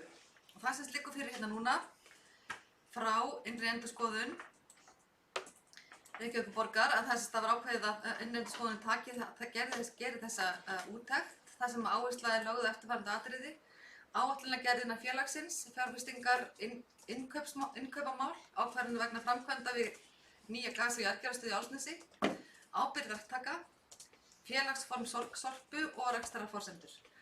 Þannig að eins og við sjáum í þessu blaði sem fylgir sem gagnundir málinu og þar kemur fram að í 21. nóvember verði fyrstu skýrsludrög send út til Gríni og viku seinna rennur frestur út til að gera athugasemdir og 5. desember ætti skýrslan að vera kynnt á sameiginlegum fundi endurskoðandanefndar og stjórnar Sorpu. Þannig að eftir það sem já, ég reyndar umfangið þessar kafla stendur innri endurskoðun, þá gerir 500 klukkustundir fari í úttektina, pluss mínus 25% verkefna teymi innri endurskoðunar og ráðgjafar frá Ernst & Young munu skipta þessi verkþáttum. Þannig að eftir að það varð hér svona fólk öðrulega hnaut þessi mistök og hvernig sem að fór fram hjá vökulum augum allra þeirra aðila sem að komu að þessu flókna verkefni, byggingu gas- og jarðgerðarstöðar og þær áætlanir sem það lofa fyrir. Og þá hér komið plan úttekt sem að við fáum vonandi einhverja niðurstöðu í eða kemur náttúrulega niðurstaða og þá mun stjórn Sorpu bregðast við því þegar að sú niðurstaða liggur fyrir. Ég ráð fyrir að einhverju vilji spyrja eða einhverju fleiri vilja koma upp undir máli því að mér kom upp undir öðru máli, forseti. Já, Óskar, þetta mál. Númer 2 þá? Númer hvað er málið? Númer 2, úttekt á verkferlum og fyrirkomulagi þessum Kolbrún var að ræða. Erum við ekki bara undir fundargerðinni? Jú. Þú vilt ræða þetta mál? Ég tek bara, má ekki taka bara fundargerðinni? Já, við skulum taka eitt mál hérna. Varðandi þá þessa afgreiðslu út af jarðgerðarstöð? Málið sem slíkt. Ég ætla bara að fara undir þessa fundargerð. Það er bara almennt. Já, við skulum allan að klára þetta og við slippum á dagskrá. Valdimar, þú ert búinn að biðja þetta. En svo er alveg heimilt að ræða heildina eða eitthvað sérstakt hérna. Við skulum klára þetta mál hérna. Gjörðu svo vel, Valdimar. Ágæta bæjarstjórn, forseti. Ég kem undir þessu máli, númer 2, í fundargerð Sorpu. Þarna er innri endurskoðendur Reykjavíkurborgar falið að gera úttekt á þessum mistökum og fleira, eins og lýst var hérna áðan. Ég hafði svona efasemdir þetta áður en ég sá þessa úttekt, en eftir lestur af henni þá finnst mér þetta vera nokkuð gott, nokkuð ítalegt og tekið á öllum þeim þáttum sem að mér datt í hug að þyrfti að taka á. Annars vegar þetta, hvers vegna þessi mistök gerður og hvað leiddi til þeirra og líka stjórnunarháttur innan Sorpu og líka bara hvernig við stjórnum Sorpu og hvernig því er háttað. Ég held að það sé bara ágætt að fá mat á því eins og gert er hérna. Þannig að ég ætla bara að lýsa yfir ánægði með þessa úttekt og líka hún er sett á tímaramma, hún er mjög greinagóð og vonandi skilar hún okkur betri fyrirtæki þegar til lengdar lætur. Er einhverju sem vilja ræða þetta mál sérstaklega sem Kolbrún og Valdimar voru ræða? Svo er ekki Sjöndóskóli, ert þú að biðja máli þess vegna, ertu þá að tala um almennt fundargerðina? Ég er bara þennan dagskrárlið. Já, þá eru misskilið mig sko. Já, það gjör svo vel. Ræða þá annað mál, úttekt á verkferlum og fyrirkomulagi. Gjör svo vel. Ég er nú bara að tala um sko fundargerðina sem slíka, sem sé dagskrárlið bæjarstjórnarfundarins númer 11. Já, en þú vilt ræða ákveðið mál í þeirri fundargerð, er það ekki? Nei, bara þessa fundargerð. Já, en sko venjan er náttúrulega sá að við tökum eitt mál og klárum það, við verðum svo í annar mál. Já, ég bjóst að því var tamt um það. Já, það stendur búið að ræða það mál. Já, en ég ætla ekki að ræða það. Já, þú ætlar að ræða eitthvað annað. Já. Allt í góðu, já. En þá kannski spyrja ég áður, er einhver sem vil ræða annað mál sem Valdimar og Kolbrún voru að ræða? Úttekt á verkferlum og fyrirkomulagi. Er það ekki þetta úttekta rammi stjórnar? Já. Nei, þá er það bara mál útrætt. Já. En þá hefur þú úr að velja einum alltaf málum, Sveinn Óskar. Ég ætla að tala bara almennt um sko, fundargerðina og tæklar mál sem varðar áhættu. Og ég var að tala um áhættu á. Og nú kom áhættan upp á yfirborð í þessu mál. Þetta er ekki stórt verkefni, í raun og veru þessi jarð, hún er heilmikið mikilvægt verkefni. En við erum með fólk í stjórn, tekur ákvarðanir og við erum með hérna tjón eða skekkju upp á tæpan milljarð. Ég vildi bara árétta þetta í ljósi umræðuna varðandi samgöngumál á höfuðborgarsvæðinu sem engin áhættulýsing er fyrir. Þetta er bara örlítið af þessu, en spurning minn til fulltrúa okkar sem situr fyrir okkar bæ í Sorpu er 4. dagskrárliður þessara fundargerðar. Ég ætlaði bara að vita hvað er þarna á ferðinni. Þarna er krafa frá íslenskum aðalverktökum, IAVF, sem að þetta er eina áhættan, tengd gas- og jarðgerðarstöðinni, bara að fá að vita hvað er þarna á ferðinni og hvað er stærðargráða þarna á ferðinni. Kolbrún, það var beint spurningu til þín, gjörðu svo vel.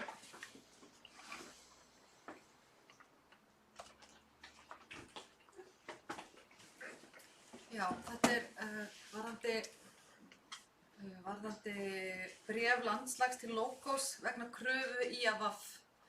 Þetta er svona þetta dæmigerða vandamál sem kemur upp varðandi byggðasamlög og útboðin sem þeir verið að bjóða út verkefnið gas- og jarðgerðarstöðina sem var síðan við fengum mjög há tilboð í hana. Þau voru miklu hærri heldur en það sem við gerðum ráð fyrir. Þess vegna var farið í þetta svokallaða samningskaupaferli. Og lagsbjóðandi þar, það var farið að tala við hann hvar þeir sem hafði þekkingu á verkefninu, af því að það hefur ekki áður verið byggð gas- og jarðgerðarstöð á Íslandi. Þetta var flókið verkefni í rauninni, stórt og mikið verkefni og þeir sem það er að segja, IAVF, gerðu athugasemdir við hvernig þetta var gert, þetta samningskaupaferli.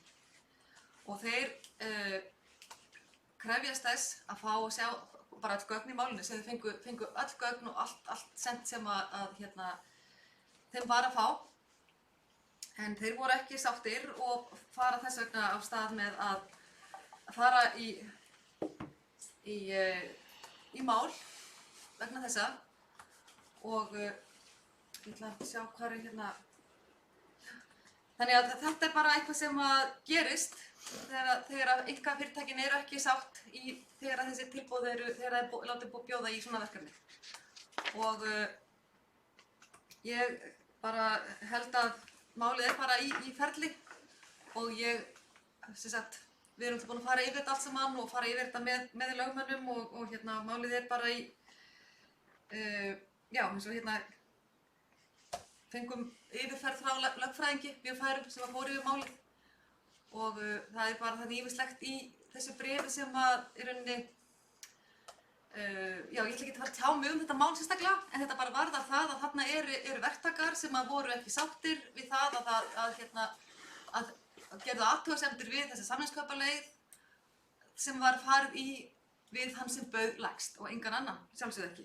Af því að þarna þurfti náttúrulega að fara í, það var ekki talað við þann sem það var náttúrulega sjálfsögðu talað við þann sem bauð lægst. Þeir gera athugasemdir við þetta og þeir fara í þess vegna með málið áfram. Það snýst málið. Svarar þetta einhverju? Nei. Þetta svarar einhverju. Ég get ekki tjáð mig neitt frekar þetta mál. Ég vil ekki gera það. Við skulum við það. Já, ég ætla ekki að fara ofan í málið nákvæmlega og rekja það kannski ekki frekar nema það liggja allt gögn fyrir málinu. Ég er bara að útskýra rammann af hverju þetta gerðist. Svo geta fólk bara að lesa sér til það hvað þarna fór fram. Já, það er enda Valdimar búinn að segja nokkuð undan, svo Sveinn Óskar. Fjórða mál. Bréf landslaga til Logos vegna kröfu IAVF. Nú geta bæjarstjórn. Forseti, mér langar að spyrja beina orðum mín til forseta. Þú segir að ég að tala fjórða málið. Sveinn Óskar kom upp og tala fundargerðin í heild sinni. En það reyndi að tala annað málið og fór svo í fjórða málið. Það talaði nú ekki fundargerðin í heild sinni. Allt í lagi. Það kom misskilningur á milli okkar Sveins Óskars. Fjórða málið er þá bréf landslaga til Logos vegna kröfu íslenskra aðalverktaka.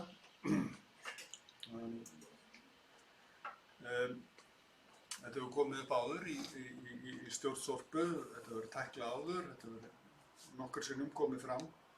Það er nú ekki það sem ég ætla að ræða um. Ég gerir ráð fyrir að þarna sé krafa sem sé upp á nokkur 100 milljónir. En það sem ég ætla að segja kannski og get sagt undir þessu máli er að þetta bréf fylgir ekki með. Nú veit ég ekki hvort að þetta er trúnaðarmál, þetta bréf, þá væri ágætt að það kemur fram að þetta bréf væri trúnaðarmál. Ég sé ekki að það sé einhver ástæða til þess að þetta sé trúnaðarmál, en það er annað sem ég langar að nefna og það á kannski við fleiri svona fundagerðir byggðasamlaga heldur en þetta hjá Sorpu, að það er bara skortur á gegnsæi og það má alveg nefna þetta í stjórn Sorpu.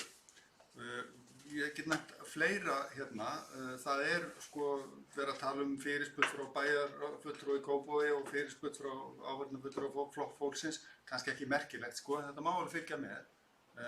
Og líka rekstraráætlun 2020 til 2024, hún fylgir ekki heldur með.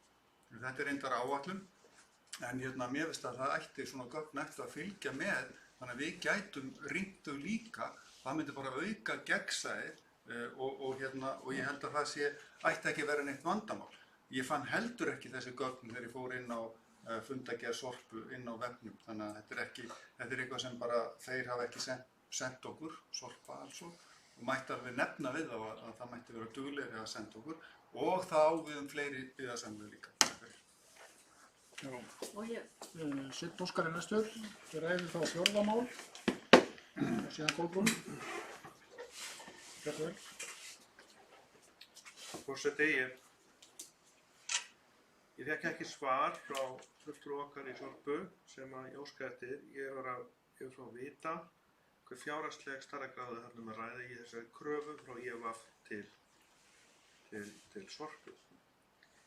Ef það er ekki hægt að veita þær upplýsingar nú, þá myndi ég óska þess að framkvæmdastjóri myndi kanna það með lögfræðingi bæjarins, lögmanni bæjarins, hvort að þetta heyrði ekki undir rétt okkar sem bæjarfulltrúa að fá þessi gögn. Og mér þykir eðlilegt að við erum hér að fá þessar fundagerðir til þess að gegna hlutverki okkar sem kjörnir fulltrúar fyrir þá íbúa Mosfellsbæjar sem hafa hagsmuna að gæta þið þarna eins og annars staðar. Þannig að ég ætla nú ekki að þvinga okkar ágæta fulltrúa hjá Sorpu til meiri svar en hún leggur í að þessu stigi. Ég vil að það er bara að kanna hvort að við fáum þetta ekki sent og með þeim könum sem að eðlilegir eru. Guð hjálpi þér annars í þessu. Kolbrún, gjör svo vel.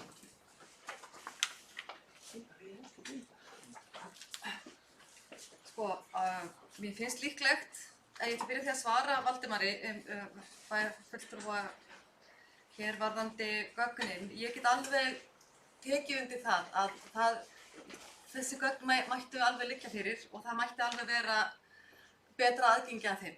Ég hef talað um það sjálf inn í stjórn Sorpu að mér finnst að til dæmis bara fyrir fundargerðirnar og undirbúningin fyrir fundina þá mætti þetta vera aðeins opnara.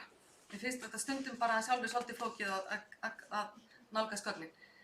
En varðandi akkurat þetta tiltekna mál IFF gegn Sorpu, ég er ekki með nákvæmlega með töluna, en þetta eru háatölur, þetta eru háar upphæðir. Ég skal bara algjörlega fá þessi skjöl, ég veit ekki hvort ég fá þau send. Þetta er stórt mál og ég held að það sé ástæðan fyrir því að þetta eru í málaferlum, það eru lögfræðingar að vinna þetta, að þess vegna sé gagnið ekki undir, en það skjal ekki undir, en það mun örugglega koma. Þetta er ekki fyrsta máli sem að gegn Sorpu og þessi gögn hafa alltaf legið fyrir, en ég held bara því að málið er að það viðkvæmist í akkurat núna að þess vegna sé það ekki þarna undir. Þetta rauninni var bara lagt fram til kynningar og það kom lögfræðingur og kynnti málið og ég man ekki nákvæmlega hver upphæðin var, en ég man að hún alveg hún var tölverð. Þannig að þetta er enda fyrsta máli núna í langan tíma sem er gegn sorpu. Það eru gámaþjónustan og þessi fyrirtæki hafa verið ötul við að fara í sorpu vegna þetta er náttúrulega svolítið flókið umhverfi, opinbera batteríið versus enga fyrirtækin. Og þannig að það mætti stundum bara hafa, stundum hugsuðu hvort það væri hægt, bara þyrfti að það verið með lögfræðingi fullu starfið þarna í sorpu, en auðvitað er það ekki verið gert. En já, ég held að þetta er stórt mál sem að við þurfum bara að, og ég veit að þessi gögn munu koma, ég held að ástæðan fyrir því núna að sé svo að þetta bara er á það viðkvæmu stigi, en ég skal fara með áfram með þessar athugasemdir, algjörlega. Má ég halda áfram aðeins? Já, það er hérna, skulum sjá, svo við höfum nú þetta allt í lög og reglu. Vill ykkur taka frekar til máls fjórða mál? Þá er það rétt en þá er... Já, þá langar bara aðeins hérna undir 5. máli, af því að við erum alltaf, okkur liggur svolítið á að koma þessari gas- og jarðgerastöð í gagnið og það hafa orðið miklar tafir á henni, en mér langar bara að segja frá því að þessi 5. liður heitir framvinda byggingar gas- og jarðgerastöðvar. Það sem var lögð framvindu skýrsla. Þessar byggingin er áætlun og búið að steypa 87% áætluðu steypumagni og telst verkið því 80% lokið. Þannig tala áfallin kostnað en vegna tafa við fjármögnun tækjabúnaðar móttökustöð er útlit fyrir að ekki verið hægt að taka stöðina í notkun fyrr en í apríl-maí. Það ætluðum að opna hana í febrúar, en það er ákveðin seinkun út af þessum málum öllum, þessi máli sem kom upp og þannig að það seinkar, en við erum bara að telja dagana sem að hér teljum við nánast klukkustundirnar af því að það er alltaf að fyllast og við viljum ekki láta moka upp aðra urðunarrein sem hafa gert fyrir sem kostaði heilar 500 milljónir og það átti bara einhvern veginn að renna í gegnum allar bæjarstjórnir athugasemdalaust, en það var okkar bæjarstjóri sem gerði athugasemd við það að það ætti að fara að opna enn eina reinina og halda áfram að urða þar og það var eitt stykki 500 milljónir sem það kostaði. Þannig að við viljum alltaf síður að það gerist aftur en ástandið náttúrulega er bara þannig frá eða hinum megin að það er alltaf fyllast, þannig að við þurfum að láta þetta ganga til að við getum fara að urða, nota stöðina.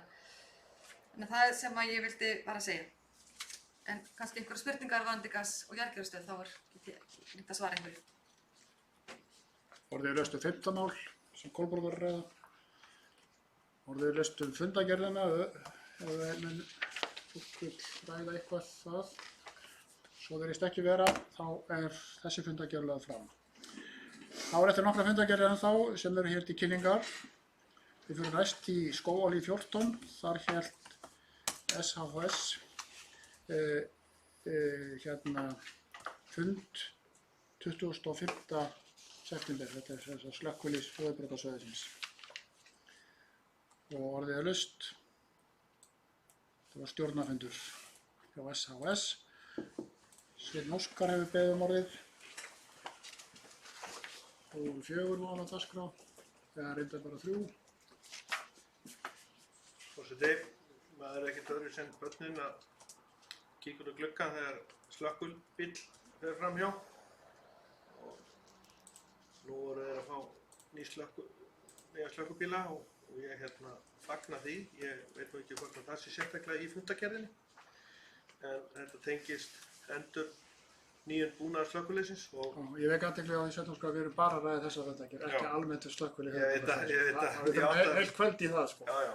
En ég ætlaði bara að nota örstutt og bara að fagna að þessi tækjabúnaður kom til landsins þó ég hafi syndgað upp á náðunum.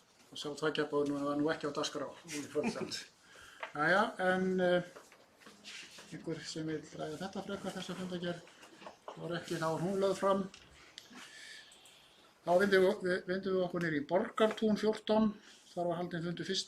október síðastliðinn hjá samstarfsnefnd skíðasvæðanna. Og orðið er laust. Rúnar Bragi sem sat þennan fund. Orðið Forseti, ég ætla að leiðrétta forseta, nei, ég satt ekki þennan Nú, fund. nei, þú ert samt í fundagerð. Ætlaði kannski að bara, Það er fyrirgeði, það er eitthvað varamaður, já, afsakið. já, en það gerðist merkilegir atburðir kannski, ég veit ekki hvort það væri fyrsta sinn í sögu þessa samstarfsnefndar að einungis konur sátu, pólitíski fulltrúar voru konur. Það sem að við kallarnir vorum ekki við, varamenn okkar voru konur. En ég ætla nú bara, af því ég satt ekki fundinn, en þannig lagt fram 5 ára fjárfestingaráætlun og svo minnisblað framkvæmdastjórans og ég hvet bara fólk til að lesa minnisblaðið. Já, þeir beðum orðið bara þessu áreitt að það var Arna Hagalisdóttir varamaður Vonarsbraga sem setti henni fund. Og sækja þetta hjá mér að það er 2 beðum orðið, það er Sveinn Óskar og síðan Valdimar þessa fundagerð. 4 mál á dagskrá. Að ræða á annan dagskrálið sem ég ætla að fjalla fjárhagsáætlun og gerð þessa. Ég ætla nú bara árétta það sem kom fram núna nýlega opinberlega í fjölmiðlum varðandi framlög sem hafa dregist til fjármagnunar á verkefnum á skíðasvæðum. Og ég ætla nú bara inn eftir því hvaða fréttir þetta voru sem tengdust í raun og veru skíðasvæðinu sem var í loftinu daginn. Ég svara því strax, eða? Já, það er spurning, Valdimar, vilt þú svara? Já, síðan Haraldur og síðan Valdimar, ekki svo vel það aftur. Þú setur bara til að svara þessu, það hafa engin framlög dregist. Það er eins og það dregist að fá leyfi til framkvæmda í Bláfjöllum til snjóframleiðslu og á lagningu þessara lyfta. Það snýr að vatnsvernd og kæru vitna út af því og kröfu umhverfismat. Þannig að sú áætlun sem að láta grundvallar framkvæmdir í Bláfjöllum, hún er uppfyllt og það er ekki hægt að kaupa snjóframleiðslubúnað eða lyfturnar vegna þess að það er búið að kæra þessa framkvæmdir. En í fjárhagsáætlun allra þessara sveitarfélaga er gert ráð fyrir þeim. Og þannig að það er staða þessa máls. Valdimar, þú ert búinn að orðið þetta málið ekki? Það er ekki? Annan málið? Fjárhagsáætlun skíðasvæðanna? Já, bara svo við kláruð það, skilur við? Já. Gjör svo vel, Valdimar. Forseti. Ég hef eitthvað miskilið það að við mættum koma og tala fundargerðir almennt sem eru hér til kynningar á þess að taka fyrir einhver sérstakt mál. En ég get alveg gert það, ég get tekið fyrir þetta, það er að segja mál nr. 2 sem er fjárhagsáætlunin. Ég ætla bara að taka undir með skíðaráði Reykjavíkur held ég að verið sem að lýsti vonbrigðum með það að ekki skuli hafa verið tekist að hefja vinnu við framkvæmdir í Bláfjöllum og Skálafelli. Það er ekkert sem stoppar reyndar það að við vinnum þar og við hefjum framkvæmdir þar. Við töluðum það á bæjarstjórnarfundi fyrir nokkrum mánuðum að fulltrúi okkar í þessari stjórn að hann myndi beita sig fyrir því að flýta framkvæmdum í í Skálafelli af því að framkvæmdum í Bláfjöllum væri frestað. Ég ætla líka að lýsa við vonbrigðum mínum með það að þetta skuli vera farið í þennan farveg. Og forsendurnar sem að veitur gefa sig er það að við uppbyggingu í Bláfjöllum muni fjölga svo mikið skíðaiðkendum að það muni auka svo mikið álag á vegina og þar með hættu á slysum vegna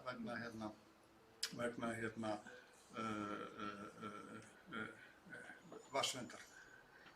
Það má benda á það að síðan svæðið var opnað þá hefur aukist umferð allt árið þarna út af helli sem er þarna og túristar streyma þarna í þúsundatali. Það var ekki gerð nein athugasemdir við það. Þannig ég held þetta sé vanhugsað, ég er ekkert viss um það og það er enginn sem sýnir fram á það að bætt aðstæða þarna muni fjölga iðkendum svo gríðarlega eins og spáð er. Við getum alveg sagt að fyrirsjáanleg hitnun lofts og þar með minni snjór muni leiða til minnkunar á fólki. Það er bara, við getum gefa okkur alls konar rök fyrir því. Þannig ég held að þetta sé mjög vanreifað og því miður þá bitnar þetta á þeim sem að stunda þessa íþrótt.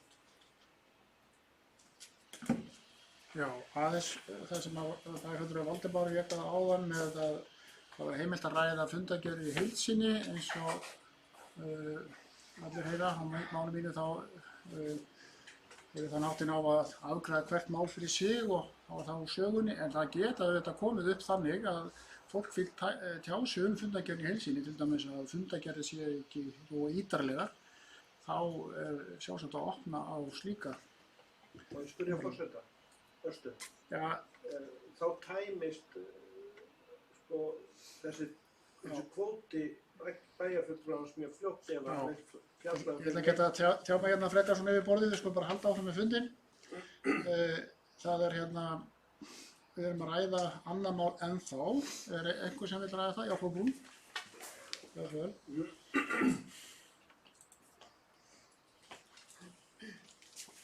Já, takk forseti. Undir þessu máli, númer 2. Nei. Jú. 2. Þá, ég tek undir það sem er komið hér fram að þetta er náttúrulega bara miður, þetta sé í þessu, þetta hefur verið stöðvað með þessum hætti af því að þegar ég var þarna í nokkur ár í stjórn þessara stjórn skíðasvæðanna að þá var þetta náttúrulega málanna að koma þess á laggirnar, þessari snjóframleiðslu og svona þegar við fórum að sjá einhvern glugga til þess þegar það fór að ára betur hjá okkur að þá náttúrulega fórum við strax í að og þessi áætlun sem var gerð þarna til mann ekki hvað margra ára sem var nýja stefnumótunin sem var unnin síðan sem var kláruð bara fyrir cirka 1,5 ára síðan þá var þetta á planinu en ég var bara að segja sko ég veit ekki hvað er búið að gera margar skýrslur það að þetta mun ekki hafa áhrif á vatnsverndina. Það er líka búið að gera margar skýrslur það að það er að segja auðvitað hefur eitt slys á olíubíl sem að veltur þarna hefur að sjálfsögðu áhrif og það mun hafa allstaðar áhrif. Þetta er rétt það sem bæjarfulltrúi Valdimar sagði varðandi fjölda gesta sem eru þarna streyma að þessu núna. En það er líka búið að sjá það sem að snjóframleiðsla fyrir í gang það verður jafnari umferð svæðið. Við erum alltaf með eitthvað svona toppa helgar þegar loksins viðrar til skíðaætlunar að þá fyllist svæðið en ekkert þess á milli. Þannig að það var líka rætt það hvernig hægt að svona jafna umferðina og þegar að umferðin jafnast þá er náttúrulega minni hætta á slysum og þarna var þetta talað að gera vegaaxlirnar þannig að setja olíugildrur á veginn þannig að sem myndi grípa ef það er slys. Þannig að mér finnst þetta svona, þetta kom mér á óvart, ég held að það væri búið að gera allar þær rannsóknir og leggja fram allar þær skýrslur sem mögulegt var í sambandi við þetta máli, þetta búið að taka mörg ár og nú er málið einhvern veginn fast þarna og ég sá í þessa frétt sem kom í sjónvarpinu viðtal við skíða áhuga fólk sem er pínu vonsvikið en mér finnst það bara vera svona ákveðið sóknarfæri í þessu fyrir okkur Mosfellinga, það er náttúrulega Skálavöllin. Það er ekkert sem að stöðar að byrja snjóframleiðsluna þar, en þó ég viti náttúrulega að innviðirnir í Bláfjöllum eru orðnir mjög góðir og Skálafelli náttúrulega bara ekki komið langt, en það var það kannski aðeins á eftir í varðandi uppbyggingu innviðana þar, en kannski er það bara spurning og eins og það hefur margoft komið fram hér að við getum kannski bara bent á þann kost að byggja betur upp Skálafelli ef að þetta verður stöðvað endanlega að það hefist snjóframleiðsla í Bláfjöllum. En svolítið svona súrt með við sko allar þær skýrslur og rannsóknir sem hafa verið gerðar á svæðinu að þetta skulle vera stöðvað með þessum hætti og hérna svona Bláfjöllin voru í mikill uppbyggingu og svona jákvætt allt í kringum þetta þessi stefnumótunarvinna sem fór fram og annað slíkt þannig að kannski þarf að breyta stefnumótunarplagginu og leggja áherslu og hafa meira áherslu á Skálafelli. Það getur verið kannski þannig. Valdimar, gjörðu svo vel.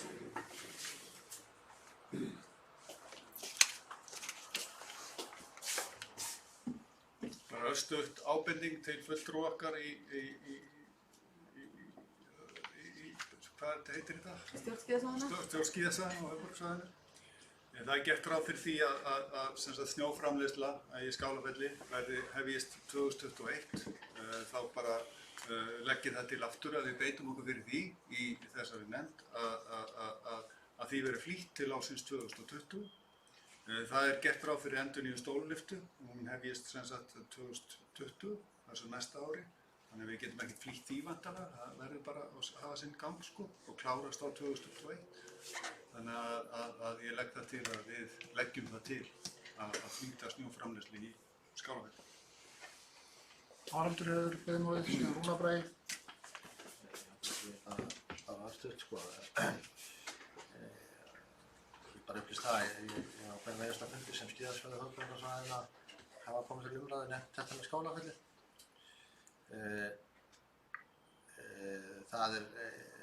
Það sko samkomulagi segir að lyftan í Skálafelli verði endurnýjað samhliða lyftunum í Bláfjöllum.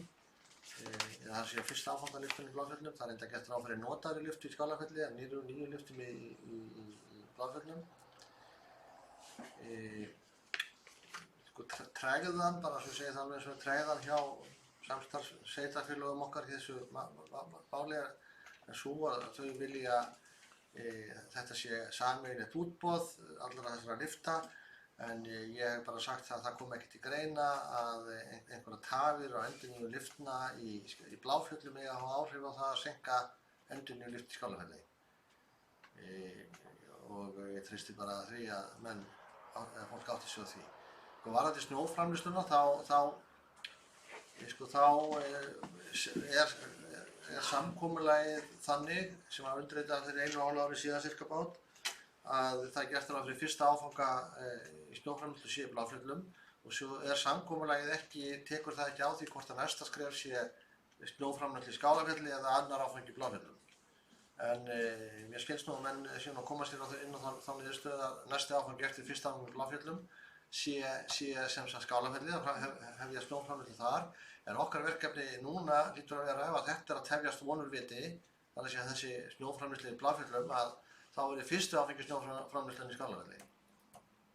Og ég hef nefnt það og mjög oft, eða alltaf þetta kemur til umræðu og á þessum eigendafundi hann daginn þá spurði ég sérstaklega framkvæmdastjórann að því hvort að það var eitthvað tíð til fyrirstöðu að gera þetta svona og hann kom nei við því, það var ekki tíð til fyrirstöðu. Rúnar Bragi, þú ert næstur. Gjörðu svo vel. Það ræður bara ekki. Ég veit alveg fyrir einn. Forseti bæjarfulltrúar, það er rétt. Við stóðum hér eða vorum hér í þessum sal og sammæltumst það að koma með tillögu eða jafnvel bókun á næsta fundi sem og ég gerði. En við erum síðan sammála það á fundinum sem var í raun og veru ekki þessi síðast fundur sem ég ekki satt heldur fundurinn þar á undan, svo hefur komið sumarfrí, að bíða með að birta bókunina af því að þetta mál var komið í kæru.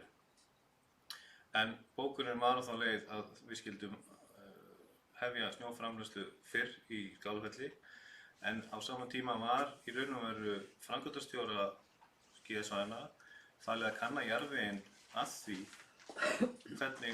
hvað þyrfti til að byrja upp í Skálafelli og hvað annað myndi kosta.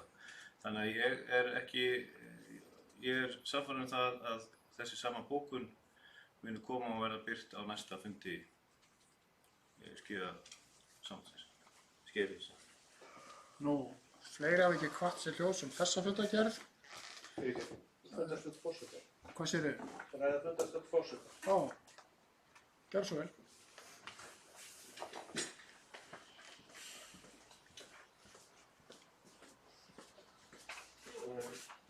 Það er rétt að halda í formi, forseti. Varðandi þessa leið sem er að ræða þegar er að ræða fundargerð. Við erum að ræða fundargerð bæjarstjórnarinnar og þarna er dagskrárliður sem er fundargerð annars fundar. Við erum ekki í raun og veru á fund fundi á vegum skíðasvæðanna en það er svo fljótt að tæmast ef við einangrum okkur við hvert dagskrárlið. Svo til dæmis dagskrárliðirnir hjá Sorpaðan voru fleiri en hjá skíðasvæðanum, þannig að ef við þurfum alltaf að koma undir hverjum dagskrárlið og maður vill ræða heildarfundargerðina á viðkomandi dagskrárlið þessa bæjarstjórnar, að þá er maður fljótur að tæma rétt sinn til þess að koma hérna upp.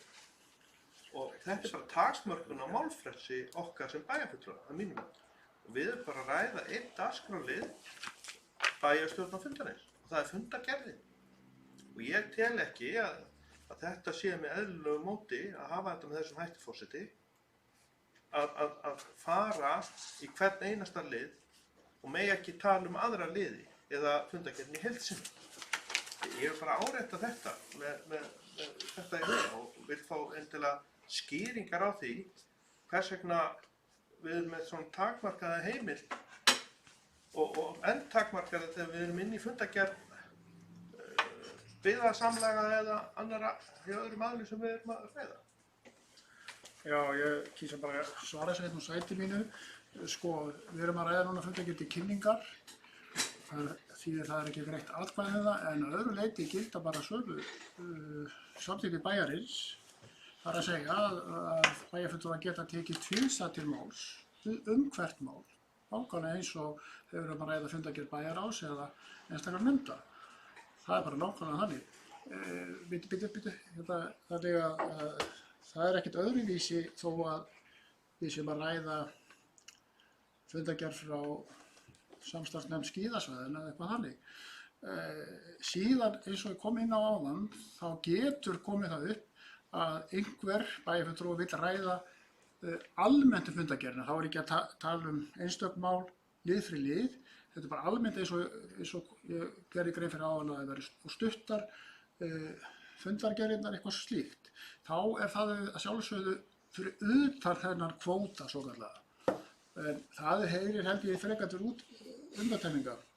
En reyndar fór það nú þannig áðan hjá bæjarfulltrúa Miðflokksins að hann fór að tala mál sem að ég var búinn að segja að umræðu var lokið.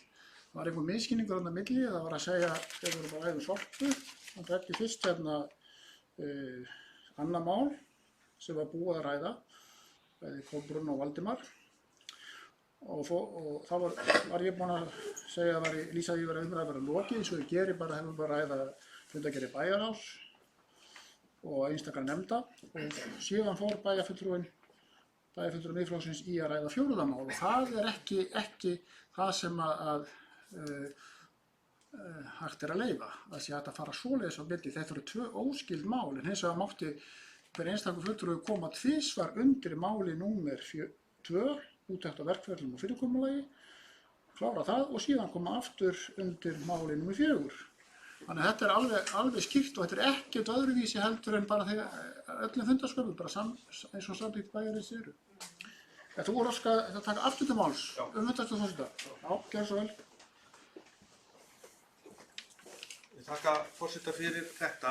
Reyndar varðandi annan dagskrárlið varðandi Sorpu, þá ætla ég aldrei að ræða það. Og ég beið hérna og ég spurði áður en ég fór upp hvort það væri búið að tæma og ég taldi svo vera þegar ég fór upp. Þannig að það sem ég skil ykkur leiðréttir nú fljótt hjá okkur. En skil ég þetta betur, það er þannig að þá bara tökum hverja fundargerð fyrir sig og getum það rætt tvisvar hvort lið. Þannig að þetta er skömminni skárra en ég bjóst við að væri og ég þakka skýringa frá forseta. Þannig að hefur þetta alltaf verið. Jæja, heyrðu, við leggjum þá fundargerð í samstarfsnefnd skíðasvæðina, það er búið að leggja hana fram. Við erum eftir að afgreiða hér 3 fundargerðir. Við förum næst niður í Borgartún, í fundarherbyggi sem heitir hvorki meira en minna en allsherjarbúð. Þar var stjórn Samband Íslenskra sveitarfélaga fund 27. september síðastliðinn og ég er orðið laust. Mjög löng fundargerð en það kveður sig ekki hljóðs. Þá er hún lögð fram 20 mál á dagskrá. Þá er komið að strætó. Það var eigendafundur strætó. Fundur í Hamraborg 9, 7. október síðastliðinn. Þá er við laust hana.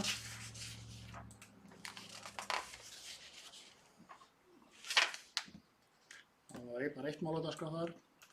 Að kveðja sig engi hljóðs, þá sú fundargerð lögð fram og þá það Sorpa. Það var eigendafundur hjá Sorpu 7. október í Hamraborg og Valdimar hefur beðið orðið gerð svör, Valdimar.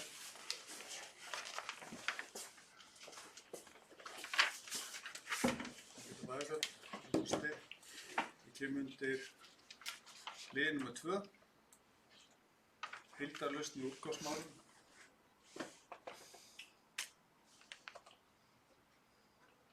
Þarna sem sagt að það eru tillögur starfshóp varðandi samstarf og verkaskipti, varðandi heildarlausn á úrgangsmálum á höfuðborgarsvæðinu. Og þarna eru settar upp einhverjar verkefni og sett upp skref sem sett með eftirfarandi hætti, má ég lesa með þeirri? Já, gjör svo vel. Að mótum samkomulags og sorpsamlega samstarf og verkaskiptingu við meðhöndlun og móttöku úrgangs og móttöku aðgerðaráætlanir í sameiginlegum svæðisáætlunum. E. Leita nýjum urðunarstað fyrir óvirkan úrgang. C. Mótun samstarfsvettvangs vegna aðgerða til að draga úr myndun úrgangs og sótspor. Við þekkjum þetta, þess að leita nýjum urðunarstað fyrir óvirkan úrgang, en þarna kemur fram mótun samkomulags sorpsamlega. Mér langaði að spyrja fulltrúa okkar í þessu bæjarstjóra sem sagt þetta samkomulag, sorpsamlega, hvað sorpsamlega, hvað samkomulag. Kannski líka aðeins það hvernig gangi þá leita á nýjum urðunarstað og hvort að þetta hafi þá áhrif á Álfsnesi hjá okkur. Það verði áfram urðað þar eða hefur þetta eitthvað áhrif á það. Já, takk. Þorvaldur, gjörðu svo vel. Forseti, eins og ég kom inn á hjá síðasta bæjarstjórnarfundinum það var skipun þessarar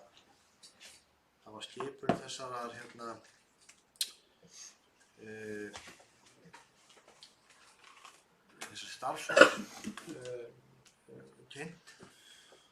Í honum eru formaður SSA, fulltrúi Reykjavíkur í stjórn Sorpu, bæjarstjórinn í Mosfellsbæ og framkvæmdastjóri Sorpu. Og tilefni þessa máls allt saman leiðindin í Mosfellsbæ út af urðunarstaðnum í Álfsnesi. Það ástæðan fyrir þetta allt saman sett í gang. Vegna þess að í eigendasamkomulagi eigenda Sorpu frá árið 2013 sem tekin ákvörður gas- og jarðgerðarstöð, byggingu hennar. Það var líka vegna leiðindana innan gæsalappa í Mosfellsbæ. Þessi gas- og jarðgerðarstöð har aldrei verið byggð nema af því að Mosfellsbær var með þessi leiðindi út af þessum urðunarstað. En við bara haldið áfram sóðaskapnum ef Mosfellsbær hefði ekki verið í þessu. Og það kveðið á með þessu eigendasamkomulagi að urðun í Álfsnesi skuli hætt í árslok 2020. Og það eru núna 12 pluss cirka 3, það cirka 15 mánuðir. Þangað til að samkvæmt þessu eigendasamkomulagi urðun á að hætta í Álfsnesi. Það mun gerast í vor þegar að gas- og jarðgerðarstöðin verður tekin í notkun og þá mun urðun í lífræns úrgangs verða hætt. Þess að hún fer í lífræn úrgang og fer í gas- og jarðgerðarstöð og verður til úr því molta og metangas.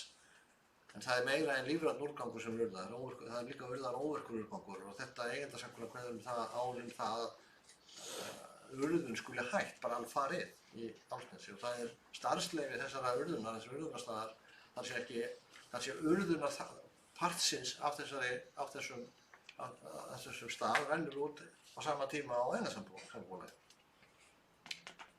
Þannig að það búið að liggja fyrir mjög lengi en þá þarf að finna nýjan urðunarstað. Og í þessu eigendasamkomulagi líka kveðið á ákveðna sameiginlega sýn landshlutana hér á suðvesturhorninu hvernig skuli, svo sem bara ræða nokkrum sinnum hér á þessum stað, hvernig skuli leitast við að ná fram sem hagkvæmustum meðferð úrgangs á því svæði sem og umhverfisvænustu meðferð hans. Þá er talað það verði samstarf á milli svæðana eða sorpsamlagana hérna á þessu svæði, það er að segja Suðurlands, Suðurnesja, Vesturlands og höfuðborgarsvæðisins. Með þeim hætti að höfuðborgarsvæðið myndi leggja til gas- og jarðgerðarstöð sem myndi þá taka lífrænan úrgang frá öllum þessum svæðum. Það yrði urðunarstaði fyrir óvirkan úrgang á Suðurlandi eða Vesturlandi og það yrði brennslustöð á Suðurnesjum þar sem hún er í dag og með stækkunarmálninga. Þessi fyrsti þáttur gengur út á það að það verði með formlegum hætti reynda nálgast þessi önnur svæði varðandi þessa sameiginlegu sýn. Það er búið svo sem að ræða við Suðurlandi urðunarstaði frá óvirkan úrgang og það komið svar það er bara ekki available og á sama tíma þá sagði Sorpa við hér á höfuðborgarsvæðinu að þá tökum við ekki á móti ykkar lífræna úrgangi. Og það var haldið lærður fyrirlestur á fjármálaráðstefnu sveitarfélaga að hálfu formanns Sorpsamlag Suðurlands hvað það væri frábær hugmynd að flytja át rusl. Ég var eiginlega næstu orðlaus. Sú hugmynd er ömurleg í mínum huga, í alla staði. En ég ætla svo sem ekki að hafa fleiri orð það hér. Þannig að þetta gengur út af það nálgast á Vesturland og Suðurnesjunum það að við tökum á móti þeirra lífræna úrgangi, meðhöndlum hann í gas- og jarðgerðarstöð, búum til metangas og jarðvegsspæti eða moltu úr honum. Vesturland getur þá komið líka, þar er opinn urðunarstaður með starfsleyfi í fílplottum. Hann getur þá einhverju leyti breyst úr stað sem að urðar lífræn úrgang í stað sem urðar þá óvirkan úrgang og að lífræni úrgangurinn sem er brenndur ekki mjög umhverfisvænan hátt í Kölku á Suðurnesjum verði farið með hann í gas- og jarðgerðarstöð. Hann er umhverfisvænan hátt og það annað, afgasgeta þeirra stöðvar verður þá notuð til þess að brenna úrgang sem þarf að brenna eða er gert að eyða með öðrum hætti. Þetta svona er hugmyndafræðin í þessari nálgun. Leita nýjum urðunarstað, það er hluti af þessu varðandi þetta samstarf, ef einhverjir aðrir geta skaffað það og ef menn fara í samstarf þá verðum við að leggja eitthvað að mörkum. Við erum ekki að vera í samstarf við eitthvað svæði og tökum á móti allar þeirra dóti og þeir skaffa ekkert annað á móti.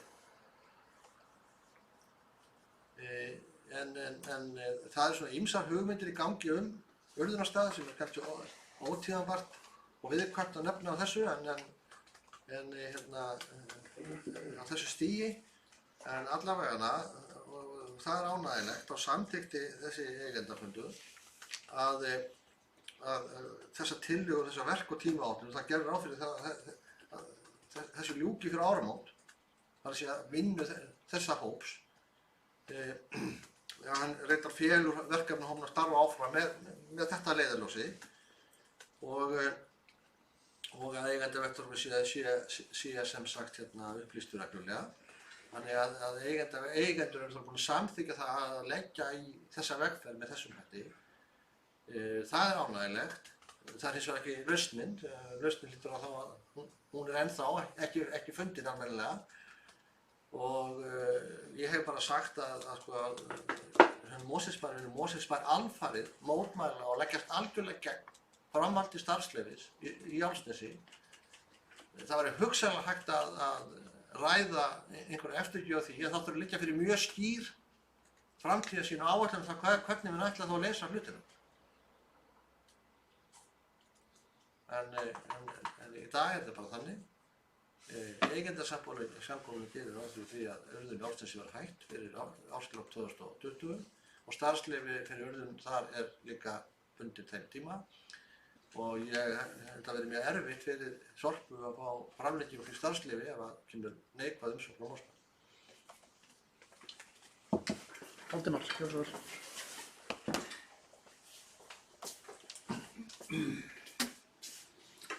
Þakka bæjarstjóra fyrir góð svör. Það kom fram að starfsleyfi fyrir Álfsnesi, urðun í Álfsnesi lýkur árið 2020 í árslok. Ég held að það sé gríðarlega mikilvægt að það standist. Ég held að það sé bara, við erum að vinna því öllum árum og þakka fyrir það. Ég held líka sko að það verði erfitt að finna framtíðarstað fyrir urðun. Það er þetta NIB-árið, Never in my backyard, sem að við höfum fengið að kenna á varðandi Suðurlandi, það þeir taka ekki lengur við óvirkum útgangi, eru komin í sem vandræður og farnir að komin í langleiðina með það að undirbúa útflutning á sorpi, það má kalla það þannig. Ég held að lausnin sko, við eigum sem samfélag að setja okkur það markmið að innan einhver x tíma þá hættu við alfarið urðun á sorpi. Hvernig svo sem við förum að því, að þá er það fullkomlega gerlegt. Ég vil minna á það að sko lausnin hjá Suðurlandi er líklega svo að ég veit ekki hvort að við endum með því að það verði moltað upp í hjá Íslenska gámafélaginu rétt hjá okkur, þar sem að þeir eru að flytja sína moltun úr Gufunesi og upp á Esjumela og við ætlum að leggja mikla áherslu á það að minnstakosti ef það verður gert að það verður allavega tekið tappað af þar metanið. Þannig að sko þessi mál eru öll náttúrulega í mikilli gerð og þau eru í bara flokkun og sorpi og er í að mínu áliti ólestri á höfuðborgarsvæðinu og við þurfum að standa okkur miklu betur í því og við þurfum að sjá til þess að það verði hægt að urða í Álfsnesi sem allra fyrst og ég er sammála því að ef það verði veitt áframhaldandi leyfi í Álfsnesi sem ég vona að verði ekki gert, að þá verði að vera mjög ríkar ástæður að baki. Haraldur, Björnsvör. Ég er ekki sammála því að það á að vera eitthvað markmið, það sjálfsögðu, ekki bara höfuðborgarsvæðisins og ekki bara þessar landshluta, en landsins alls og alls heimsins að urðun á sorpi verði hægt. Og það er nú hægt, en það tekur tíma. Það verður ekki gert fyrir árslok 2020 og urðun á sorpi verði hægt. En það er hins vegar hægt að urða lífrænum úrgang og það er alltaf mest mengunin og slíkt af slíku. Þannig að þetta er verk að vinna. Það er líka ákveðin misskilningur kannski eða eitthvað gas- og jarðgerðarstöðina. Það þarf ekkert mikið meiri flokkun á sorpi hér á höfuðborgarsvæðinu til þess að það sé hægt að meðhöndla hana í gas- og jarðgerðarstöð. Jú, það þarf að ná glerinu frá, járnið er seglað frá. Þetta er svona svoköldu róbörstöð sem tekur sorp sem er mjög, ekki mjög mikið flokkað og býr til úr því þessa afurð, annars vegar jarðvegsspæti eða moltu og hins vegar gas sem er metangas. Og öll þessi hugmyndafræði gengur út á það að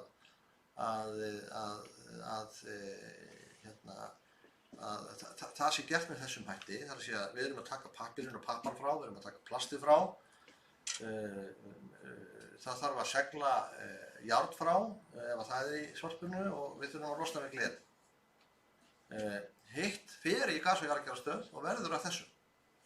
Það þarf meira að bæta í það vinnsluferli eins og sumir kalla einhverjum áburði og það er talað timbur og slíkt til þess að örva gerjunina sem þarf að eiga sér stað í þessu ferli til þess að úrverði þessar tvær afurðir. Þannig að við erum komin ansi langt með þessa flokkun sem þarf að eiga sér stað miðað við þá framleiðslutækni sem við ákveðum að fara í. Og ég held að þetta sé einu umhverfisvænasta leið sem hægt er að fara til þess að meðhöndla sorp. Þetta er mjög umhverfisvænt heldur að brenna það. Það getur jú verið í öðrum löndum að þar sé það ákjásilega leið vegna þess að þar önnur lönd mörg hver hafa ekki yfir þessu rafmagni hafa ekki rafmagnið okkar og þurfa að framleiða orku til að kynna upp hús og annað slíkt. Það er ekki hagkvæmt né umhverfisvænt fyrir okkur. Við höfum endurnýtanlega orkugjafa sem eru fallvötnar okkar og virkjanirnar sem munum umhverfisvænni leið til að framleiða orku heldur en að brenna rusli.